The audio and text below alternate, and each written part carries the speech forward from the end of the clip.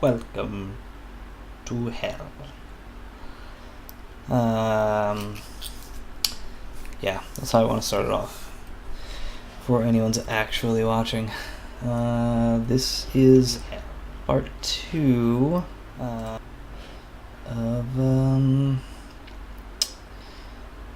of fixing this goddamn bug that has been haunting my nightmares for a little while. So, problem we're running into, let me make sure I put the Unity volume down a bit. Good, it is. Problem we're running into here is that our reset is not working for this level.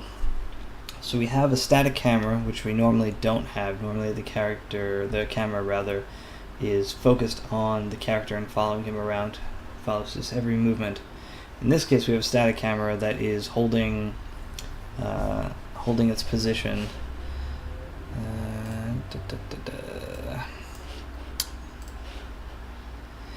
And the problem with that is once we reset, the camera goes right back to the player.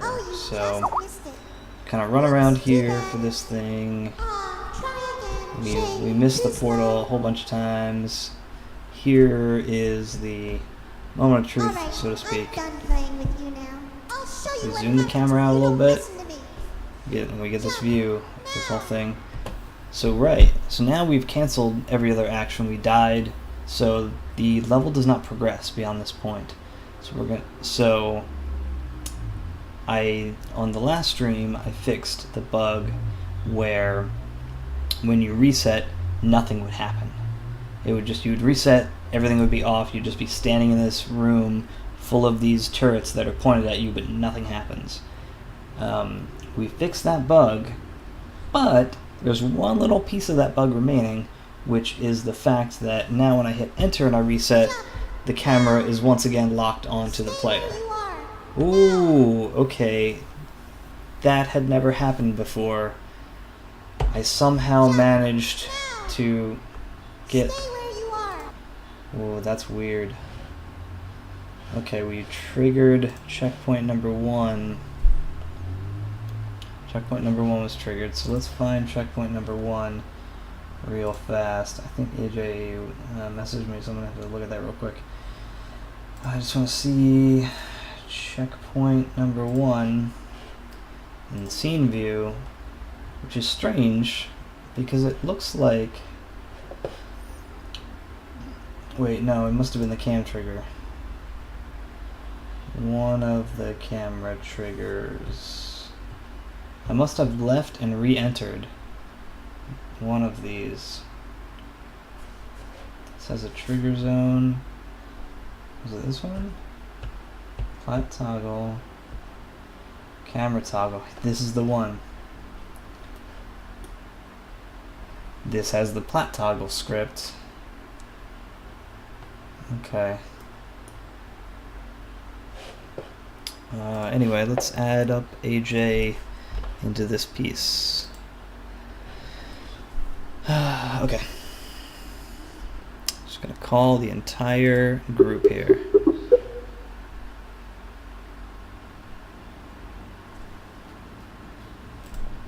Oh, hey. Word. There he is. Here I is. Fixing bugs. Fixing bugs. That's what we're I doing might just today. be hanging out while you're fixing bugs. Okay. I'll get on actual Maya stuff in a bit. I don't know, I'm just super tired today. So you're just gonna sit there and play Fantasy Life while I'm doing this? I mean, I won't talk about Fantasy Life. So you're gonna sit there and play Fantasy Life, not talk about it, and... Okay.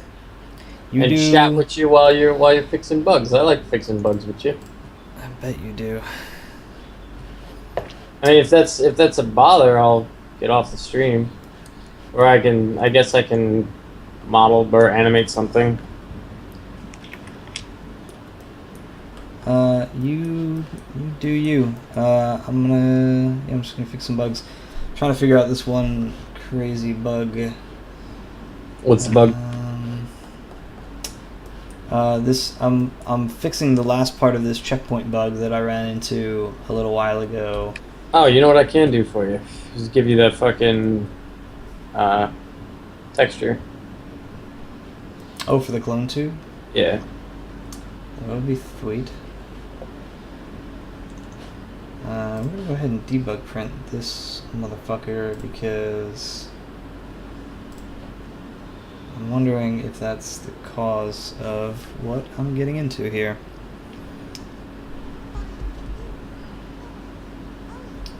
Okay. I feel like the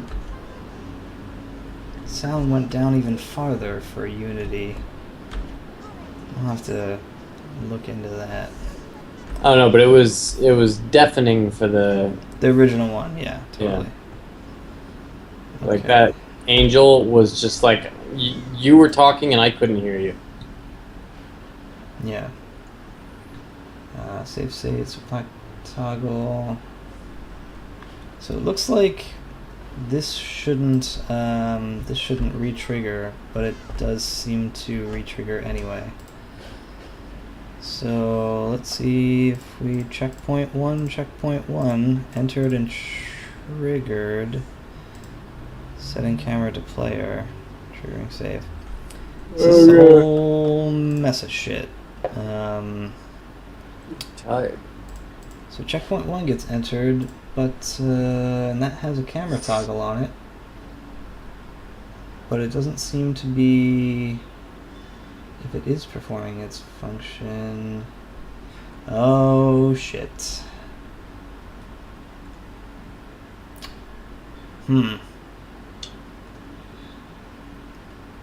So there's a 2.5 second delay on this.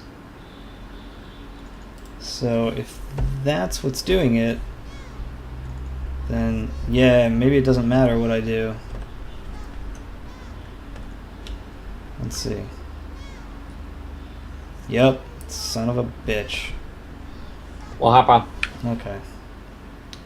So the setting camera to player. So setting the camera to the player,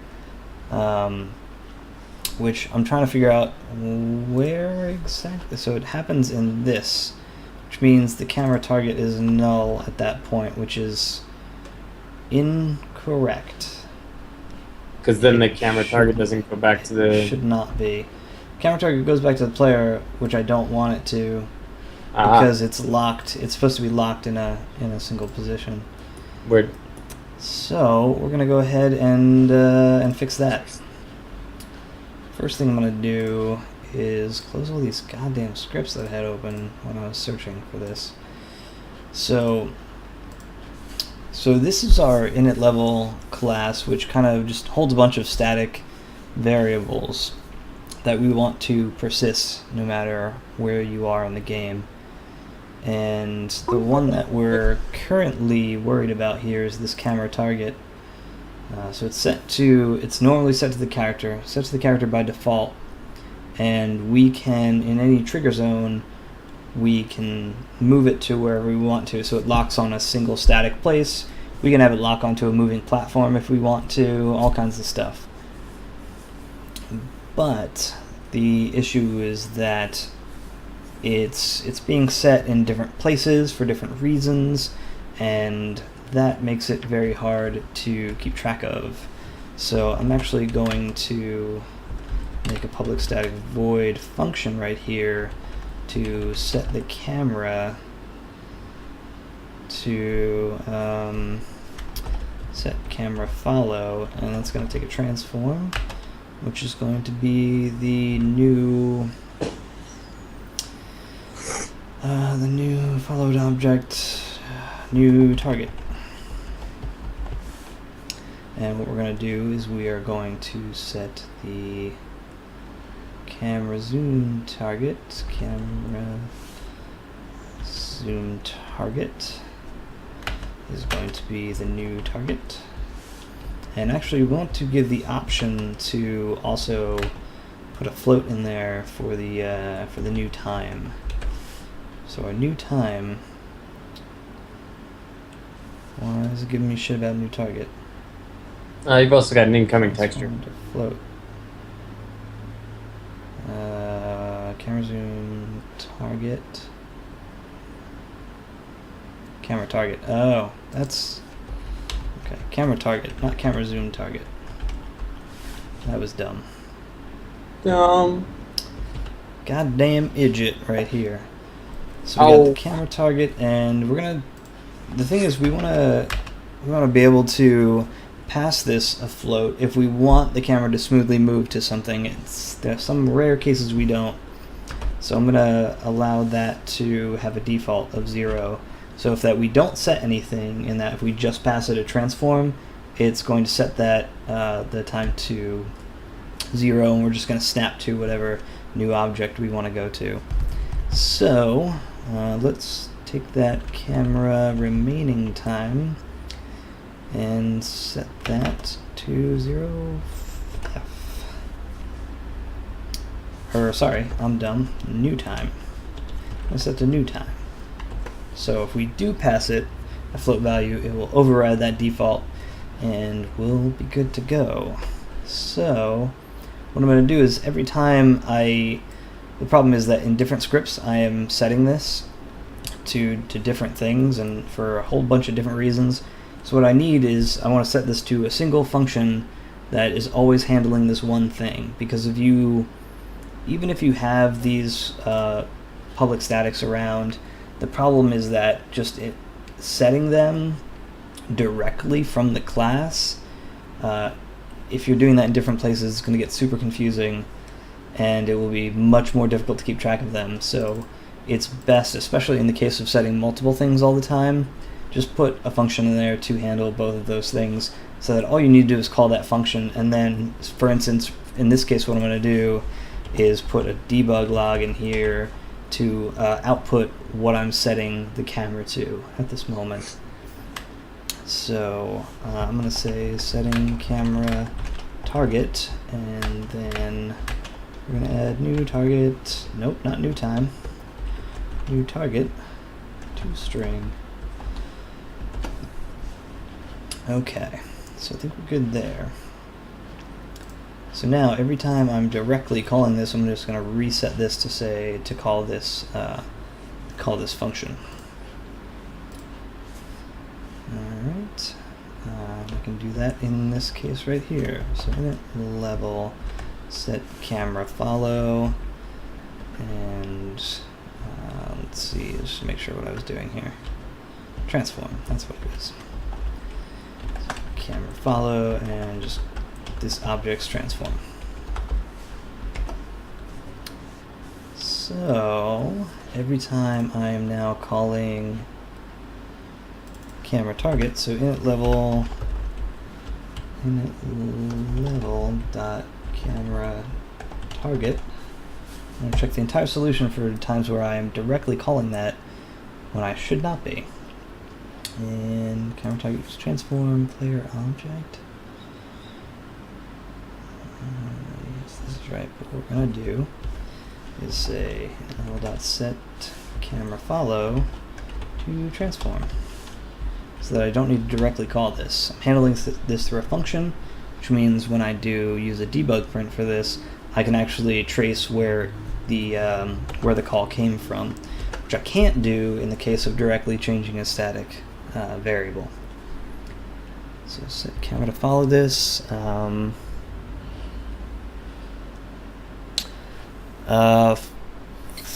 Flank steak. Actually, yeah, I should put the chat up. I have not been doing that by default. Ooh, let me also save this texture. Game projects, TFS, smart assets. Oh shit!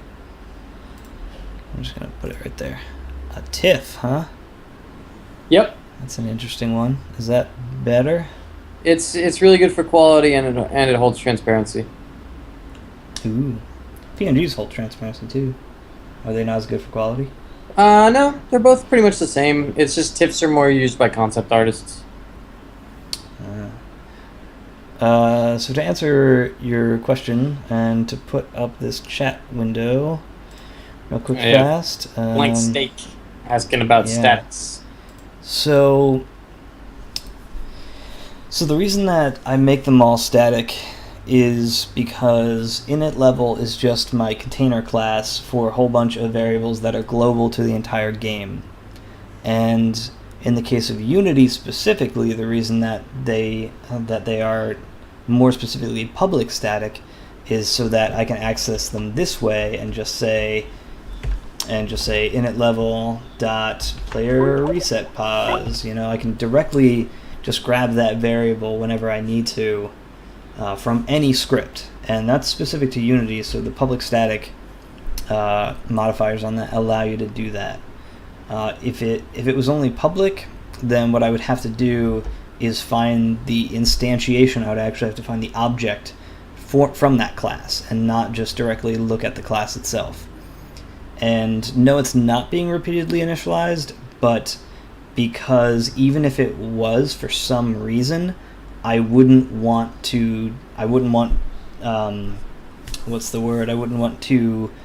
disparate init levels just for in case some mistake and somebody adds a second game manager object to this. I don't want to have two different versions of the game manager have differing variables in them. So it's it's partly a safety issue and partly an ease of access issue, which are almost two things that are not compatible, but they are. It's because they're in different ways. Security is one thing for basically security from someone mistakenly adding something, but the ease of access actually, it's lack of code security, but it is design security. So that's the long answer to your question. So let's find out. Every other time I'm stupidly calling this teleport does the same thing. This is true. Init level dot set camera set camera follow transform.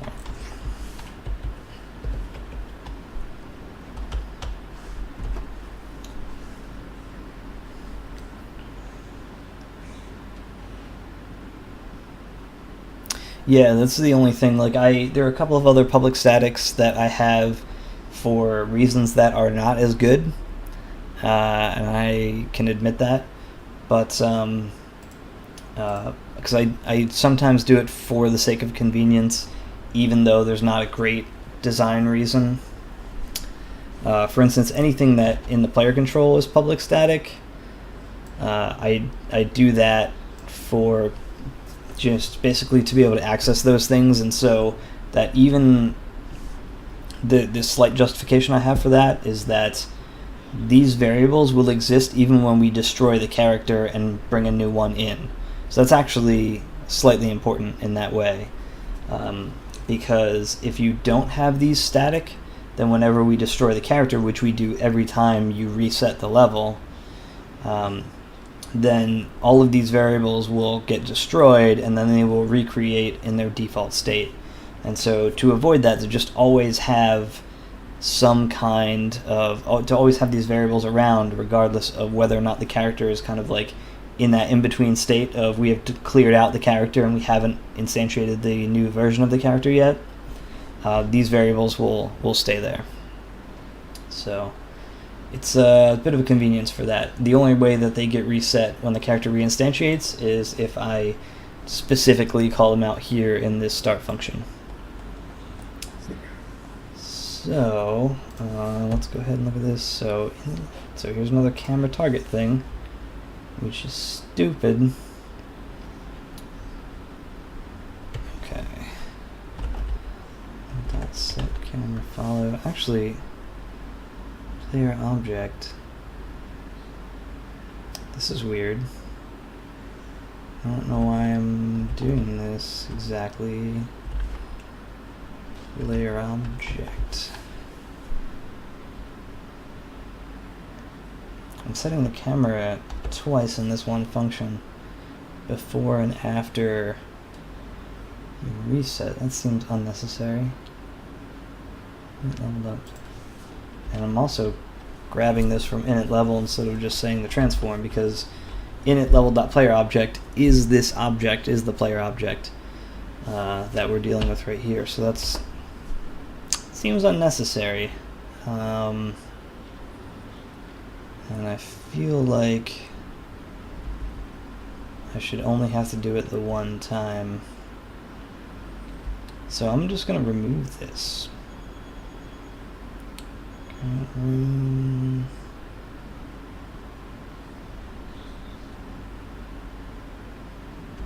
Yeah, we're only going to call that set camera follow one time. It seems unnecessary. Okay. Here we go again. Premonition port is doing the same damn thing. Set camera follow, and we're just going to go transform. Once again, there's no need to call the init level.player object, because init level.player object should be this player control right here. Okay. And if it's not, we got bigger problems. That's fine to check it from there, because I'm just checking it, I'm not setting it. Okay. And here we do it in camera toggle. So here's one of the times where we're actually going to use the second value. Set camera follow to get out of my way. Cam target, camera smoothing time. So second little benefit of this is that we are able to just do this all in one line. I don't have to call two separate things. And we're going to do the same thing here. Init level.player object. So set camera follow to init level.player object, and then camera smoothing time. So once again, consolidated that to a single line, which is always nice. Fewer lines of code, the better. I still don't know how you do that. It's writing functions for things, even if you think they don't need it. I'm still not good at that. My functions are always retarded long. I think I'm setting this to player object. Yes. Okay, camera target, player object, boom. Okay. Debug print done did. Wow. That's the worst. What'd you do? Debug log. I'm calling, writing a debug print that just says done did to reset the player camera. That's brilliant. It's very informative. Yeah, I'm glad I bothered with that. Let's see. There must have been some weird thing where, yeah, because I'm waiting 2 seconds.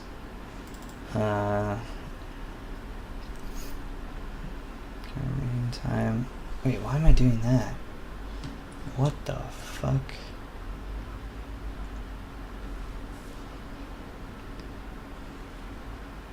That's really weird. I think I can clean this function up a whole lot.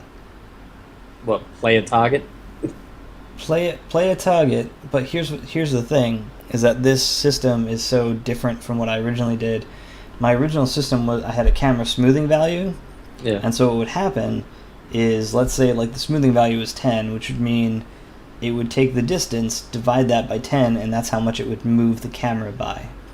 So like the greater the smoothing value, the slower the camera would move.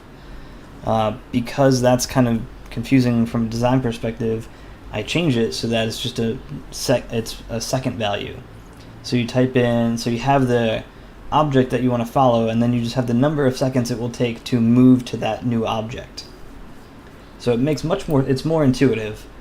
But the thing is, when I made that change, I didn't really go through and look at everything that was changing with my camera function.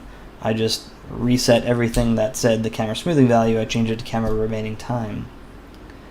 And so what I'm doing here is for when the camera toggle happens, when I reset the player camera, I set the camera to follow the player object, and then I wait 2 seconds, and then I set the remaining time to 0, which will make it snap to the character if it hasn't already.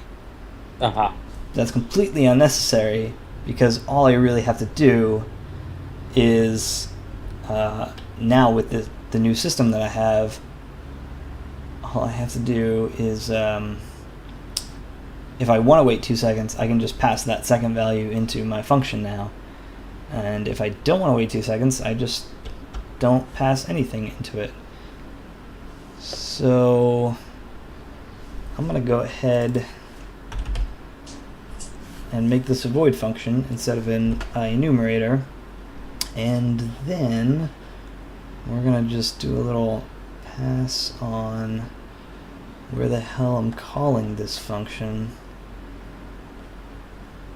Let's see. There should be a coroutine somewhere in here, but I'm not seeing it, which I think is scarier, because that may mean that I'm just not using this function anywhere, and that would be super dumb. Let's just tab over to Unity so it compiles my shit, and then I can look at this console and see if anything is fucked up.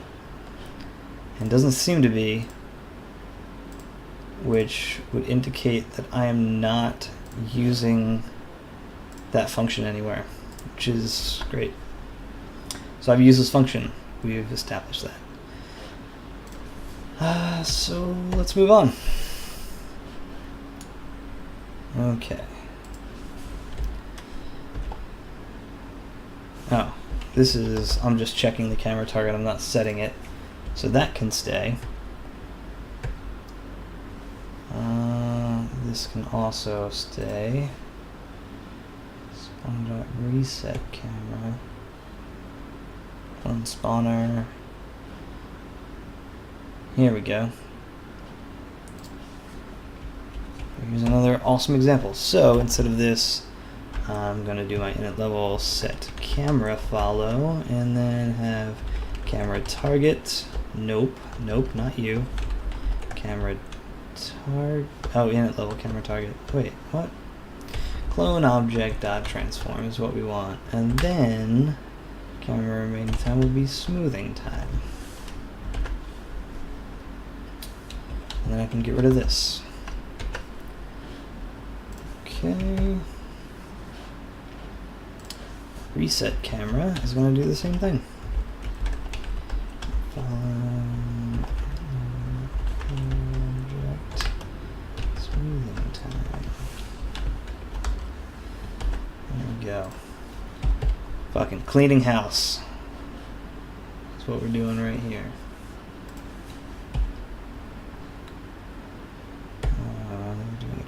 Doing a check. Here's a bad thing. Ooh, sector settings is when we start sector settings. Set camera. No. Yep, that was right. Set camera follow. Init level player object. Okay. Init level camera target. Ooh, quick reset. Okay. Set camera follow to player object. I think. Yep. Done with that. This is all fine. Looks like we're set. So, now that we've gone through every time I set the camera value, camera follow value, we can now, hopefully, with this little debug print that I have, we can find out why it's resetting to the wrong spot. Awesome. Let's do that.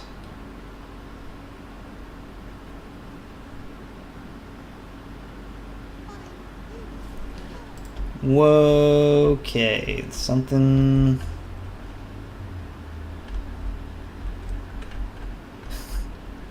I somehow broke gravity. What's happening here? Spaceman Mike, whoa. Assign attempt for Spaceman Mike is not valid.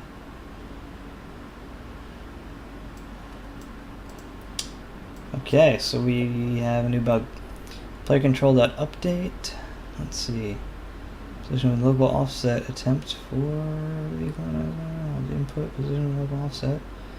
Ooh, we set it to not a number for the Y value. So it happened in player control.update and character controller.move, line 120. Player control. Player control.update. Player control.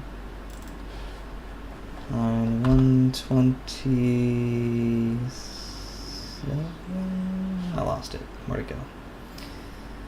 120. So right in our 120,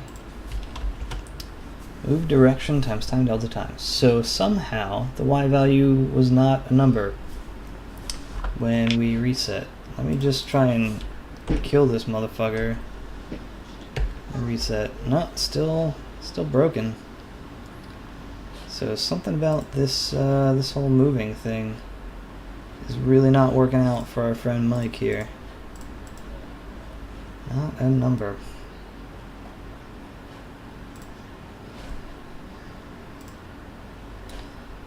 Okay.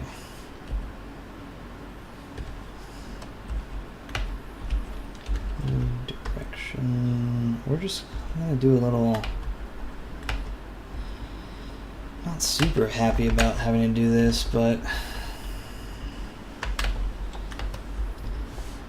this will at least save us from hopefully having to deal with that. Because if our move direction X and our move direction Y are both 0, we don't really need to move the character. So let's try. Let's see if we can deal with this. Let's see. Sugar-tastic Miko, just wondering what sort of experience you have. What experience do I have programming?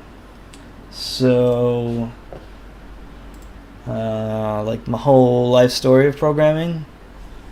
Is that, if that's what you're asking, that's a long story. We don't have time for that. To, I guess, give you the shortest version, I started programming slightly seriously before, like right at the end of college, and then started programming a game before I got a real job at a game development company, and have worked in the game development industry for 7 years now, and I'm currently an audio engineer, which is a mixture, kind of this middle ground between a sound designer and an audio programmer. And so I do sound design and programming right now at a game development studio. Hopefully that fully answers your question. Let's see. All right. Let's see if we fixed our little issue here.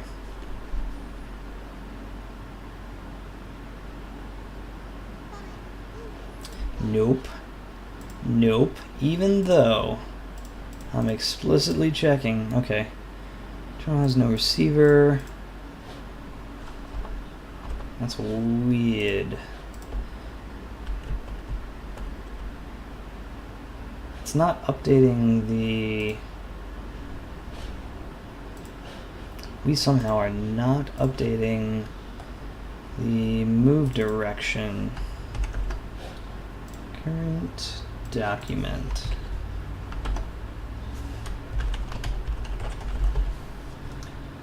Okay, move direction equals vector 3.0. That's what we want to start off with anyway. Is active. Let's make... If is active is not already public, we're just going to make it public so that I can find out what the hell is going on. I changed something real bad. That's what I did. So we're going to change move direction. Start it off. Move direction. So we're not dead, so we don't really need to worry about that. Move direction.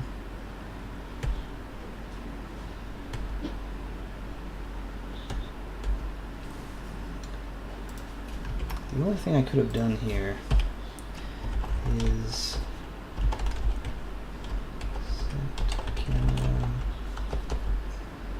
set camera follow. That's the only thing I did here. We do set the camera quite a bit here.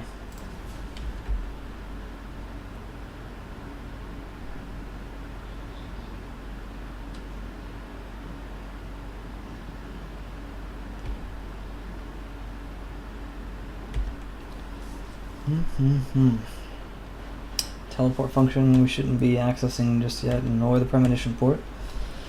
So let's double check that our character is currently in the active state. Let me do this. Seems to not be updating gravity. That's what's happening, which is very bad. It's definitely active.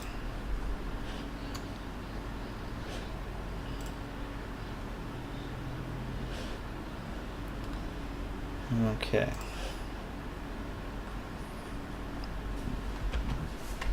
Move direction. Public static. Why is that static? It's one of those bad things. It's one of those bad things. The only reason I could imagine it's static is because I'm printing it up in this top screen here, which I shouldn't have to do anyway. Room time, room, pause. Yeah, that's not. It is not there. So let's just remove the static from that so that I can view it in the inspector. And we will. What is your problem now? Reference. Oh, okay. Show me. In sector settings. Alright. What am I doing wrong in sector settings? Oh, shit. Sector settings. In line 200.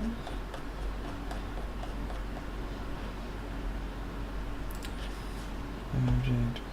No, that can't be right. 90? No. What are you talking about? Player control that move direction.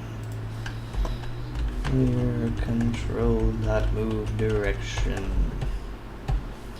Yep, that would be it. Why am I... Oh, right. I can... Let's just go ahead and fix this then. Player object, game object, get component, player control dot move direction. Okay. We fix that. Now just let me do my job here. Okay. Let's see. It's gonna do it eventually. Yep. Okay. Here's our pro. Yeah, move direction. It's just kind of toggling back and forth between 0.01 and negative 0.01.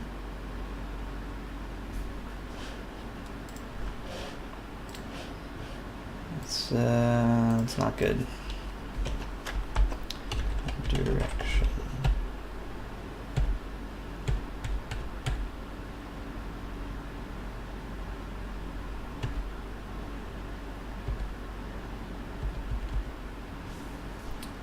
Does it think that I'm hovering? Really shouldn't. Ooh. Thinks that the controller is grounded?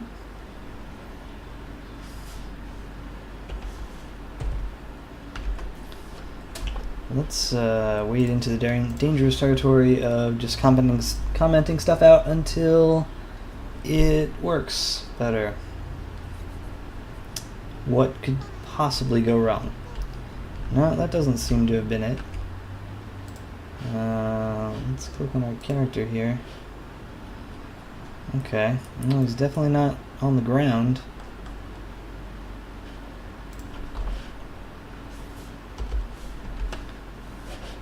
Okay.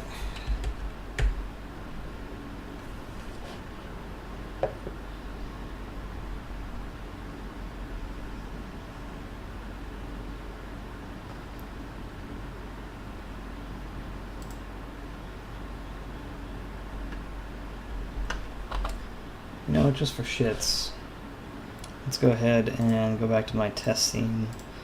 I always just assume it's something that somebody else fucked up, unless it happens in my test scene. It's my sanctuary from a million levels of craziness. Yep, there we go.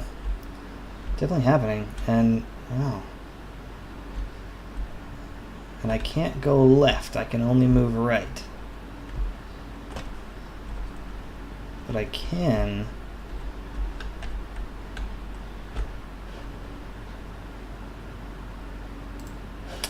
okay.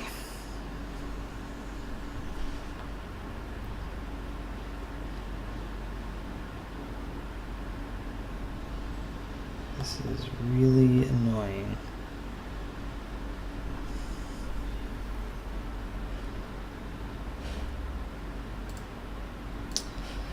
We're going to do something a little crazy, and we're going to see what happens when I revert our player control.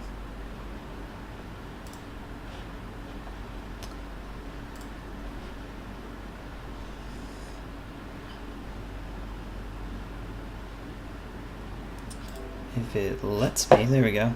Confirm yes to all. Alright, so that was super questionable. And we're probably going to have some errors with that. Here we go. Static remove direction copy assets with a reference. So we're just going to go ahead and recheck these out so that I can really quickly just make this move direction. Got to remove the static from that, save, and we should get rid of that error. And then hopefully, no, good lord. Whoa. Alright. Jesus fuck. What are we gonna do about this?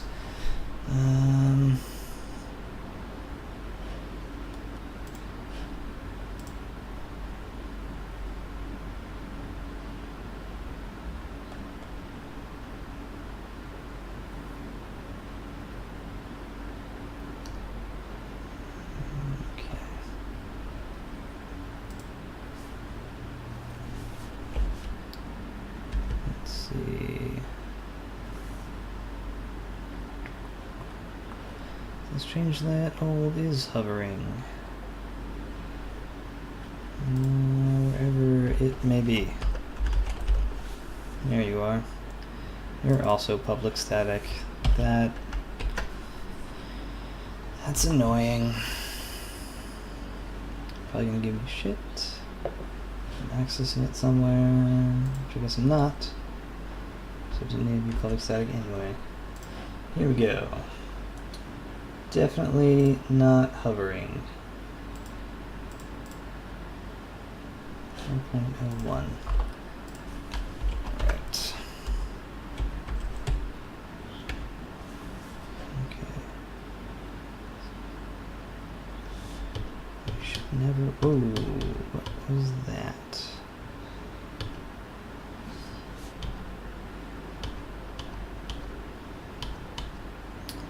That's under his hovering. Should be a problem. Controller's grounded. That was not the case. if not is hovering. Exit platform does not equal null. That seems like a bad idea. We're going to go ahead and remove that.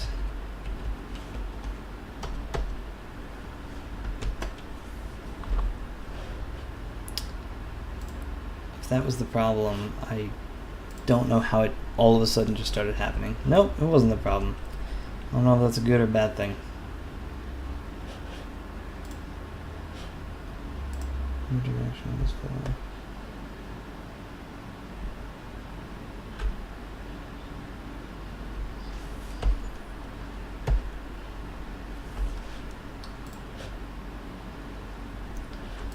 Yeah.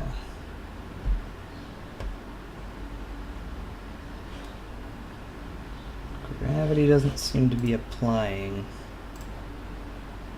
Transform, usually big object. Okay, object set to, let's fix line 38 of our time. Let's see, unit level, line 38. It's giving me shit. Aha.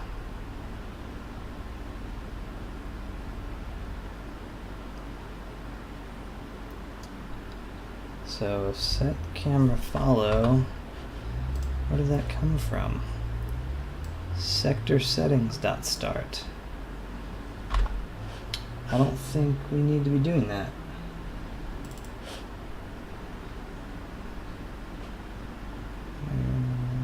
Set.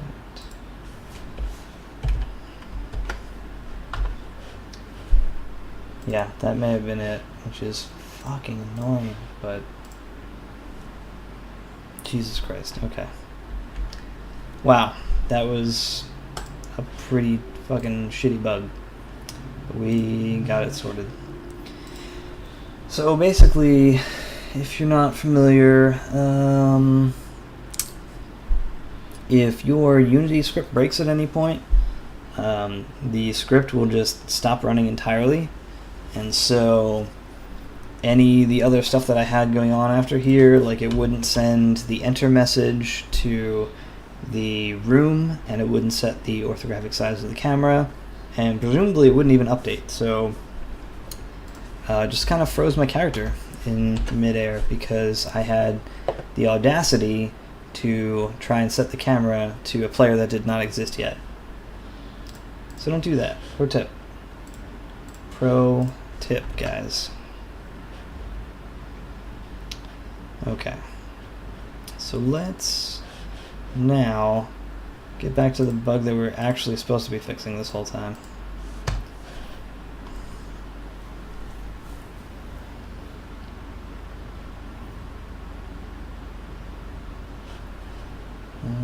Okay.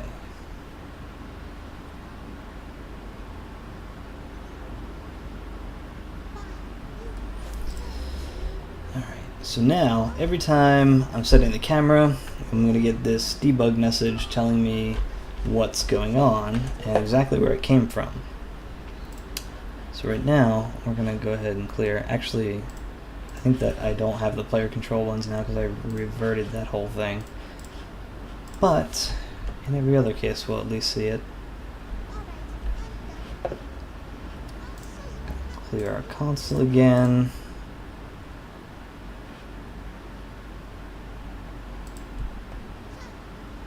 That was weird. Whoa, that was intense.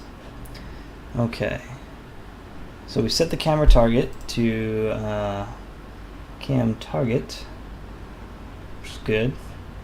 So we're going to clear this. Now when I hit enter, and let me pause it, it is not telling me that it reset the camera, and I think because the player control is actually doing that. And so we need to go through here once again, unfortunately, and set the camera target.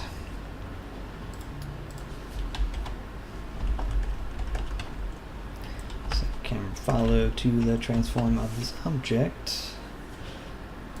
And find the next places I'm doing this. Wow, I said it multiple times. I really want this, really want the camera target to be my character. It's actually probably what the problem was.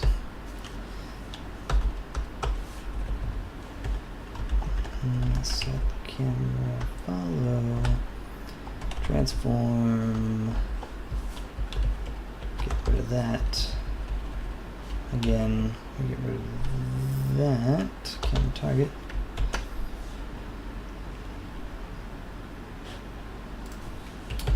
Find the next place this happens. Let's see. Why do you use Visual Studio to edit your files over something like Sublime or Vim or Emacs? Great question. There are a whole bunch of reasons. I mean, I find it hilarious and interesting that you don't even mention mono-develop, which is what is shipped with Unity.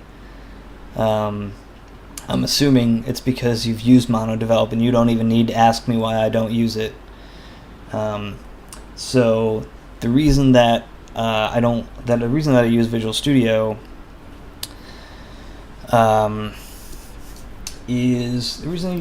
is mostly because, I mean, I use it at work, so that's a pretty big thing. I'm very familiar with it. It's pretty much the standard for like most professional applications. I'm pretty sure every single like game development house uses Visual Studio for their editing, and I do like Sublime Text. I really like it, but it's not, at least to my knowledge, I haven't seen much of it. It's not much of an IDE. It's more of just a text editor that has like a couple of IDE-like features, but it's not fully featured in the way that Visual Studio is. I mean, this has a debugger that I could actually attach to my game and get performance out of and set breakpoints and do all this stuff. I'm pretty sure Sublime Text doesn't do any of that stuff. I've never known it to be actually integrated with your development. It's kind of just a text editor. Vim and Emacs, I just honestly just have no experience with, and I don't have a lot of incentive to use it over this, because the other reason that we use Visual Studio is for this source control. And so we have a Visual Studio Online account, which allows us to host our project. It gives us unlimited space, and it allows us to have a real version control and source control, in the sense of people check out files to edit. And originally we had this project on Dropbox, and so people would have to copy the entire project down and work on it locally and upload their files, or one person at a time could be actually in the Dropbox project at a time. So it was a pain in the ass way to do things, and having a legit source control has solved like all of those problems. So, and the fact that it's integrated with the IDE that I'm already most familiar with pretty much made it a no-brainer. So yeah, I mean, Visual Studio is pretty great, and now that they have this community edition, it's the fully featured Visual Studio. It's not even that Express version, which is kind of a watered down Visual Studio. Still has a lot of features and solves a lot of problems, but the community edition really put it over the top and gave you the full featured Visual Studio. There are a couple of like enterprise like features that it doesn't give you, but honestly, for any small game development studio, this is everything you could possibly need, honestly. So let's do this. Set camera follow to... Oh, I did it again. There we go. Okay. Is there anywhere else? Nope. Looks like we're all set. So I'm going to go ahead and once again, we're going to hopefully get that debug message when I reset to see where the camera is taking me. See where the player is taking the camera. So we got to go through this, unfortunately. There we go. So now that we've done all of our required things, we're going to just clear this.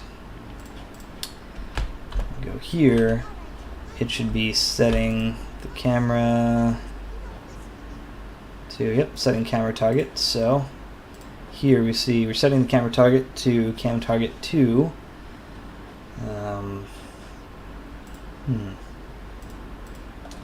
Which is right here in our scene.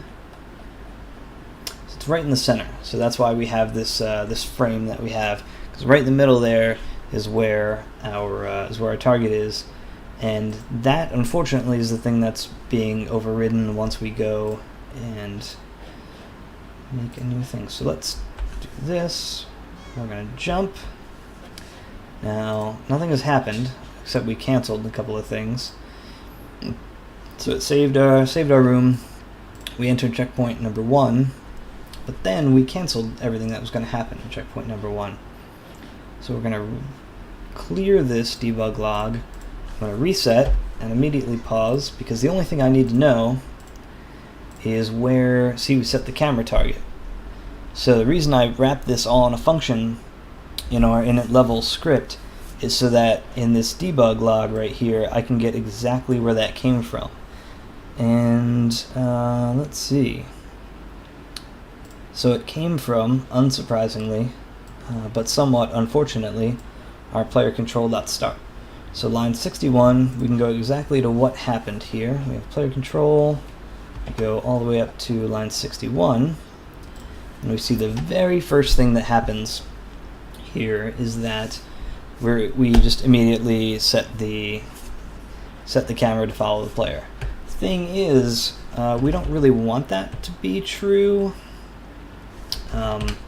What we want to do is make sure that the camera is not already set to an object in here, and if it isn't, then we want to set it to the character. And this will do a check for if we delete the character. So the way that we reset this game is actually we have just a kind of clone, quote unquote clone. That's what Unity calls it. We have an instantiation of our player character, and the thing is, we kind of tear him up and we do all kinds of crazy shit with him. So once we go to reset a level and we want our original character back that is not torn to pieces, all we do is we just completely clear that character and we instantiate a new character. And so what that means for the camera is that when the camera is locked onto the player dies, and we reset and we delete that character, the camera immediately has nothing to follow. It can't move really. So that's actually good for us in the sense that all we have to do right here is check if our camera target is null, and if it is, then we reset our camera. And if it's not, then we won't do anything. So we only want to reset our camera if it completely lost its target, which pretty much the only way that's going to happen is if the camera was following the player that had previously existed and we deleted. So if the camera was locked on to the player for some reason, then we don't need to, if the camera was locked on to a single point in space and it was kind of just locked there, we don't want to reset that. We don't want to change that. We want to make sure that it stays there, and so we can have a really easy checkpoint to handle. So let's go ahead and do that. I know that there are going to be some cases where we don't want this to happen, but we'll have to kind of deal with them as they come. Once again, I was paused, and I hate doing that. I'm never comfortable that Unity saved and recompiled everything that I was doing.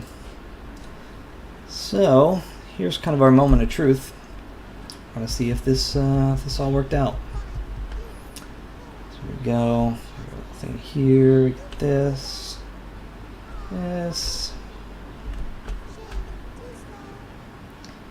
Okay, so once again we're going to go to our console, honestly, this is the next thing I really want to fix. I want to find out why this is happening. But that's gonna have to wait. There we go. So here we got all our turrets, and we die. Now, if this does what it's supposed to do, I'm gonna clear my console log once again, and we have it. Woo! All right. So that actually worked, surprisingly enough.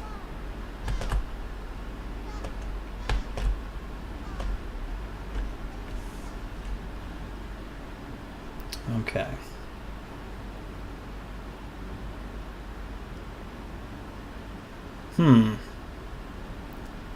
This could be a problem.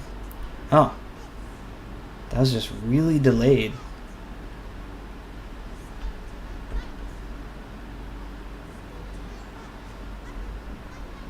You guys can't probably hear the angel. I can barely hear it. I think these delays got messed up somehow. This is really delayed.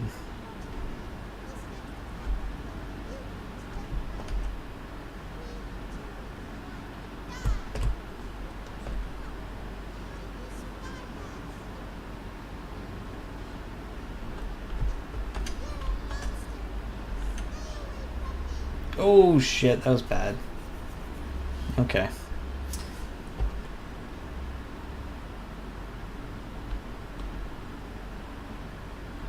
Okay, we must have saved the level at some point. Triggering save, yep.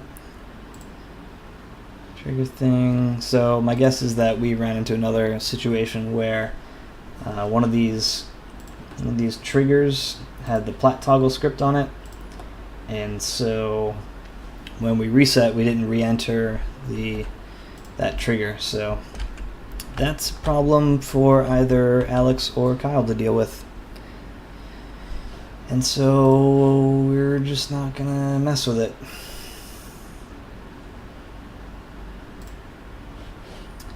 Okay. So, alright, we're done with that. I'm not gonna continue on. I'm just gonna call this checkpoints thing solved. And we'll move on to something else. Now that we have this texture, maybe we could go ahead and add that. Let's see, clone tube. Okay, so we have, let's go back to my test scene then. Testing area.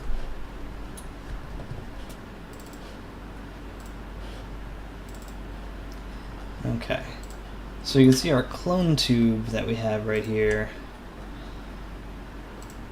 is not textured in a way that really looks any good. Kind of just slapped some stuff onto it. We're gonna go ahead and fix that.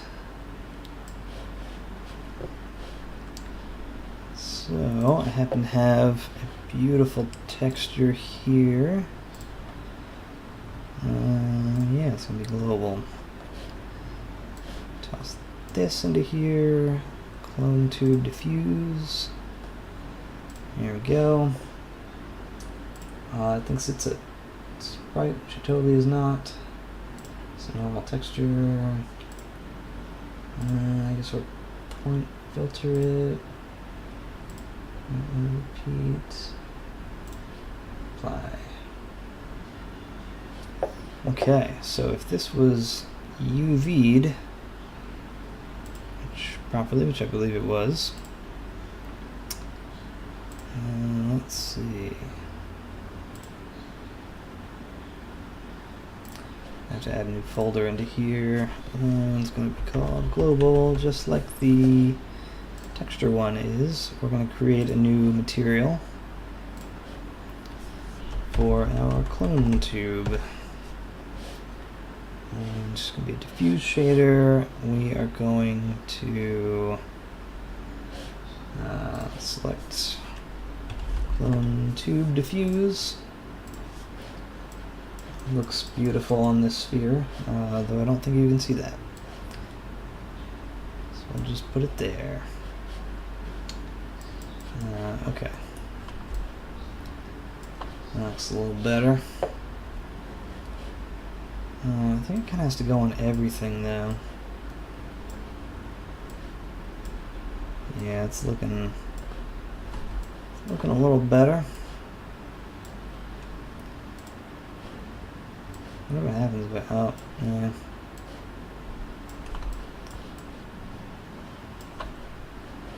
Okay.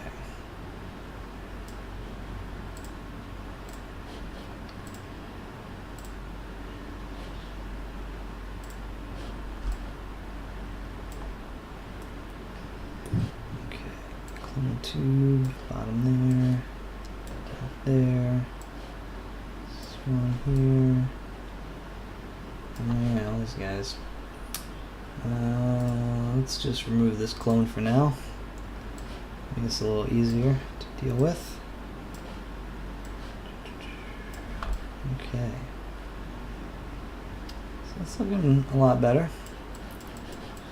I do kind of have to fix the glass texture because you can't really see into this clone tube now, which is kind of a problem. So this is supposed to be glass that opens, and so we're gonna go ahead and toss a totally different material in here that will actually do what we want.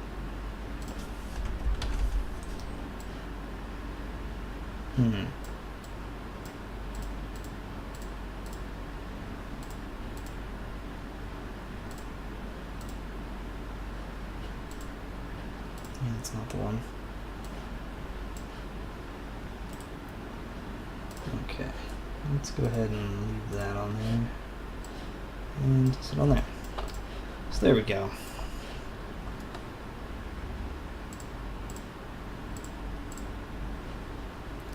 Tube. Web.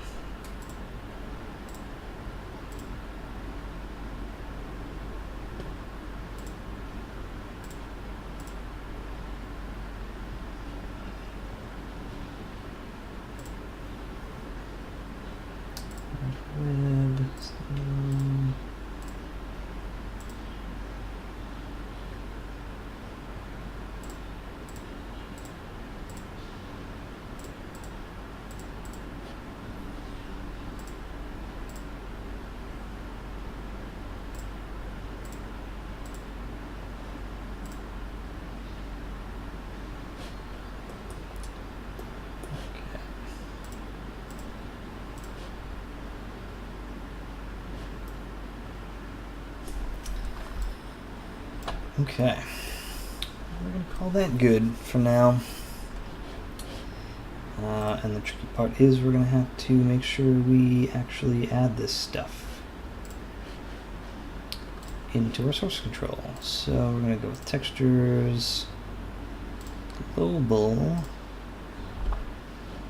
and find Shine Explorer, and go ahead and toss that in there. And also the meta file. And then we also have to add materials, global, and that materials folder. Do all of those. Alright, so I think our source control is set. And we're going to move on to the next thing. I think we're fine there.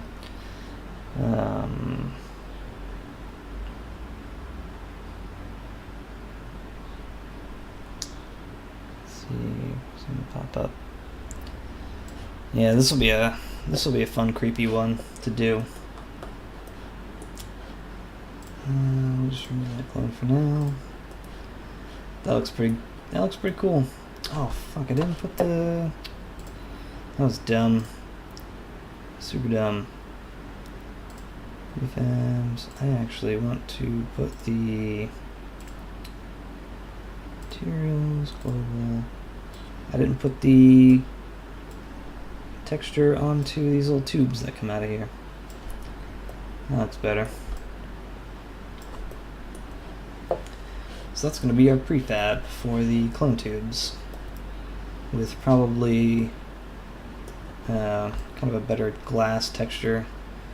It's kind of neat, but we're going to make it a little more so that you can't fully see through it. A little more translucent than transparent.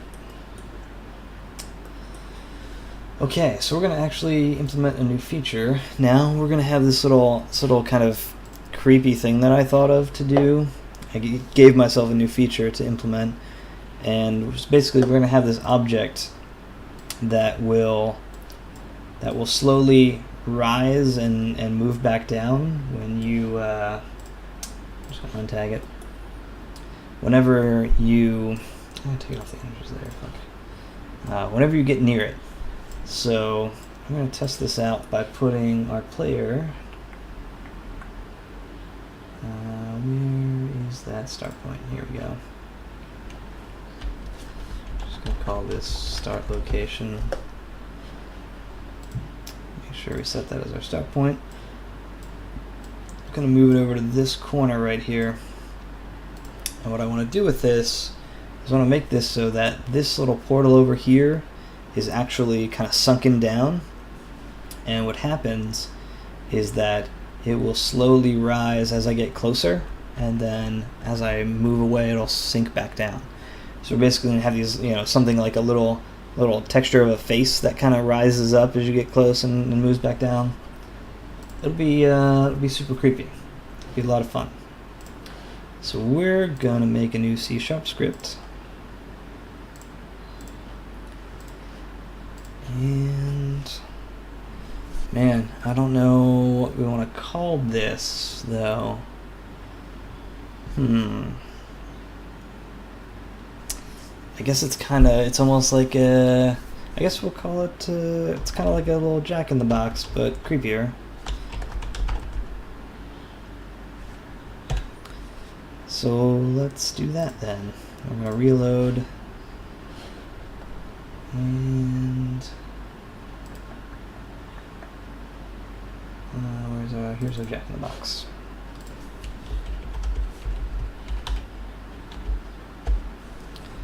Okay. So the first thing that our friend Jack in the Box is going to do is we're gonna set the variables that we want for Jack in the Box. So there are a couple of things that we need to do with it, and I believe they're outlined already. Here are the parameters.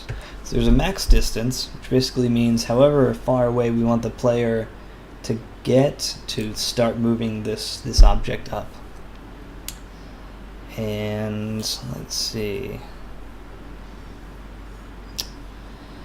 So we're gonna I guess we'll call that max distance, and it's going to be,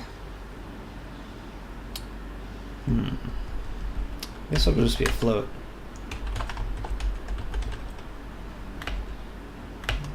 I really don't know how far away to make it by default. We'll start off with 3 and see where we end up. So our max distance is going to start at 3. So once you are 3 unity units away, this object is going to start rising up. And when you get the closest, that's when it's going to be at its maximum height. And then when you start moving away, it's going to sink back down. So let's see. So we're just going to do our max distance. Then we're going to say a vector 3 for the movement. So I want to be able to do it 2 different ways. The idea that I had was for it to pop up, so basically move vertically. But I want to be able to, let's say if we change our minds and we say, well, how about we make it so that you're on this moving platform that rises up, and as you do that, these little things pop up on the sides of you. So we want to be able to do that. So we're going to have it be a vector 3 so that we can just really easily move it to wherever we want it to go. And let's see. Movement is kind of a shitty name for this variable, but we're gonna deal with it. until I think of something better. Hopefully that happens. So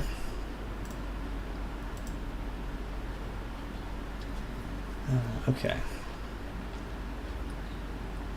So now the first thing we're going to want to do is, this is kind of like a weird design thing, but what we actually want to do is we want to start this, we want to have say the designer or whoever wants to place this at its maximum location. Because if you look at kind of how we set up these scenes, this is on a totally isometric view, complete side scroller, and let's say I have this object that I want to move up out of the ground here. So you won't see it until you start moving close. So it'll actually start all the way down here, and it'll slowly rise up to about here, and then it'll move back down. And why is... oh shit. Okay, there we go.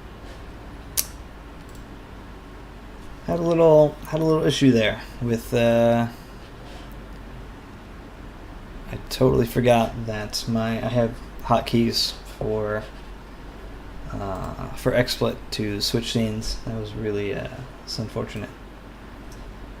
Anyways, so here's the thing, is that when I say, okay, I want this to start down here and I want it to move up when you get closest, so at the closest point that you're going to be when you're actually like kind of right in front of this thing, it's going to be all the way up here, and then when you move away it's going to sink back down. Here's the problem. If I do this and I start it right here where we actually want to technically start it in the level, when I click off of here, it's like it's not there, and it's going to be hard for me to find it because I click on these black boxes that are actually covering the things that I want to look at, and I can't tell where this thing is. So I'm going to call this Jack test. So what we actually want to do is we want to set this to our maximum height, or our maximum vertical movement if we're doing it, or horizontal movement if we're doing it horizontally. This is what the idea of this is to actually be, is the position that we end up in when we are as close as we can possibly get to this object. So in that way, what we're going to do is we're going to have it start here. What that means is that what we need to do in our start function is we actually need to immediately move that down to where it should be when you are as far away as you can get from it. And that's going to be based off of our movement. So the first thing we're going to do is the transform.position equals, I think we're going to go with, we're just going to try movement and see where that goes. I think I actually need to make everything negative, but we'll see what happens. World 8 team. You program in Unity? Well, thanks for stopping by. I'll have to check out the stream sometime. I like to watch Unity streamers as well because I learn things. I've been using Unity for like 2 years, and still I find out things from people in chat and everything like that. So yes, thanks for stopping by, and hopefully you don't regret that decision. We'll see. So let's see where we're at here now with our movement. I think that this is actually going to move it kind of in the wrong direction, but we'll see. Let's see. So now we're going to actually add our, whoops, I brought up Sublime Text. We're going to remove this portal script. We don't need that. I'm just going to collapse all this stuff here. And we're going to add our Jack-in-the-Box.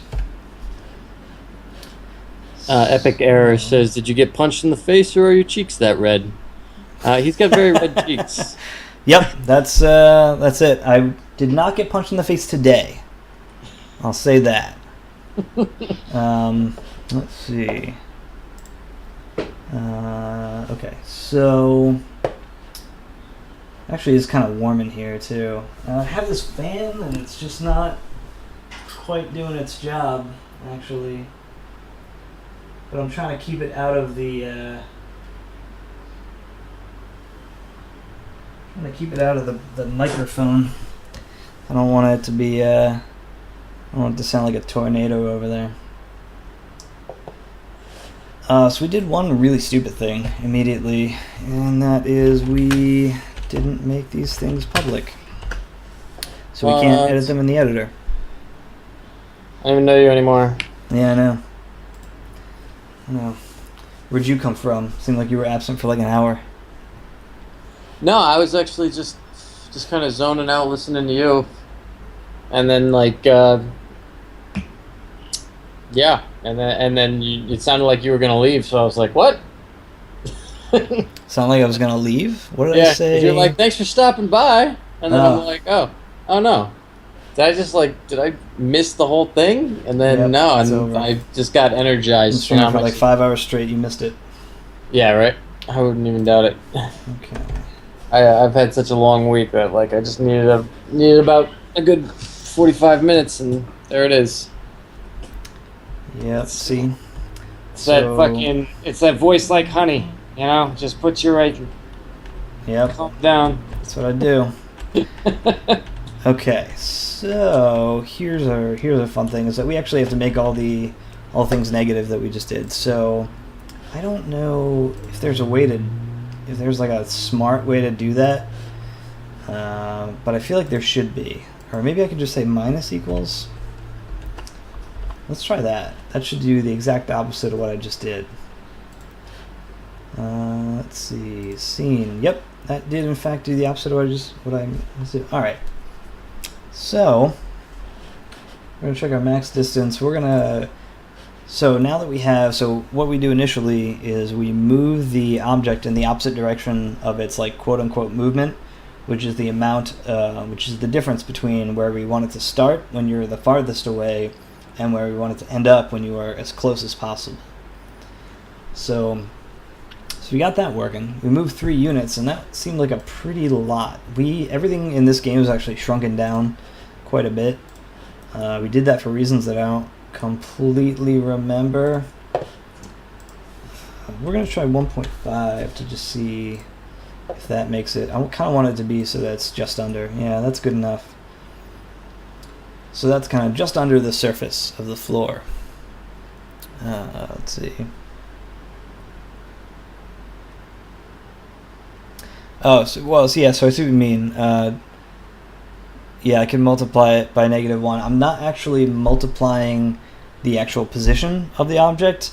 What I'm doing is I am subtracting the amount of movement that you want this object to move. I'm subtracting that from its current position, which does the reverse.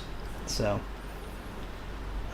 because what I'm going to do is basically we're going to have it so that this object will take its current position now that it's moved all the way down, and as you get closer, once you get to the point where you are right on top of this object, it'll actually return to its original position, and it will kind of smoothly move between those as you get closer. So we're going to do some math. We're going to do some math for it. No, so it's a little, it's this little idea I had for my level where I want to have this object that as you move closer to it, it kind of like slowly pops up. It's like a little creepy face or something like that can pop up as you move close to it. So I called it... So if you move away from it, will it go back down? Yeah. Oh, that's cool. Yeah, so like, for instance, if you're just kind of running across a level, this thing will like slowly rise up and then go back down when you leave. So it'd be a super creepy thing. It'll be fun. Is it based on like how close you are to it? Yeah. Oh, that's cool. And so, but I need to actually remove the Z distance because we're not ever going to use that. I want to have it. I want to make it so that you can either choose to just be Z or just be X, the X difference, so that you can be like really far below it, but as you move across, it'll still rise and fall as if you were right in front of it. Or just have the Y position, or kind of do a mixture of both. I don't know how to. I haven't worked out how to do that in a way that like doesn't look like garbage, like code-wise. But we're gonna we're gonna try.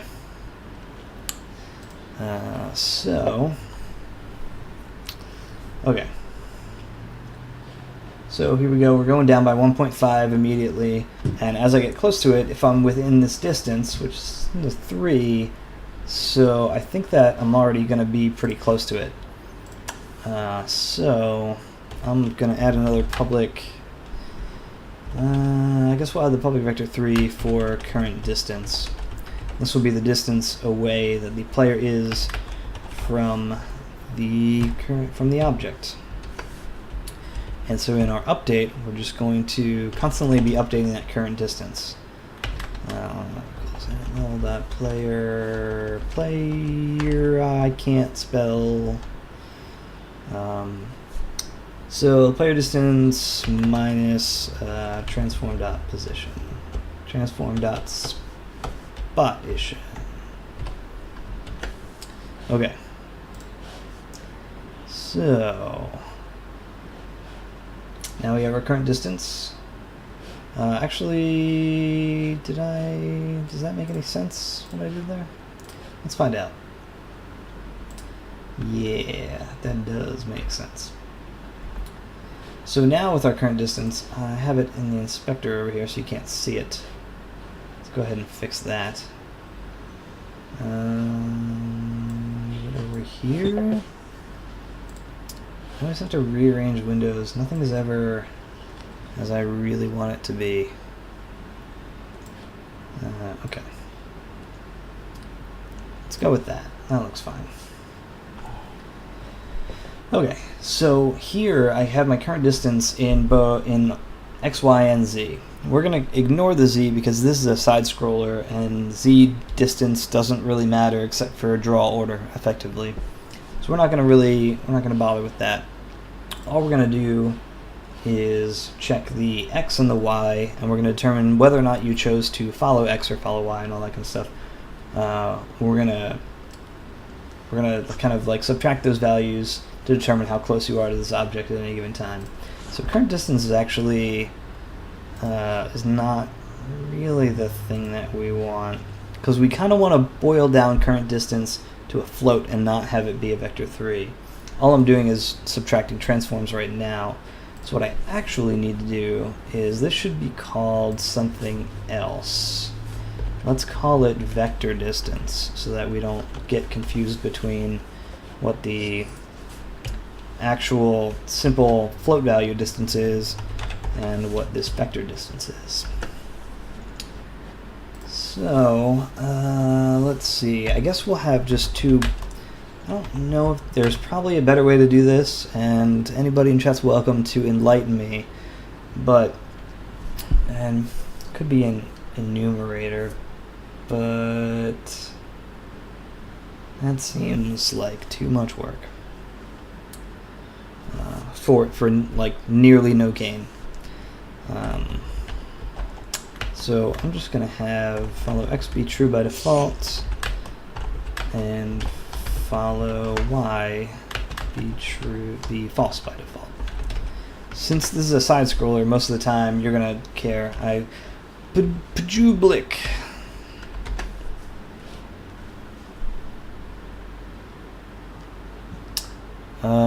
Why don't I just have a Y weight and X weight?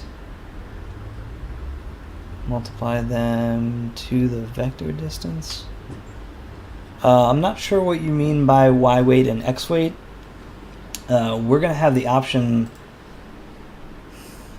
I guess by that you mean to actually have like weights in the sense of maybe it cares more about X than it does about Y.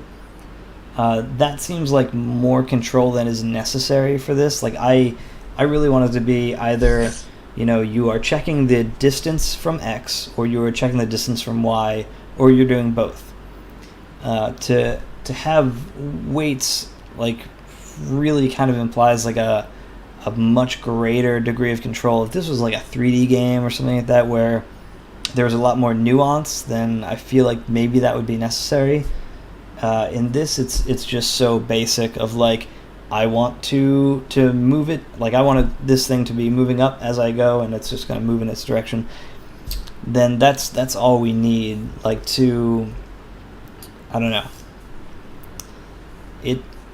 That suggestion may be that may be like a nice kind of feature, but I don't see Alex using it, and it's not a thing that I have any desire to use myself. So I don't know.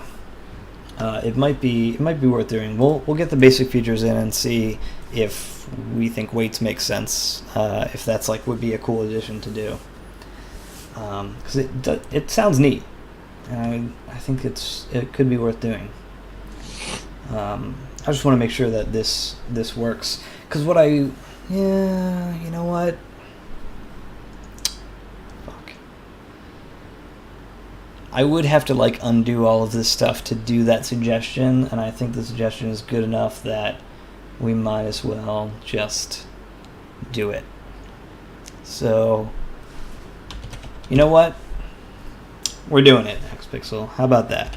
Do it! Xpixel's right! Yeah. Okay. Wait.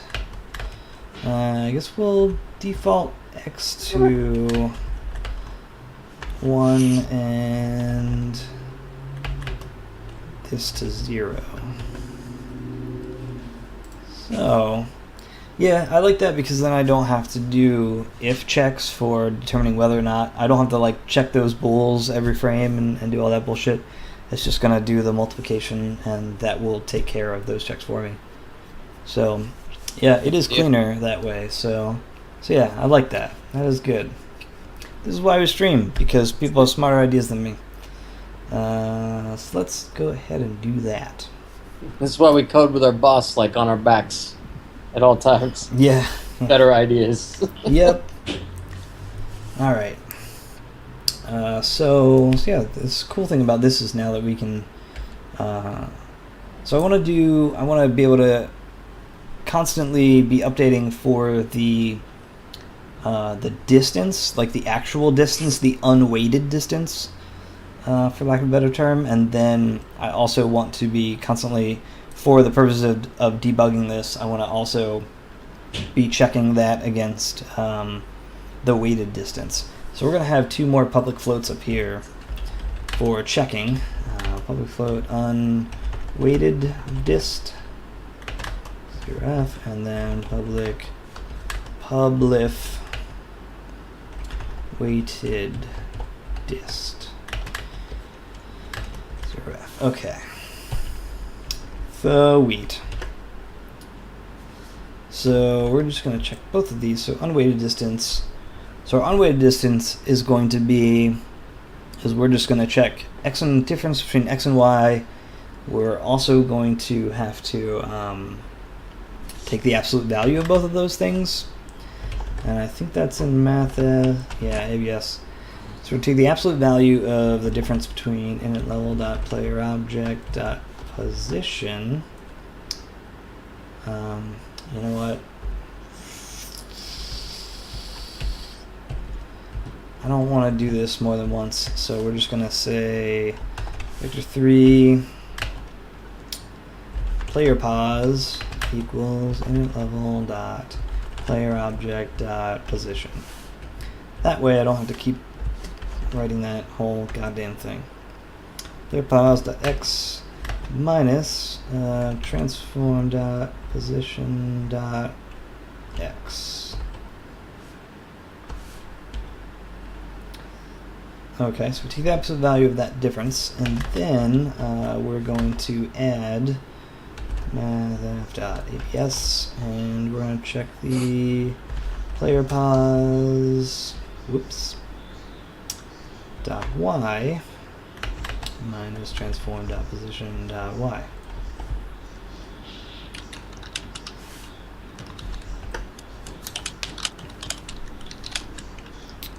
What does init level contain?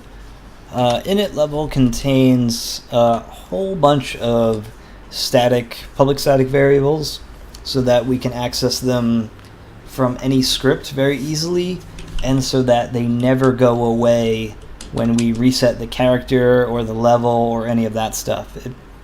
it's a whole bunch of global information, basically. It's not even that much.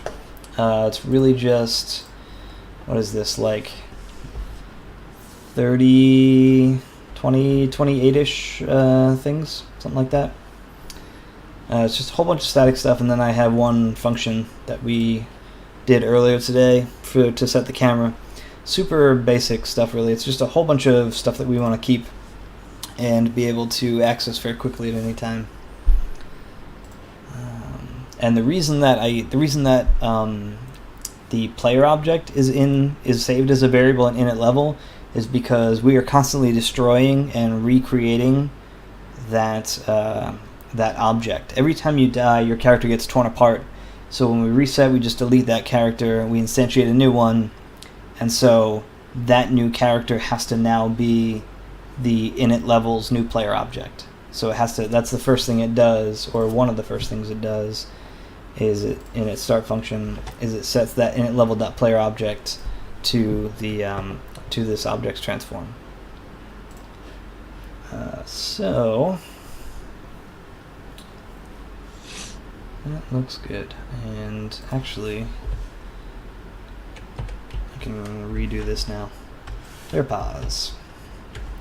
So now we're going to take the weighted distance and we're going to say mathf.abs. And actually we're going to put this in parentheses just to really ensure our order of operations here.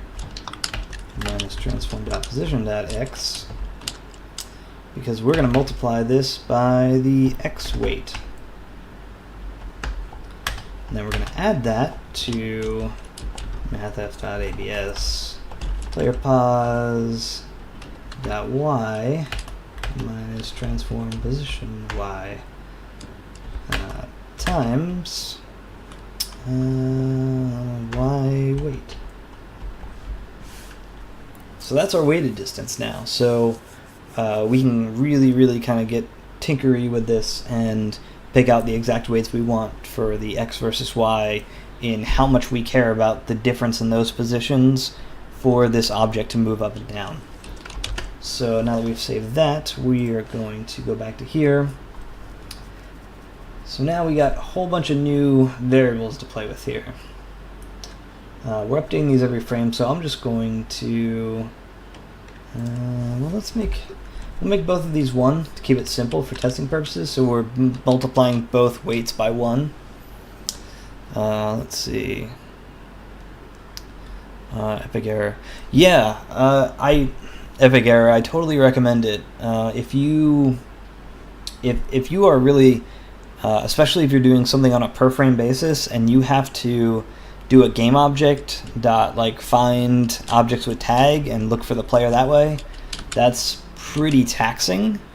And is not like, even if you're not doing technically every frame, if you constantly have to be finding that, just store that as a variable somewhere and make it public static. You can access it from the class. You don't even have to look for the instantiation of it, and you're good to go. So yeah, I recommend having some kind of game manager class that has a whole bunch of public statics that you will just need to access at any time. It not only makes it easy to access, but it makes sure that even if you, like, let's say you add 2 game managers, it'll never actually duplicate that information. When something is static, it means that it's shared by every instantiation of that class, so you're not duplicating information. And it also just makes it like super. It makes it much more efficient. Let's see. All set.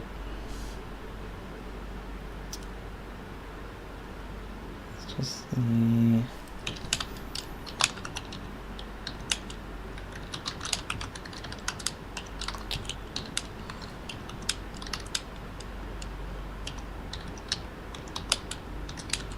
So offset is just the offset from the object's original x value. Let's see.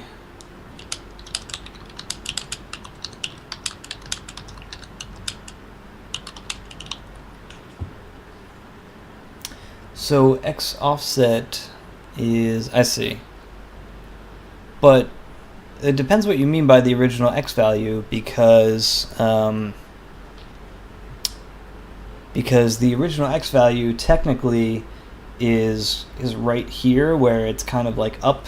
It's more like it's in the middle of it. It's at its maximum position rather than its original, like rather than where we actually want it to start. So it may have to be reversed, but we'll figure that out once we make sure that this works at all. Okay. So you can see this is good. We have the same distance for our unweighted and weighted distance, which means the weights seem to be working appropriately. So right now we are going to make the y weight 0, so it's only going to care about the difference in the x. So now that our weighted distance, you can see our weighted distance is less than our unweighted distance, because we are a few away on, we're 3.8 units away on the x, and we're 0.9 units away on the y. But so our weighted distance, since it doesn't care about the y, is basically taking 0.9 away from our unweighted distance. So now, if we get as close as possible, that's pretty much as close as I can get. So I'm pretty much right over top of our object, according to this thing, which certainly seems to be the case. Okay, so since we actually need to move this object based off of that now, I'm kind of curious. I want to see what this, what your math min does. Is that min? Yeah. So our parameters, float values. Let's see what other options we have here. Float A, float B. I'm guessing this 2 float one is the one that you're talking about. I'm actually looking at your screen now. That clone tube looks pretty tight. Yeah, clone tube looks fucking awesome. I totally got that textured, and it's looking pretty fucking great. Okay, so let me see. Max distance vector doesn't set it. So let's, I'm just going to put a new public, I guess just a float for x offset to see what that would end up being if we did xpixel's suggestion of using this mathmin function to choose the smallest value. Right, so it has to kind of, so yeah, that has to be the opposite. So we're gonna just see what that does, and we may have to kind of do the reverse of it actually, because we want the, when you get to the closest point that you possibly can, that x offset should actually be 0. So we may have to do, like, we may have to flip it and kind of do the negative value and take that as our offset. But let's see, max distance, vector distance at x times x weight. Whoops. Okay. I'm actually talking to my boss right now, so I'm gonna mute for a second so you don't hear me. How fucking dare you. So here's our x offset.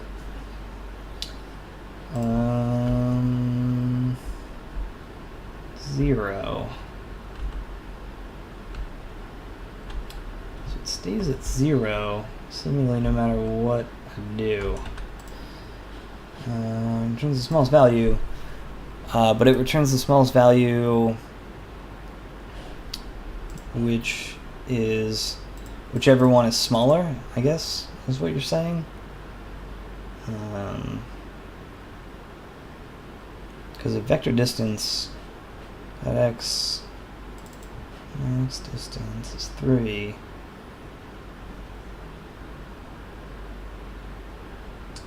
I think I see what you're saying there. I didn't set it to, yeah, so we're just gonna, how about we actually set our x offset and then we try this. did the function and didn't set it. Yep, X pixel caught it right there. So I see. So let's see. Does that turns them less value? So okay. So let's try that then. So weighted distance, and so I guess we'll need 2 for X and Y offsets, and then we will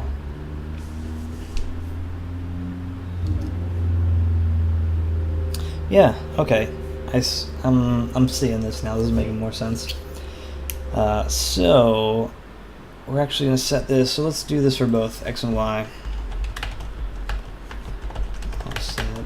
And then we do this very same thing, except we set this to Y, we change this to Y, and we change this to Y. And so now what we actually want to do, we're just going to go ahead and make this a kind of a separate section. And we're going to check, we're going to make a new vector 3, not a vector 2. And temp pause, because all it's going to do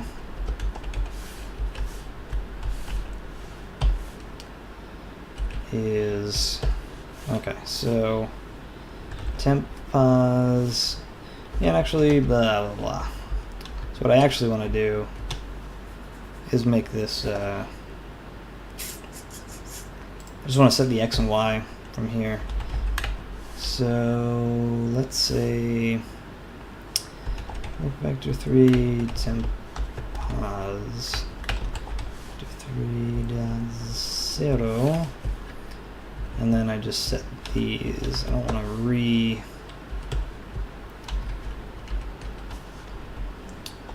temp pause dot x, and then make temp pause dot.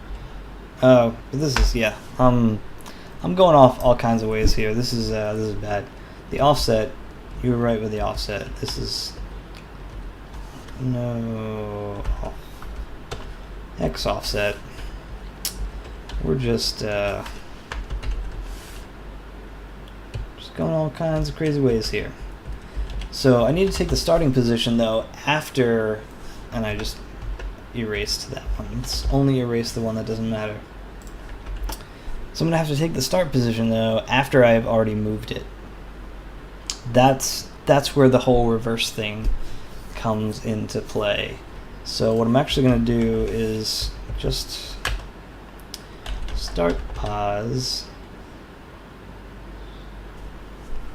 I'm doing this backwards, and it's frustrating me. This offset. So the offset is going to be. Am I doing this backwards? Since this is completely opposite, we're just going to do it. Let's just do it. Fuck it. Let's just do it. Okay. We will need to take... No, we still do need the start pause. So vector 3 start pause equals vector 3.0. The difference is start pause equals transform.position. We're just going to remove that. That's what we need to do. And just say transform.position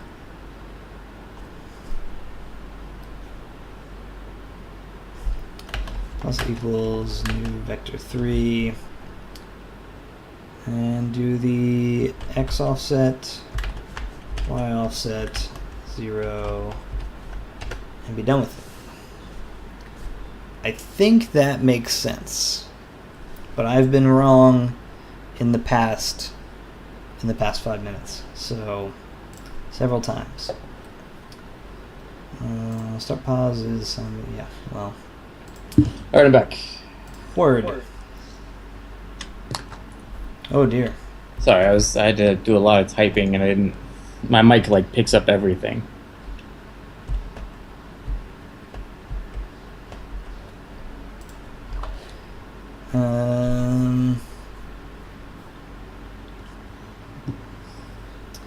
Okay, so so yeah, I did. This was dumb.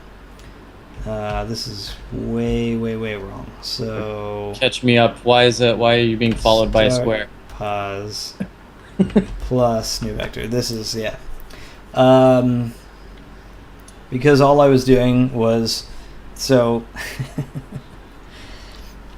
the square would find the difference in the x position and find the difference in the y position, and it would basically subtract that vector from the object's current position. What I actually wanted to do was subtract it from the object's start position. So I don't know if I need to add or subtract this, but we're going to find out.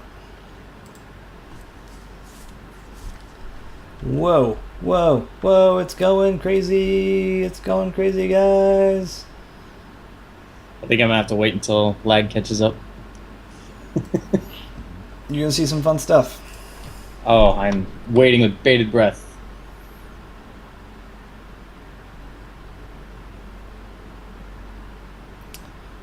Let's see. Whoa. Yeah, how awesome is that? What the hell? It's pretty great, right? Let's find out exactly what's happening. Oh, so here's the problem. Here's the problem, guys. This is the offset, but it's not actually following the movement that I have been, which was the whole point of this. The movement is supposed to be, let's say, start pause. Well, what do we do here? What do we do? We say, All right, so we have our vector, which is the offsets, but we actually want to use distance from start pause for offsets. I'm not sure how far x pixels lag is there. So I need to use this movement thing, which is not what I've been using. I can take it from the start position, but it's still going to offset it in the wrong way. Like what I want to do is take those two offsets and use that as the percentage, effectively, of the of the movement that I want to do. So that's the issue that I'm running into here. So start pause plus, I need to take these. I'm not sure how interesting it is, but I am modeling now for Teleportal if you would like to. Fucking show it. Alright. Calm your shit. Can't calm my shit. I want to see some goddamn models. Okay. So our x offset plus our y offset. I don't know. I feel like we're kind of wandering from what I was originally trying to do here, and that worries me. But let's see if we can't figure out how this puzzle fits together. So here's the thing. I want to change it by the movement. Like that is, so start pause plus the movement. And actually we're probably going to go minus movement. But movement times the offsets is kind of thing. Should be the distance from the starting position. Vector distance should be the distance from the starting position. Vector distance is the difference between the starting position. Distance from the starting position. I see. Well, vector distance right now is the distance between the character and the. So we can remove that.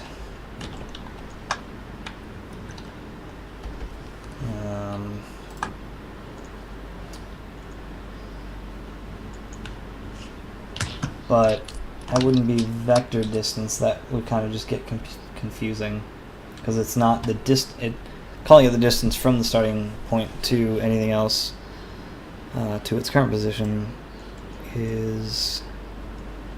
So we're saying let's get Skype all up in here. There we go.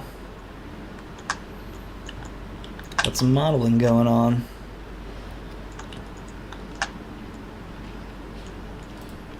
Guess we're gonna crop this bottom. All I'm really doing is just making a medium res version of this.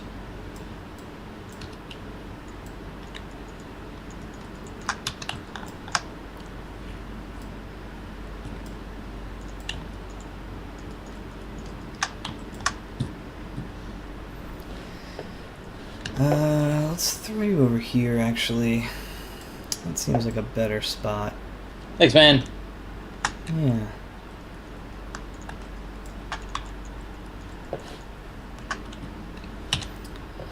It's a little bit easier to take.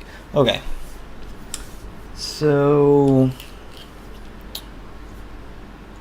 let's see.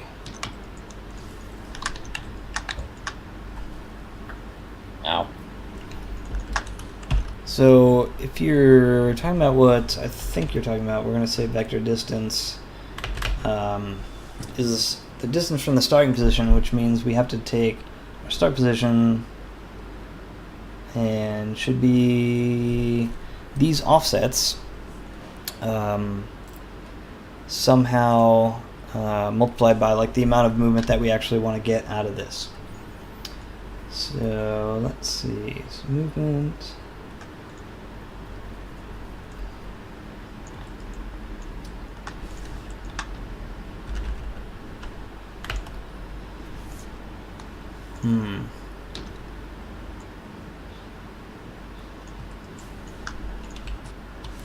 Let's see.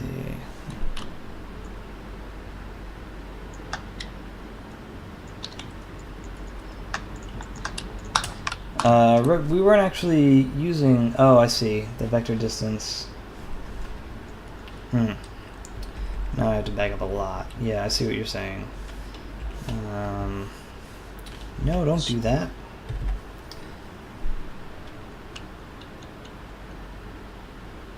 I figure out how I want to do this. How I want to do this. I see. Vector distance. But how else would we be checking the distance? It's going the distance. That's true that it was always after the offset. We have to keep vector distance as the difference between the player position and the object's current position. That has to be updated every frame. I would imagine. I don't know why you would do it any other way. Vector distance.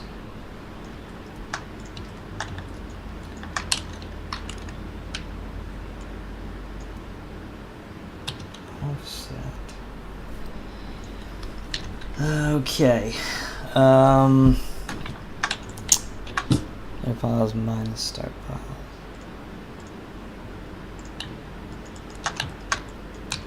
Pause minus start pause.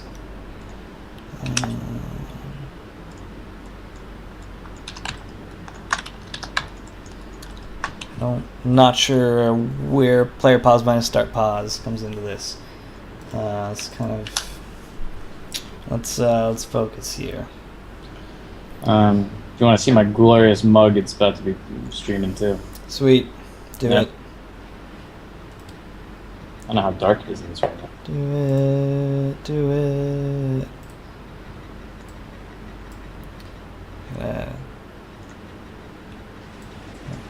Bottom then, there we go.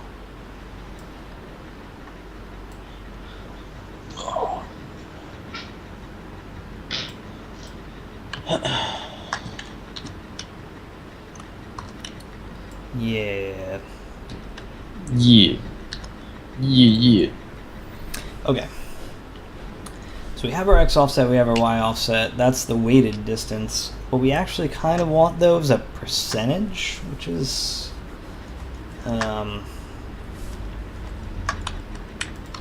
like, just to show you what I'm talking about, we're going to make a simplified version of this. We're going to start with the start pause, but then we're going to subtract a new vector 3.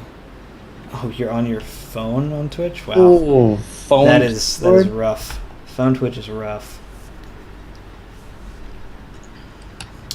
Let's see. Okay, so transform to position. We want to take our start position. We want to effectively use our x offset. X offset. Wait, here's what I want to do. It's impressive as hell that he's writing all that code, though. Yeah. And he's able to see all of my code on his phone, which is crazy. It's pretty nutty. I was fine while I was... I think the code you had was fine while I was flipping out.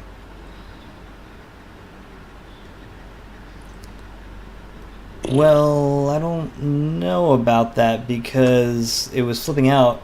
If you're saying it was flipping out because I was constantly updating the vector distance, then everything else I was doing was wrong because because I have to be updating the vector distance every frame, regardless.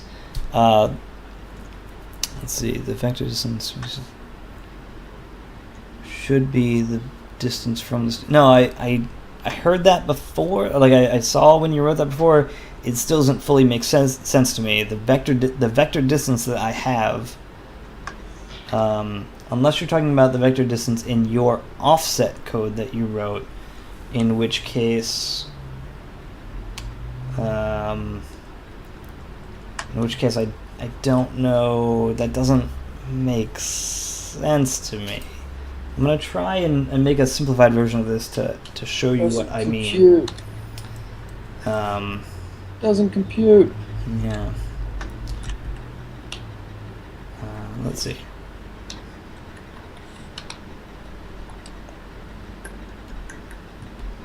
Oh, okay. I think I see what he's saying right now. Vector distance.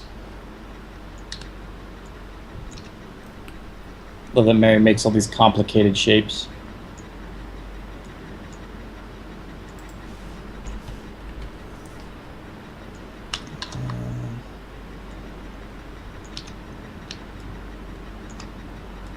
It's a giant pain in the ass to fucking make. Rah.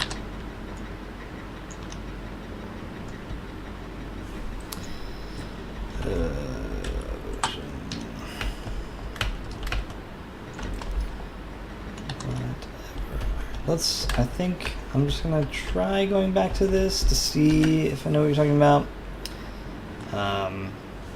Whoops, that's not a vector 3 at all.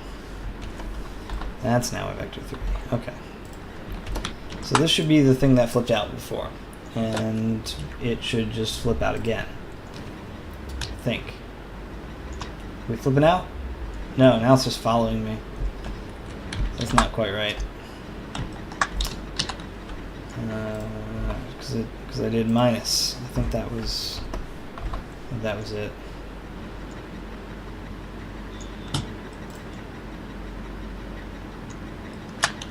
This should be the thing. Nope. I don't even know where the fuck this thing is now. Where's my jack test? Jack test is all the way the fuck over here. Holy shit. Do you even test, bro? That was really weird. That was extra weird.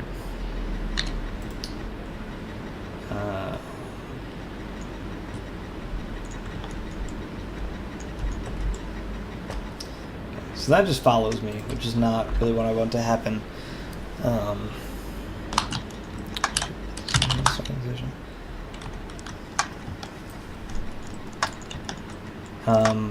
So xpixel, just to make this clear, if you're saying that start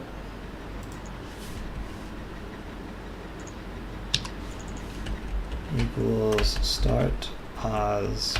Okay. if that's what you meant, let's go with that. Dicks. Right, so this is the thing that was flipping out. And the reason that it was flipping out is because it's always trying to go back to its original position, but it's taking this vector 3. So if I am understanding xpixel's his perceived problem with this code, then it is the fact that I am updating the vector pos or vector distance every frame,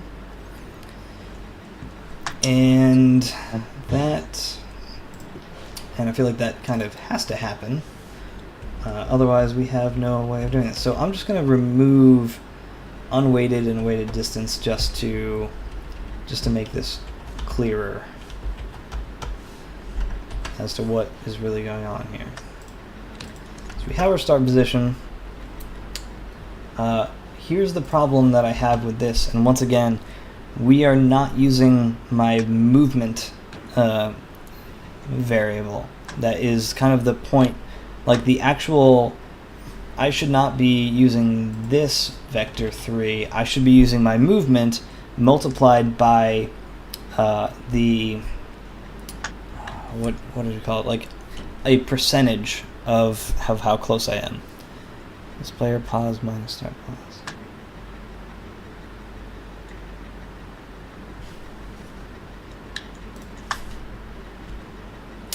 Oh, okay. But if that's the case, so I see exactly what you're saying. Yes, that seems to be accurate. Catching what you're throwing. So it is only true until, yeah. So like, what this does is this gives me like this is actually a super neat feature to do, although it's not the intention of this feature. Happy accident? Yeah, I suppose. I'm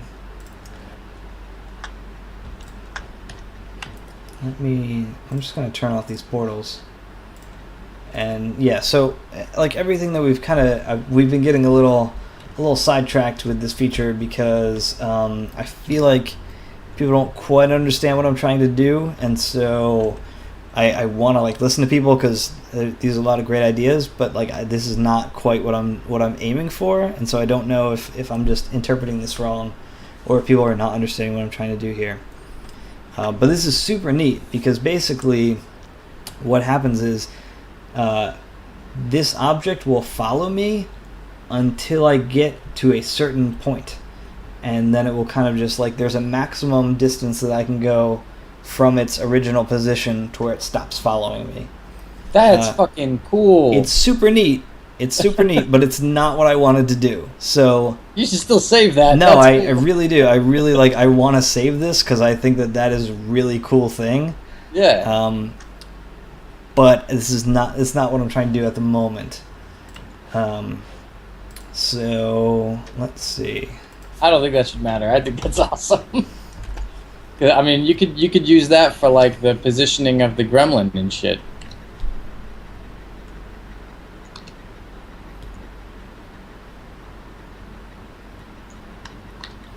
Well, the gremlin, you're not going to be able to get anywhere near. Or just even things like in the background, dude. Yeah. I mean, just having something following him while in the background. That would be awesome.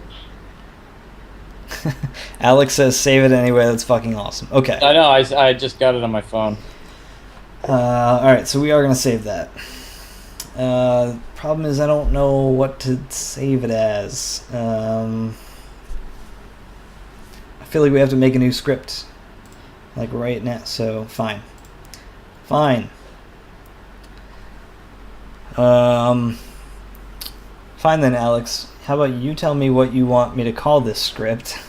Because I don't know what the hell to call it, because it's basically going to follow the player up to like a certain distance away from the from where you started, and it seems to only work in one direction now, which I think will also may need to change. But it is super cool. I really I really like it, and I know that Alex is going to do horrible things to the players with this feature. And I'm in favor of that. Nah, well, I mean, he's guaranteed to do horrible things to the players with it. Limited follow.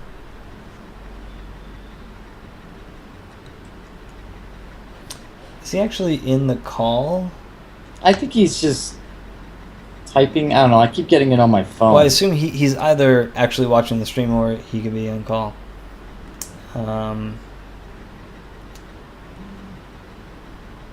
Blowing up my phone, though. Yeah, if he's fucking watching and talking on Skype, he might as well just be in this call. I don't know why. He's Oh my god, he's like exploding my phone. Come on, dude. Yeah. Well, welcome to what you do to me all the time. I don't want to hear it. Well, that's because you never answer. We're answering him. He's doing laundry. He's doing laundry, but then he'll be there. So let's see. Throwing my phone. Angry Masturbator says, "Here I am." That's Hi. not me. That's not me. That sounded no. That's Hi, Alex Hey. Angry Masturbator. I'm not Angry Masturbator. It's just Guaranteed conveniently to be. timed. Yeah, no, that's not me. That seems to be you. I mean, it's not my name at least. You know, not in Twitch anyway. not in Twitch. Just wanted to throw that out there. I'm glad I could join. Yeah, me too. Okay, so let's see.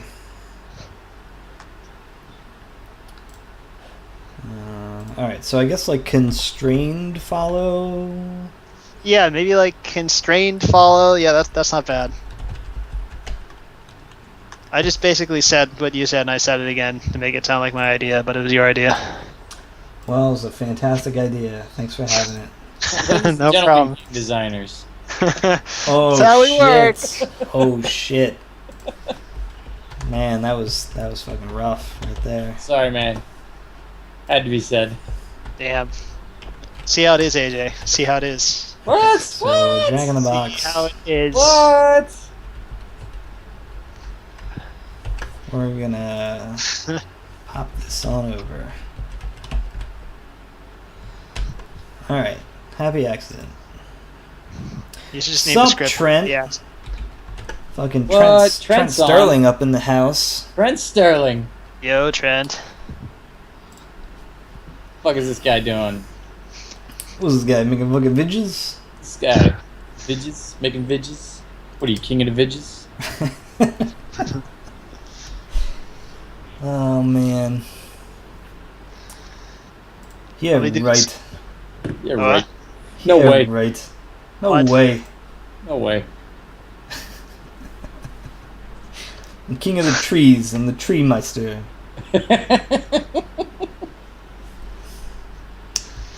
Okay. So let's actually try to do the thing that I've been meaning to do this whole time, and I don't think we should. You just shut your face. I have so many ideas for horrible things to do to the player in my level, and this is one I of am them. absolutely terrified. I'm literally having difficulty imagining what you're going to do. Oh, And that's why he called himself an angry masturbator. I never explicitly called myself that. I only implied it, which is equally weird. Yeah. That is equally weird. It's pretty weird. Trent, I appreciate your ruining your sleep schedule. If it makes you That feel is, better, Trent, I'm totally ruining my sleep schedule streaming this late. It's actually like 12 a.m. No, it's 1 a.m. for me right now. So I live in Saturdays. Finland. Stop it. That's fucking alright. You don't Canadian. have to work or anything. Sleep is for the weak and the dead. Yeah. Okay, so here's the thing. What I need to do actually is take the start position, add my movement multiplied by some kind of weighted offset thingy here. So let's see. Oh boy. Oh boy. So I know there's a better way to do this. I'm gonna say movement. So plus movement times some kind of percentage, which would be. So let's say our movement is, I think we made it like 1.5. So if you are the max distance away, then that effectively counts as like 1, right? Let's see. Alex Gold up in his piss. Yo. Angry masturbator himself. This is not a good nickname. I shouldn't have started this one. This is just not going to end well. Okay, so here's the other issue with this way of doing things is that I'm using the max distance on both the x and the y offset to take the minimum. The problem is the max distance is intended to be the combination of the x and y distance. So it can't really work for setting it for each one. Like I can't, if my max distance is 3, that means that if I am 3 away in both the x and y, that counts as 3. But the problem is I'm setting x offset is max distance of 3, the y offset is max distance of 3, so I could be just, I don't know, I'm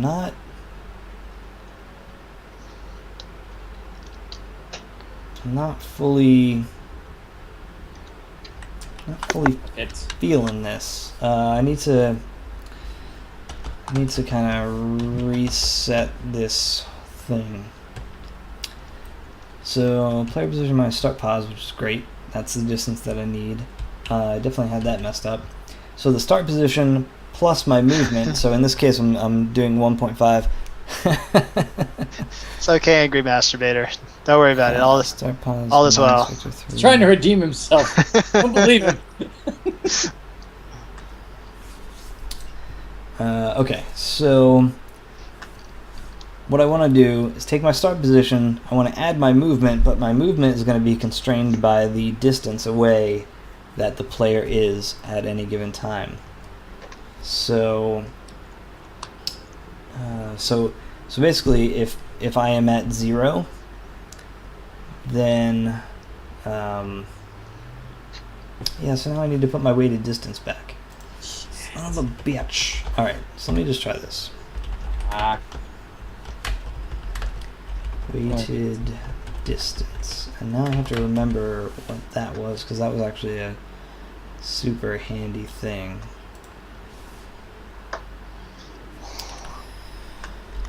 Oh boy, what did I do for weighted distance? Broke it.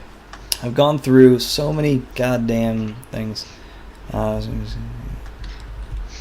Yeah, it's just like, I don't know. I think that this script is kind of weird to explain, and and trying to actually see it through while also trying to take suggestions is getting a little complicated.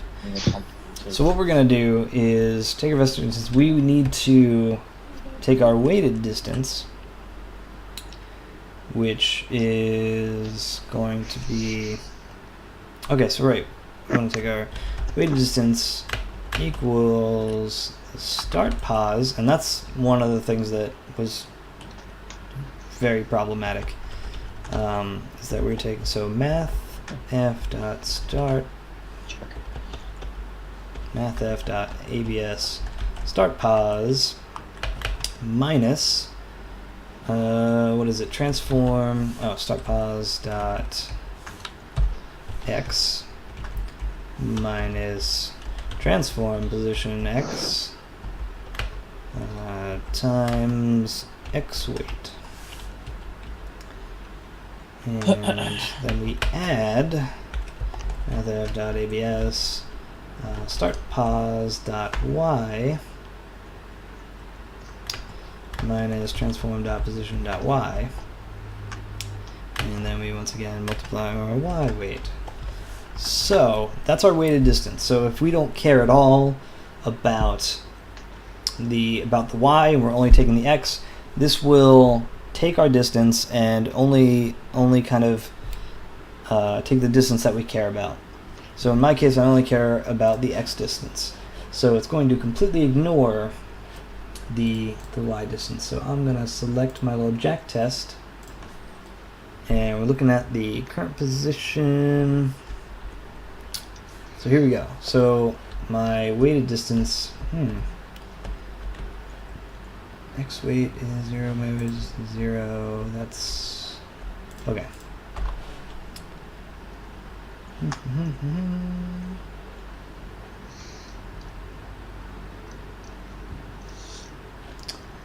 Let's go ahead and take the float unweighted distance. Okay. So unweighted distance equals f dot abs dot start plus x minus. Wait. Man, that's why. Jesus fucking shit. Alright. Player pause is what I meant to do here, not transform dot position. Wow. Wow. This is what it's like to try and be smart. What did I do now, Unity? Can I take it to float? Player pause dot position.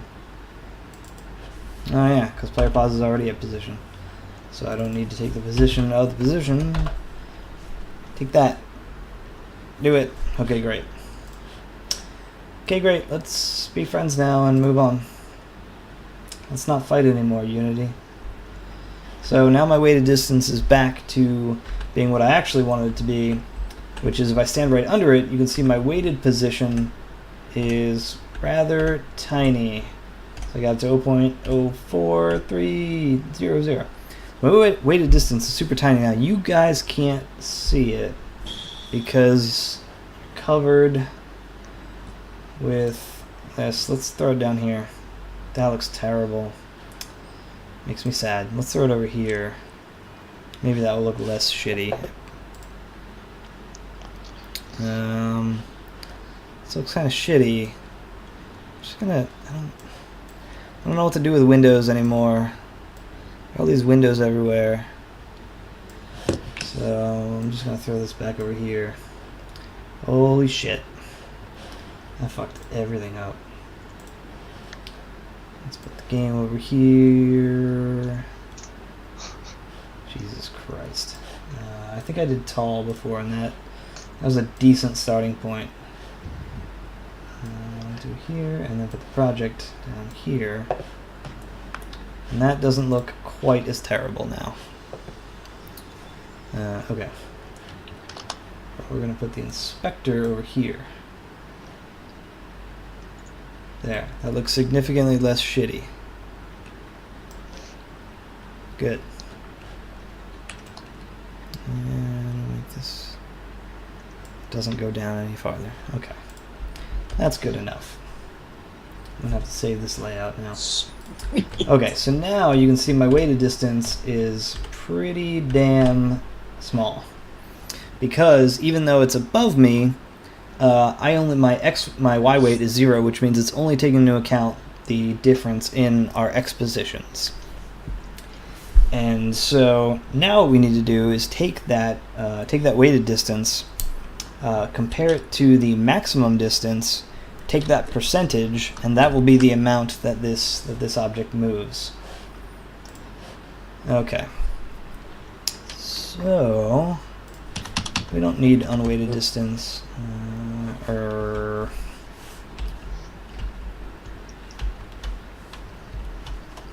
Weighted. I removed the wrong one. That was stupid. Joe, do you want to see me making textures too, or? 3D. I'm just curious. Sure. Right. I don't think there's anything that we shouldn't be streaming, if that's what you mean. Like, unless Alex wants to No, start I mean it's working, start doing nothing something huge. productive. Basically, I'm just taking that. I'm making this thing here, that green blinky lights. Mm-hmm. I'm making just an animated texture for them. Nice. So. Yeah, that's I awesome. Sick, man. I am actually working at the moment, but you don't want to stream me fumbling around right now. When I got something that looks a little bit more solid, I'll totally be down to stream. I've been fucking Or to fumbling show my around screen. for like an hour here. But yeah, I have no excuse really, actually. Okay, so all right, so here's what we're gonna do. We are going to have a float that is the percentage, for lack of a better term, the percentage closeness I am, or percentage of the distance that I am. So let's make it a public float just so I can kind of watch it as we go. And it's going to be, I'm just going to call it percentage away. It's kind of a gross name. It's not awesome, but okay, so we're going to change percentage away to be equal to, which should be max distance, current distance, so weighted distance divided by max distance. And we're going to see if that makes any sense whatsoever. So we got a new variable popping up any second now. Maybe. There we go. Percentage away is 0. So we're gonna see how that evaluates now. So now we're 1. Oh, I can't go beyond. Right, that makes sense. Area distance is 3. So we're going to actually have to clamp it at 1, but now it seems to be working. So when I get 3 units away, which is my technical maximum distance, my percentage away is 1. So that looks like it's actually working as intended. But I am going to have to clamp it. So I know AJ loves this function. Give me the clamps. What do I love? You love the mathf.clamp function. I do, actually. I see. I knew it. Thanks, man. So the minimum is going to be 0. The maximum is going to be 1. Okay. So now that our percentage away is clamped between 0 and 1, it's an actual more of a useful percentage value. We never want to go beyond 100%. So now it's clamped at 1, and then I can kind of get really close, clamp to 0, but it's always going to stay. It's going to say maximum of 1. And so what we're going to do is, here's the tricky part though. I have to multiply. Is there a way to multiply the magnitude? I have to multiply a vector and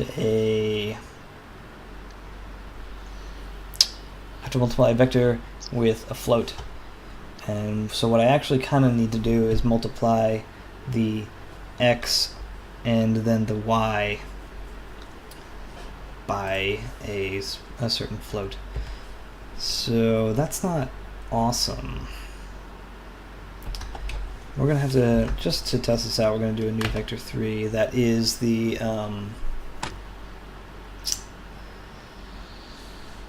let's say current offset, because we don't have better words for things. So now what we're going to do is set our current offset. Current offset is going to equal current offset dot x is going to equal movement dot x times the percentage away, and then current offset dot y is going to equal the movement dot y I did plus instead of times, so multiplied by the percentage away. And so instead of movement here, I'm going to add the current offset. And maybe this will just magically work. But I think I actually need to subtract it. We're going to see if that works. This is how you code. You just throw in a bunch of words, hope that one of them makes sense. Oh shit, it works like a fucking charm. Okay, so this is exactly what I wanted to happen, which is I'm beyond the max distance that I can be, which means that the object is all the way lowered, and as I get closer, you can kind of see this object right here kind of creep up on me until it gets to right there, and then it starts to sink down when I get past it. So boom, there's the functionality that we have wanted all this time, and it only took 5 hours because I constantly had to rewrite things and do dumb things. So there's that. I think I know what's going in that box. Yeah, you do. I know that you do. You know exactly what's going in that box. This is the whole reason I made this feature. Oh my god. I can't wait until you make your level, Joe. I cannot wait. No, it really is going to be great. I'm very excited for it. I would expect no less. What's going in the box? What's in the box? Phase. What's the box? Phase is going in the box. Yeah, AJ. It's also gonna be our the icon for our game to go to launch it. I can't wait. Maybe we can make it in all in anyone. What is it? You know how the developers do the thing sometimes where somebody like pirates the game. You do like the thing to mess with people. We could make that our pirated version will have the phase as the icon. Doesn't actually deter from the game. It just kind of weirds people out a little bit, which would be pretty funny. It replaces every texture with phase. Oh my god, that's it. That's the one right there. All right, get on that.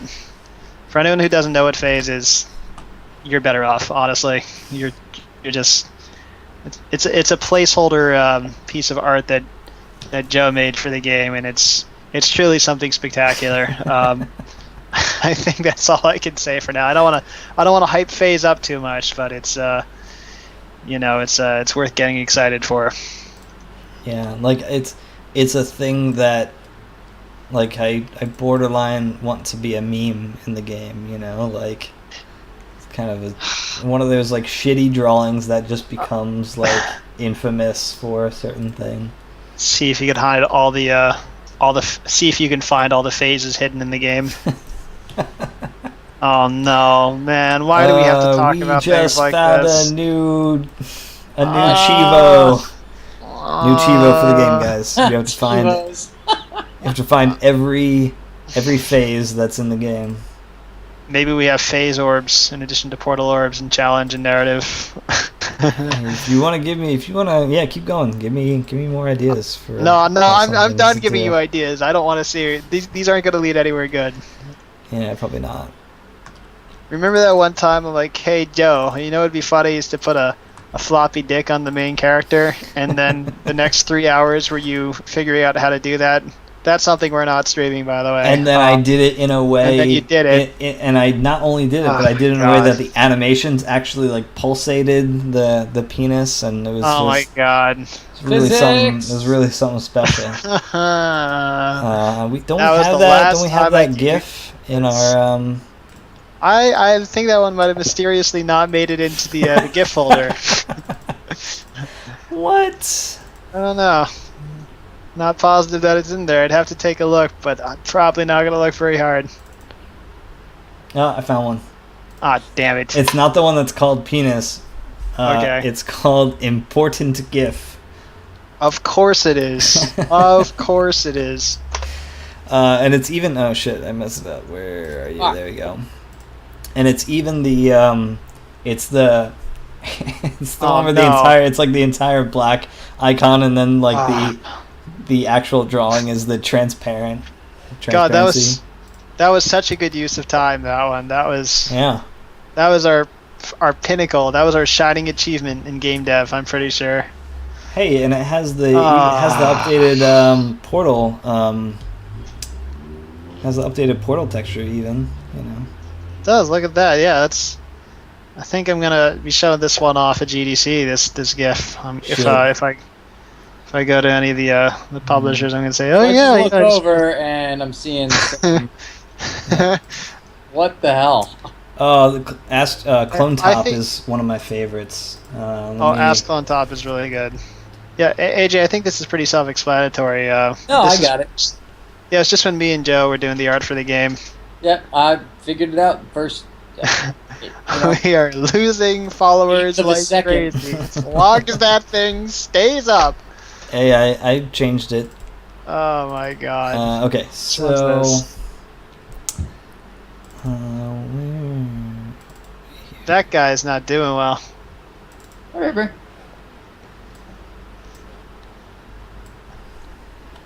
Oops.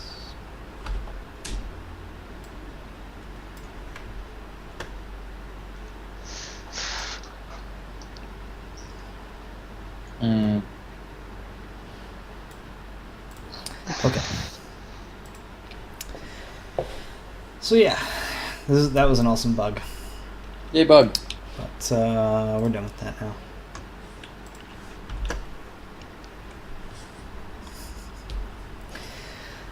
Okay, so let's. I saw that. It was very subtle. Yeah, it was. It's very subtle. It's gonna be everywhere. Okay, so now that we have our constraint file, let's we can do two things. We can make sure that the Y weight works, and so we can make the Y weight 1. And what that should do is that should make it so that if I jump, it'll actually consider me being farther away, and so it will move the object down again. And if that works, so see now when I jump, so we're kind of, yeah, we're once again moving the object down because I'm getting farther away. So that works beautifully. Let's also check the, let's do some movement. Let's do like -1 movement to the left. So now, in addition to moving, yeah, it's kind of hard to see because it's moving in two different directions. But you can see as I move toward it, it's also moving closer to me. And then when I move away, it's kind of moving a little bit toward me. So if we actually just did this as 0 to really show how this thing is supposed to work. And let's take the Y weight as 1 and the X weight as 0. So now as I move vertically away from this thing, it's going to move to the right.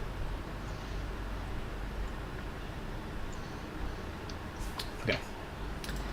So yeah, so that's that awesome feature. I can't wait to put phase into that.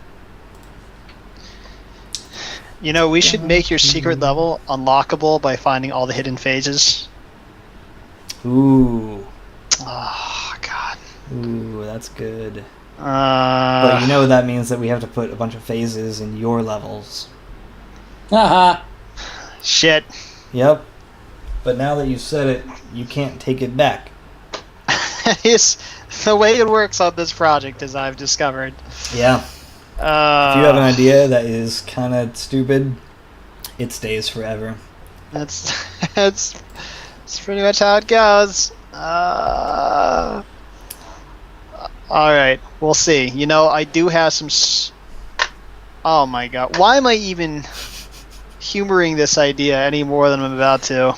Oh boy. We do have some ultra secret areas. Like I am planning to put some like super secret areas in the game. And I was debating putting a, spoiler alert, a Dark Scavenger reference. Spoilers. Yeah, I was thinking about putting that in there, but for collecting everything, but I don't know. I'm kind of digging this phase Easter egg thing now. That's how I get you. Oh boy. Yeah, you're excited about phase. I don't know why. All right, so now that I have this this clone tube, which is looking pretty sweet. Let's see.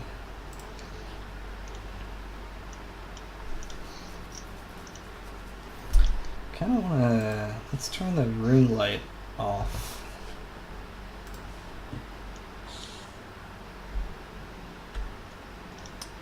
Yeah. Okay. Let's see. Actually, AJ, did you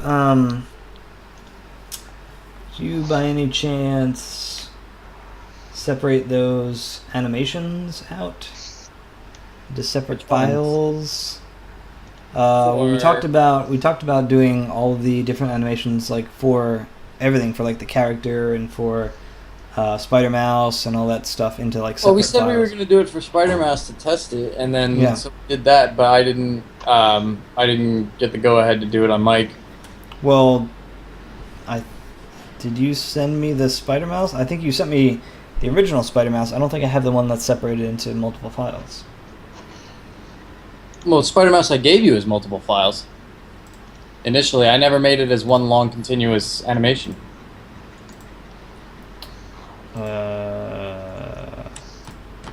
I only have one Spider Mouse file because You should have one called Walk, Idle, and a bunch of other things.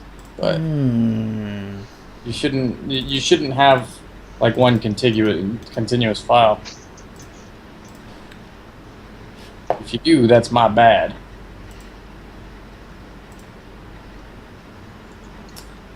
I can just have the one that is the run. Aha, here we go. Yeah, I really need to consolidate all of our things. Now that we have source control, we're keeping some of our external assets still in Dropbox and not in the source control, which is kind of a pain. So we're gonna have to fix that. Okay. So let's put some new Spider Mouse in. Spider Mouse, Spider Mouse. Yeah, we're also gonna give him a theme song. Sick. It's just gonna be that theme. That's gonna. We might get Hey, sued, very but much. you know, I think it's worth the risk. I don't agree. Yeah. Hey AJ, Yeah, buddy. you made a reference earlier. You said, "I am a demon," right? That was the reference. Is that from Tim and Eric? Maybe. Okay, I just wanted to confirm because I couldn't figure out. I'm like, that sounds very familiar, and I couldn't figure out what it's from. I'm a gamer. Not sure if it's really from there or not. I'm a demon. I'm gonna go back to doing stuff. Good talk. Spider Mouse. Alright, so. Shit, I'm still playing this thing. So, actually, what I want to do real quick is see what this thing looks in lighting. So, I'm going to really quickly add a trigger point. And I already have one, it's just not activated. And open up that box collider. So when you get here, we are going to move that.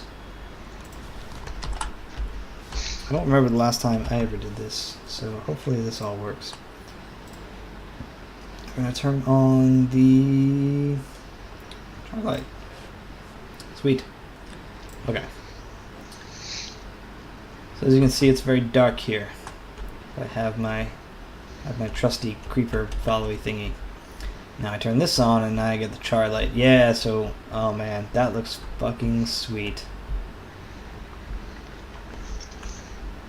Yeah, having these objects actually be modeled out. When you are in a dark room and you turn this light on, it looks really, really cool. Oh yeah. Yeah. I like it. with the Charmander light. I like it. Yeah. Nice. Yeah, that looks really sick. Alright. I have to close these fucking windows. Alright. So there should be 2 Spider Mouse walk objects, which is kind of an issue. Walk 1. We're gonna go ahead and delete walk 1.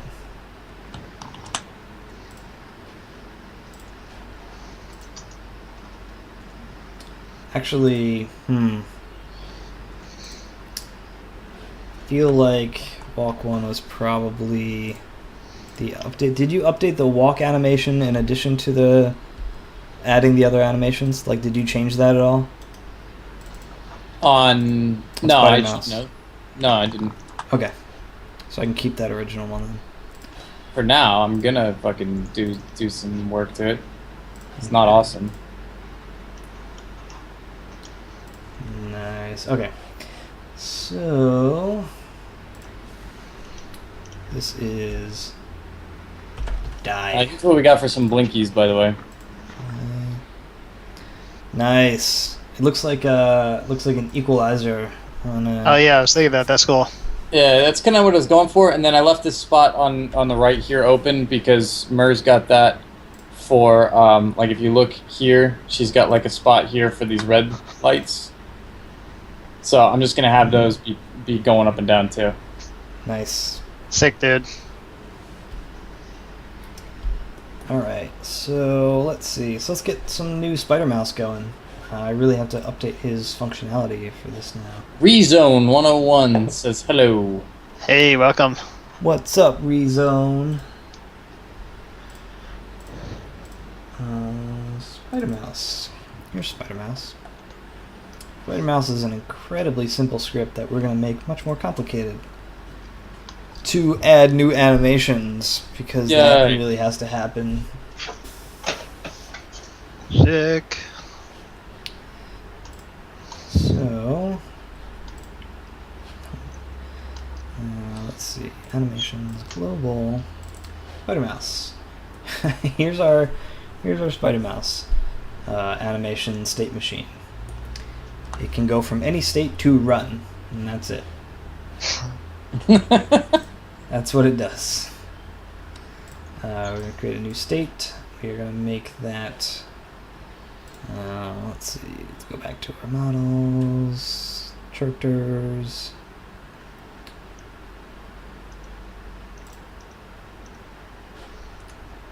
We're going to make this run. This new state is going to be... actually, wait, this run is the one we already had. Son of a bitch. Idle, that's what it's going to be. It's going to be an idle state. And we can go from run to idle. What the fuck?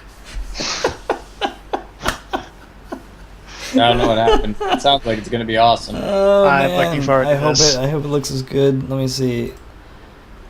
Yeah, it's a little hard to see because of screens that we have in places, but if I do this, you'll see it a little better. Whoa, what happened? The scaling is different for the two objects, which shrunk him no. down. He no. just collapses. He like Oh, So let's fix that first. or Spider Mouse. Yeah, poor guy. So he's on 0.03.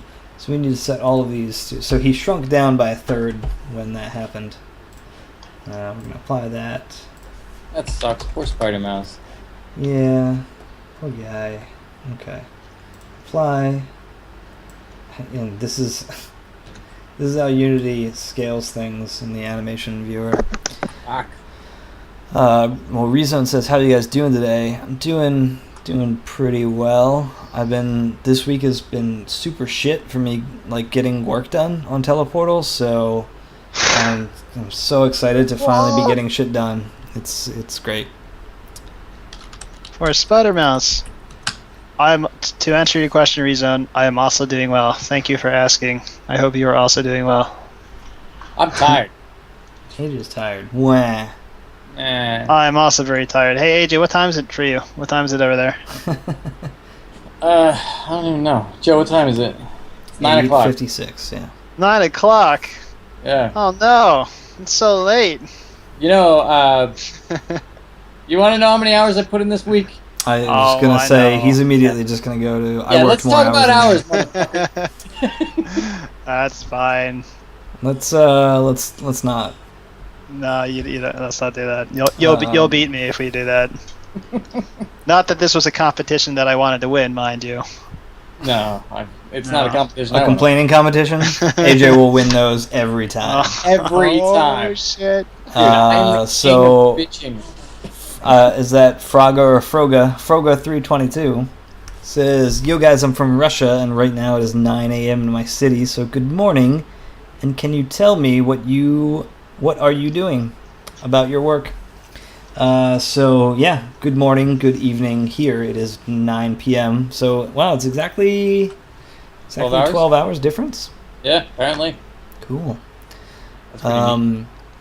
So to really quickly answer your question, Rezone, no, this is not the game jam. This is a very large project that's been going on for a while. So to give you guys an overview of what we're doing exactly, this is a game that it's in our little FAQ down below. It is I'm just gonna read the FAQ because it's Easier. Yeah, because I tried to carefully word it. So what are you making? It is an unannounced Metroidvania puzzle platformer with dynamic physics-based deaths. So let's show you a little bit of that right now, just to give you an idea of what I mean by that. We're gonna go ahead and remove this object real quick. So the game is based on this portal mechanic. For instance. Oh, instance. Go for When some yeah, that sounds good. Let me turn the light back on in this room. -1. So the way that this game works is that you have to get into what are currently as temp. I just have them as white spaces because I don't really feel like texturing things. So the idea is that these white spaces right here are portals, and you have to get your character completely within this white space that I have right here. And if you get fully in, it charges up the teleportal, and then after a certain number of seconds, it will teleport you. Like, so if I get in here, it takes 1.2 seconds, and then I get teleported over to this other location right here. So what the tricky part is, we obviously don't make it super easy for you to get fully in these portals a lot of the time. And what happens if you get partly in a portal, it will only teleport the pieces of you that made it into the portal, and it will teleport them to that location, and the rest of your body will kind of ragdoll. You will die. Even if it's just your hand that gets teleported, it kills you. So I'll show you this right here. Just teleported my arm, and it just killed the character, took away his arm, and the rest of them's kind of ragdolling slowly into the portal. And that applies to kind of any. This other thing is a teleportal right here, so you can see you kind of just like fall off this little ledge here. The rest of you ragdoll. So there are. I always forget the number. I think it's 72 pieces that this character splits into, and each one of them can be teleported individually to a different place. So if I had 2 teleportals, which I'm really tempted to do now real quick. If I had 2 portals that are kind of like right up against each other like this, scale these down a bit. What I can do is actually teleport the character to 2 different places in the world. So so these are both right now going to the same spot, I think. No, they're actually not. So what I'm going to do is get myself both in these spots right here, and now they're kind of in the same spot. So the spawner object right here, I'm going to move that up here, and my start location, which is right here, I'm going to go over here. So you'll see the pieces of me go to two different places when this happens. See, some of me went to the right, some went to the left. And that will happen kind of, So all of these different things will split the character into different pieces, and he'll kind of just die every which way. So as you can kind of tell, this allows for a lot of different deaths to happen. Like, there are a million different ways that you can die in this game. And that's just portals. The other part of this game is based around a different type of energy, which we call unstable energy. And to give you an idea how that works, and to, kind of masturbate myself a little bit, like Angry Masturbator, our friend Alex over here. That's not me. That's all you have to do. Look, we're not going to argue about this. It's you. So all you have to do here in this tag is just change this tag right here to unstable energy, and now this energy is not portal energy. It won't teleport the character. What happens is that anytime that any piece of you touches this energy that we have, it will immediately just fly right off, and it will instantly kill you. It doesn't charge up. It doesn't do any of that stuff. It just instantly just shreds you to pieces. And so I'll show you that real quick. How this works is if I kind of just run into this right here, just kind of pieces of me fly absolutely everywhere. And if I do only a piece of this like here, see, it kind of just killed me a little bit. I can do all kinds of weird stuff, like chop off half his body over there. It's hard actually to kill only a little piece of the character. That was a pretty good one though. But you can do all kinds of very goofy shit with this. What the hell was that? I think I actually made that thing unstable energy or something. Or I did. I really want to figure out what happened there. That was so bizarre. I died from that capsule up top. Somehow. What the hell? Yeah, I just saw it now. Yeah, how weird is that? So it weird. Fucking just killed me. The capsule killed me. Maybe you hit the E button by accident? Maybe. Did I just 'Cause you're ragdoll, hitting or I thought W. a piece of me... I guess a piece of me didn't really I thought you fly. ragdolled. Okay, yeah, maybe I did do that. Yeah, hit E real fast on top of it. I bet you that's what it was. Because it's right next to W. Oh, that looks so awesome! Because it's a capsule, you just slide right off of it into... that's great. Alex, use more capsules in your level. They look really cool. Can't make any promises.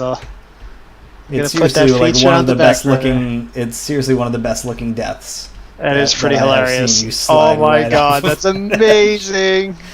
Oh, that is so good. I forgot that hitting E doesn't put the enter button, the enter text up there.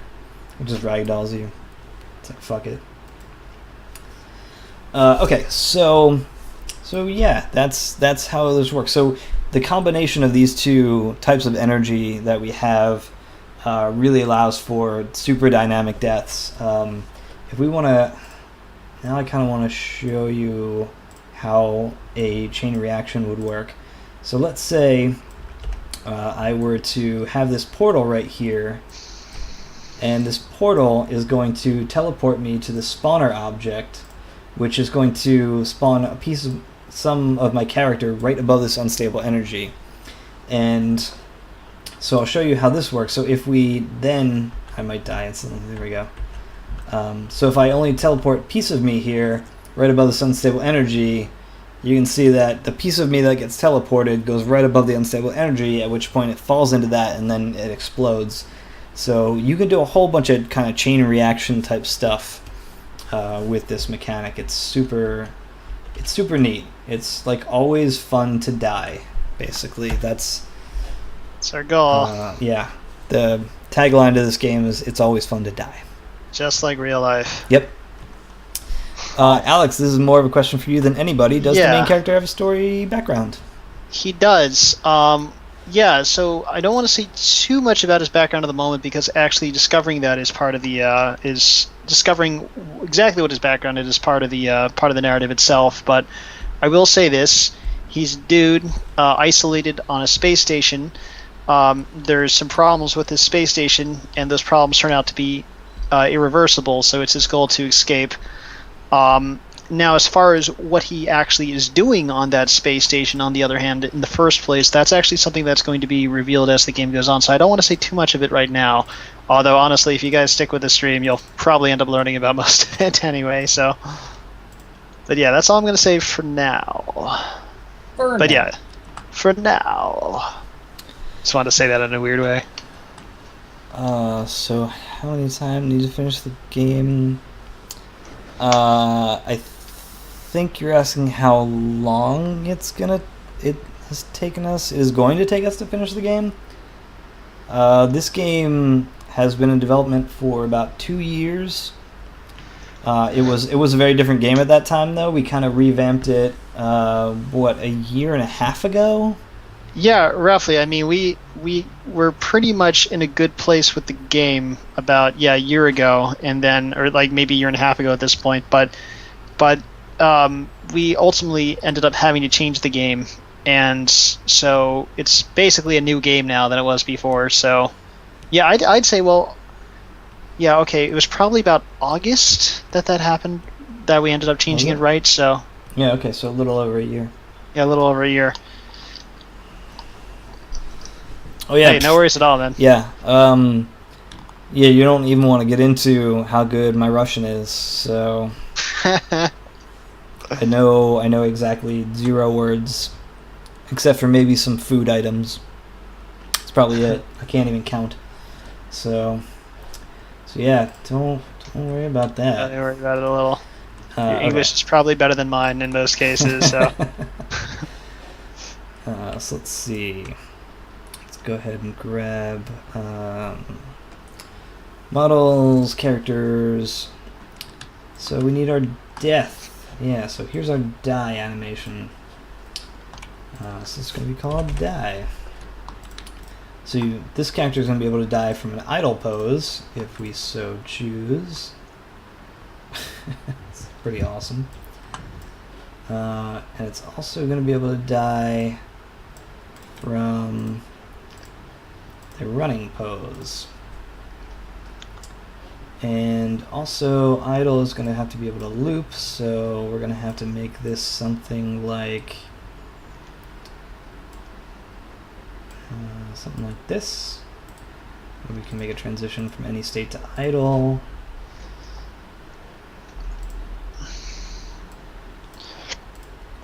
See idle.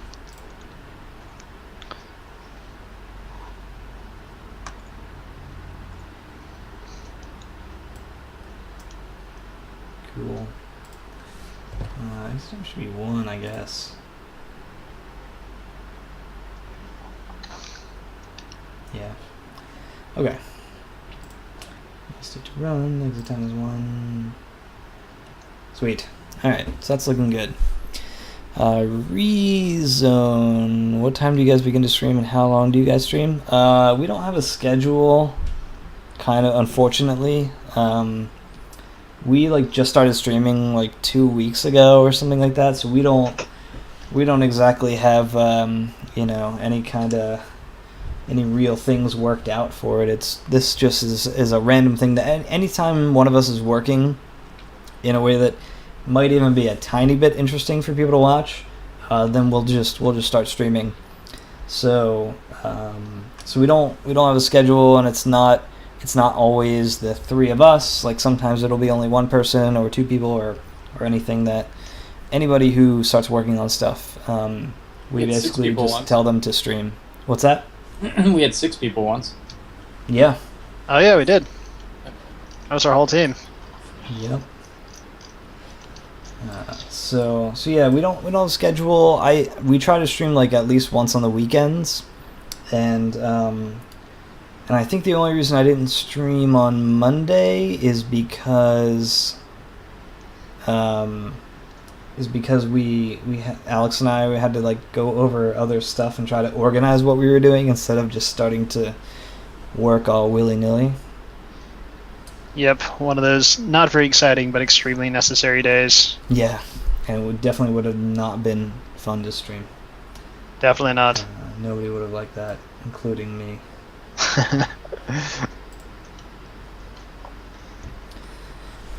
So let's see. Talk about your role in the team. So yeah, each of us do very different things. I am the programmer for the game, so like all of the code in this game has been my doing, for better or worse. And I also am, which I haven't done a lot of, but I'm also doing the sound design for it. That has kind of taken a backseat to actually getting functionality in. Programming kind of takes a lot of time, so it's so the sound design has been pretty minimal, and so I've only done a couple of the really important sounds that we've wanted to get in to just get a feel for it. And Alex has done his own VO for the angel character when the angel character starts directing you to do things. Alex actually recorded his own temp VO to do that. So it's beautiful. And so I've been focused almost entirely on code, and that's what I've been doing. And I think AJ's not sharing a screen anymore. No, I am. It's just you can't. Oh, see I it. see. It's just like it's weirdly like. Nah, it's because it's thinking. Gray. Or rather, it's dying. Ah. Yeah. Luckily, I think I just saved, so hopefully Okay. that. It looks very that kind of gray overlays looks so much like the Unity editor that I thought it was just a piece of my screen somehow. Nah, it's crashing. Sweet. Yeah. So yeah, you guys. But so yeah, AJ, who is the little screen down here, is animator / modeler / texturer. Right now, I'm doing compositing. Yeah, all of the art things basically. That's AJ. So in our little FAQ, actually, the 3 people that are on right now are the 3 people in our FAQ. So I'm the programmer. The second screen down there is AJ. He is our 3D generalist / all of the art things. And then screen you're not seeing is Alex. Hi. I do the game design for the game. I'll be doing the writing eventually as well, and I'm doing most of the level design. There's a lot of level design in this game. So that's me.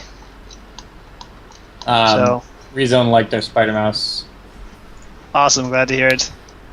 Yeah, that is a combined effort of Chris and AJ. Yep. For the modeling, and then AJ animated him. So yeah, this is him dying that I'm looping right here. Oh. Yeah, it's sad. So I have to make parameters for all these animation states. So we're gonna have a bool for.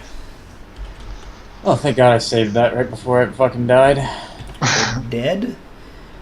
And what else do we? I guess we need a. Let's do a float for. Oh, dude, that animation looks cool in Unity. Yeah, it does.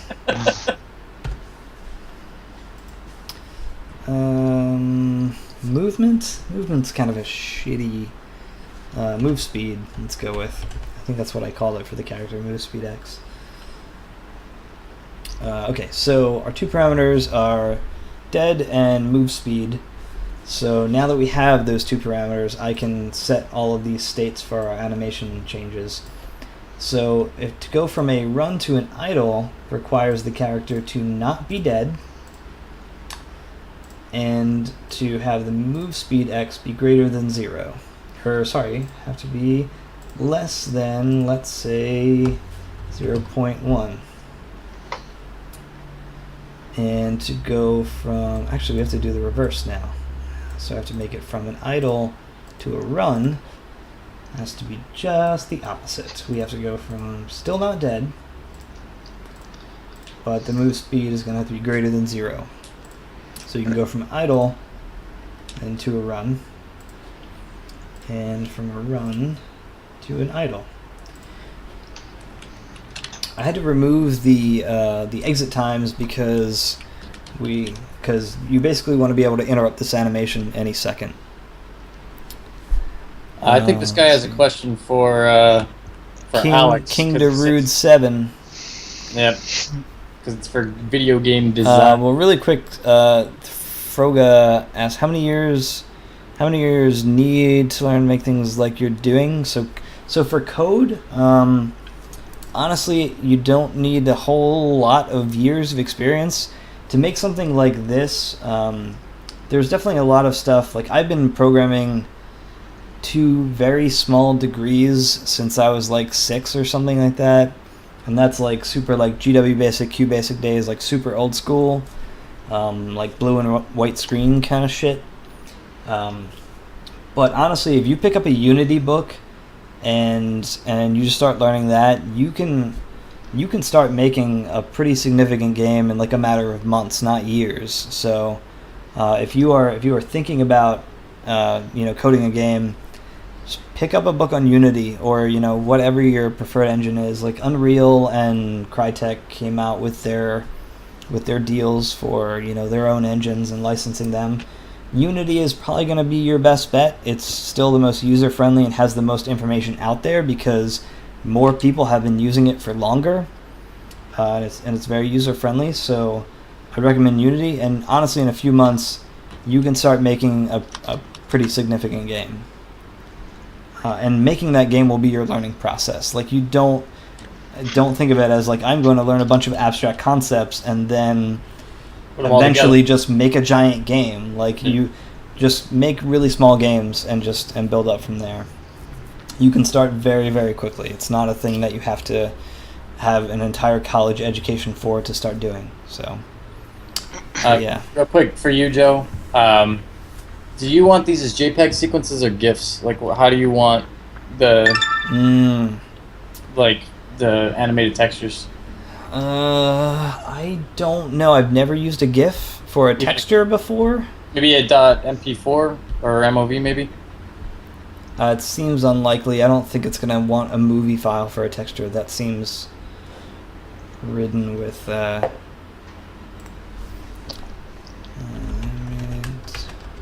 textures Unity. Rezone says, how long are we going to be making this game? Honestly, I touch my off time, so they just tell me what to do and I do it. I don't know. Well, we're looking to, fingers crossed. We're probably going to be keeping at it for next year as well, because there's just a ton of level design that needs to get done for it. You make any game of this scale, it says in the fact below, but we are making a pseudo Metroidvania here, so there needs to be a lot of content for it to make it work. But yeah, we're hoping to release 2016 is what we're aiming for right now. That's cute. So yeah, I guess since this is video game design, Alex, you may be the best person to answer King Darude 7. Yeah, for sure. So maybe I am, but maybe I'm not at the same time. I actually didn't go to college. That's the end of the sentence, actually. So I don't... I'm not sure if I can give really great advice regarding what to look for in a college portfolio or what kind of courses to take. But that being said, I could just basically tell you that I learned by basically being in the middle of it. I actually, right from high school, I got into the game industry, not as a designer, but actually as a QA tester, in fact. And from there, I worked my way into some bigger studios and learned from a lot of the people there, and just basically studied, watched them work, went for advice all the time, and basically just started making my own games on the side. And ultimately, I just taught myself how to do it. A lot of studying was involved, and to be honest, if anyone were to ask me, oh, should I go to college for game design, or should I get an education for game development, or should I just do it, I would probably tell you I would think having an education is a good thing. I wouldn't recommend doing what I did and just skipping out on the whole education part altogether. But that being said, a lot of the skills, ultimately when it comes down to a company's hiring decision, they're not really going to be looking at that piece of paper that says what school you went to. They're going to be looking at your portfolio and seeing what you've done. So making games just by yourself on your own, even if you have to, absolute best thing you can do. Hopefully that sort of answered your question. I can agree to that. Yeah, like I'm always super wary of people going to college for like game-specific stuff. Waste of time. That makes me worried. Yeah. Well, because there's two parts of it. One is that you really learn by doing. So on an academic level, like it's gotta kind of be hands-on, and a lot of the colleges, especially, it's probably a little less true now, but certainly something like 10 years ago or something like that. It's a lot of these colleges are just like the for-profit colleges that just kind of that really take advantage of the whole like, oh, the game industry's super hot right now. Everybody's gonna want to get in here, so let's just like we'll give you a course on game design, and then and it's just like, here, play these games and look at this stuff and make it this like, there's that, I forget what the name of that college is, but there's like the one advertisement of like the super early 90s. What is it? Collins College, yeah. It's like super early 90s, like guys are just like sitting there playing their video games. They're like, can you believe we get paid to do this, man? And it's just like the super cheesiest thing ever. And my mom said, because you make video games with a controller. Yeah. What? No, I was just quoting the commercial. Sorry, go ahead. No, what AJ said about. Oh, because you make video games while holding a controller, right? Right, like presumably they were QA testers or something like that, but then like some lady walks in and they're like, hey, you guys done testing that game yet? Like, I need another one that I need designed, which is like immediately like that sentence alone was like, hey, you guys done testing this yet? I need another one designed. So I don't know if the QA testers or designers.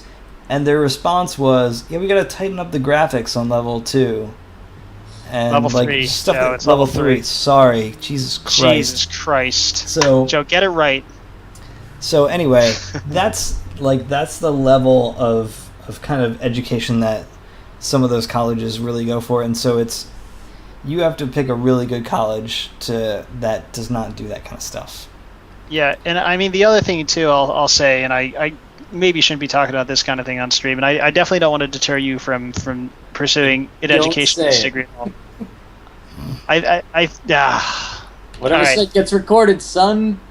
No, okay, it isn't that bad. I was just going to say, like, I've been to some industry events, and hopefully, once again, this is not the case anymore, but I have been to some industry events in the past where, like, I'll go to a party, an industry party, and I'll meet a lot of college professors who are in the game industry, and I'll be talking to them, and I'll discover that they actually have not made a game before, and that is very worrying. But I mean, hopefully that's not the case. And once again, I actually think probably the biggest benefit that you can get from taking a college course as opposed to just learning yourself is actually meeting other people doing it just like you, because the people that you meet while getting an education, like the other students, the other people going to college with you, the people you meet are going to be the contacts that you have for the rest of your life. So that by itself is a huge perk. So definitely not trying to deter you at all. Just saying I've seen some stuff that just made me shake my head in the past. That's all. Things. I've seen things. So Joe, in case you're looking real quick, I need to offset some of these guys, but this is basically what it's going to look like. So that's fucking cool. So when you're going around in the background, and here, let me actually do something like this where we got boop, there we go. So we got those guys in the background now too, and so it's basically gonna look something kind of like that. That is really fucking cool. Sick, dude. So I'll incorporate those into everything that's in there, and then we'll move on. Cool. Yeah, that looks super awesome. I'm very excited. Nicely done. To get like animated background objects like that in. It's gonna breathe a little life into it. Yeah, I'm curious to see how it'll work though. So I need to. I've actually got Unity open on my side. I'm gonna try and import it into Unity and see if it works with the texture like this. Just because I don't know, I'm still a little wary on how it's gonna work. I want to try. And see it may have to be like an actual tile sheet. That is the issue. If it has to be a tile sheet, that's fine. This I mean, I can make this change. I mean, it's just a background image, so it's not going to be all that big of a deal anyway. But the I mean, tile sheet might be kind of big if we want it to be. I'll play with it, see how I can get it to work. To answer Foga 322. So there are, for the spider, I mean, we are using logical operations. So, like again, we have the false true. So the way that this little spider mouse works is for instance, we make sure that he's not dead for when we start moving him, which is pretty important. So that's our kind of like false true case that we have. And let me slide this back over. Jeebus. Okay. And then we just check, like, so to use for other logical operators, for instance. So if our move speed is less than 0.1, then that's when he goes back to idle state. If it's in the reverse case, if it's greater than 0, that's when the spider mouse will move to its run state. So we do use logical operators to control the animation of this character. And so in code, what I have to do is I have to update these parameters. Like for every frame, it's kind of updating these parameters to check the movement of the character and whether or not the character's dead. So now that we have our state machine in there, we can kind of we can throw our little spider mouse in, and actually, so now that he's actually moving, we'll actually need to update his animation states. So, for instance, okay. So now we're just going to throw. The thing is, I can throw any of these spider mouse objects in now. I guess we'll just start with the idle. So here's our little spider mouse. I think he still does that weird thing where he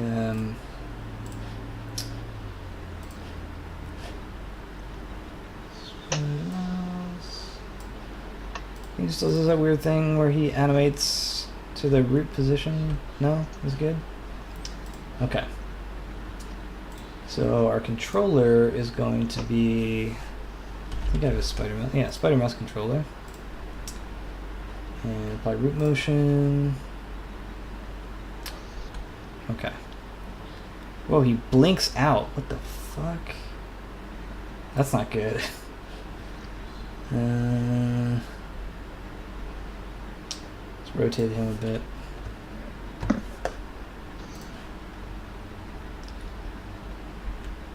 Haven't really dealt with multiple objects before, so let's see. Rezone 101 says, my opinion on making a good game is to meet new people who are currently or thinking about making a game. Open up Game Maker or Unity and just start messing around with stuff until you feel a spark in your brain that gives you an idea, and learn from your mistakes. It's certainly true that it helps to just start making something until you find that kind of inspiration for things, but yeah, like, I don't know if I'd say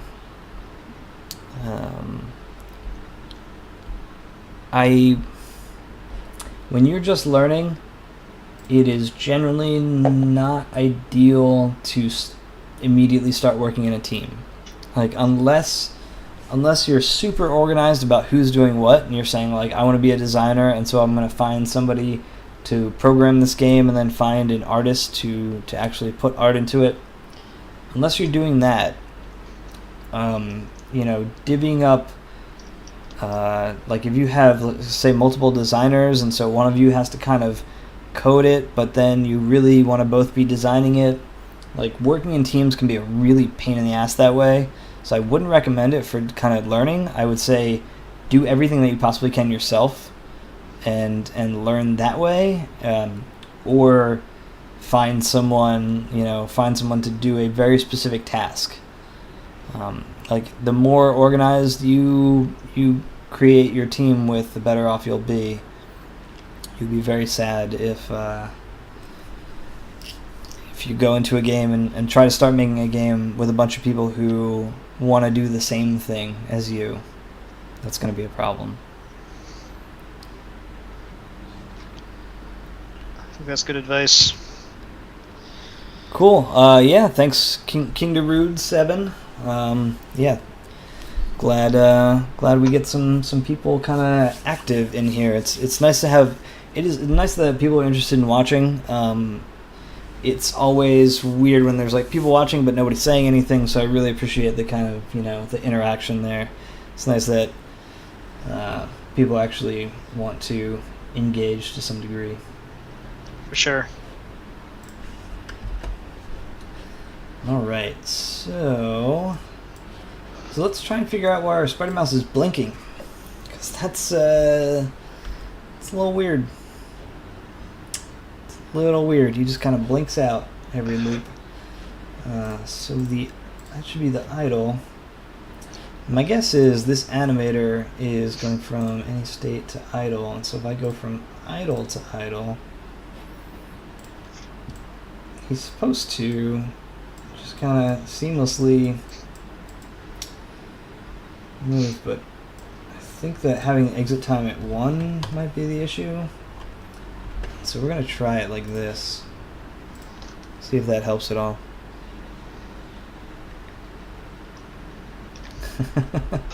Well, Rezone thinks that Spider Mouse is just camera shy. I would explain it. Could be the problem. Let's see. I wonder if I can make him dead. Yeah, I can. Well, okay, so it's just the idle seems to do it, because he can just loop that death animation over and over again. What's that? What? Okay. Sorry, I'm back, kind of.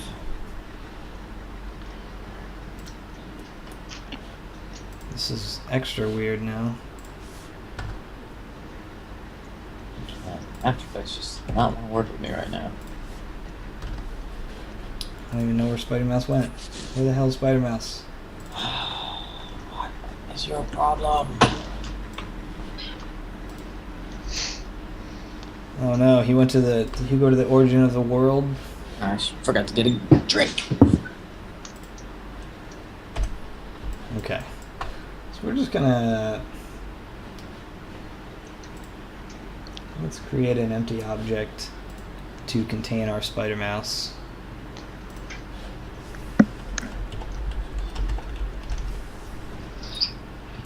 Here's our main Spider Mouse object. Spider Mouse idle is going to go under that. Spider Mouse asset, we'll call it.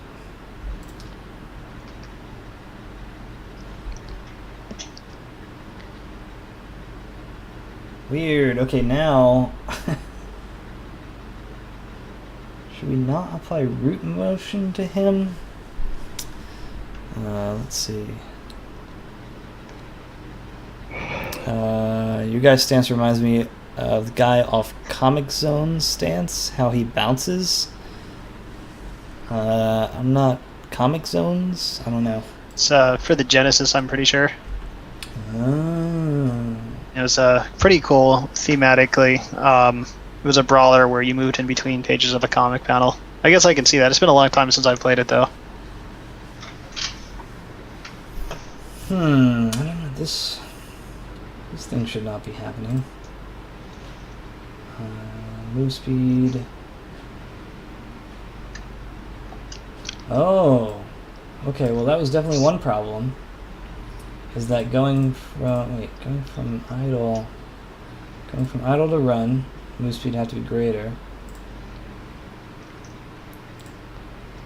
So it's what I see here is that it's moving to the run animation and then going immediately back to the idle animation, which is not really supposed to be happening.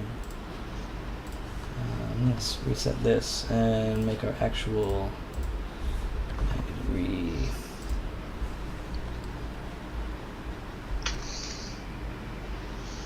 Yeah, see, he keeps going back to the run animation when he's not supposed to. It's pretty annoying. Run. Position on run. That is default. Yeah, it still does it.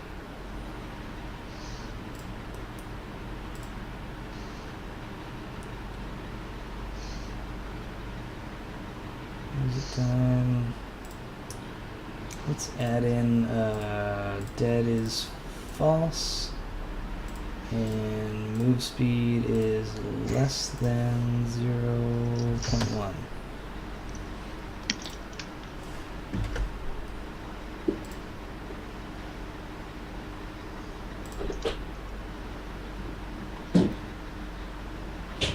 That's super annoying. Oh, Rezone is peacing out for a bit, so we'll be right back. Let's get something to eat. Frogo mentioned Comic Zone from Sega. That game was awesome. Yep. It was impossible, but it was pretty cool. Dude, that game was great. It was fun. I rented it a lot of times, and I never made it past the second level.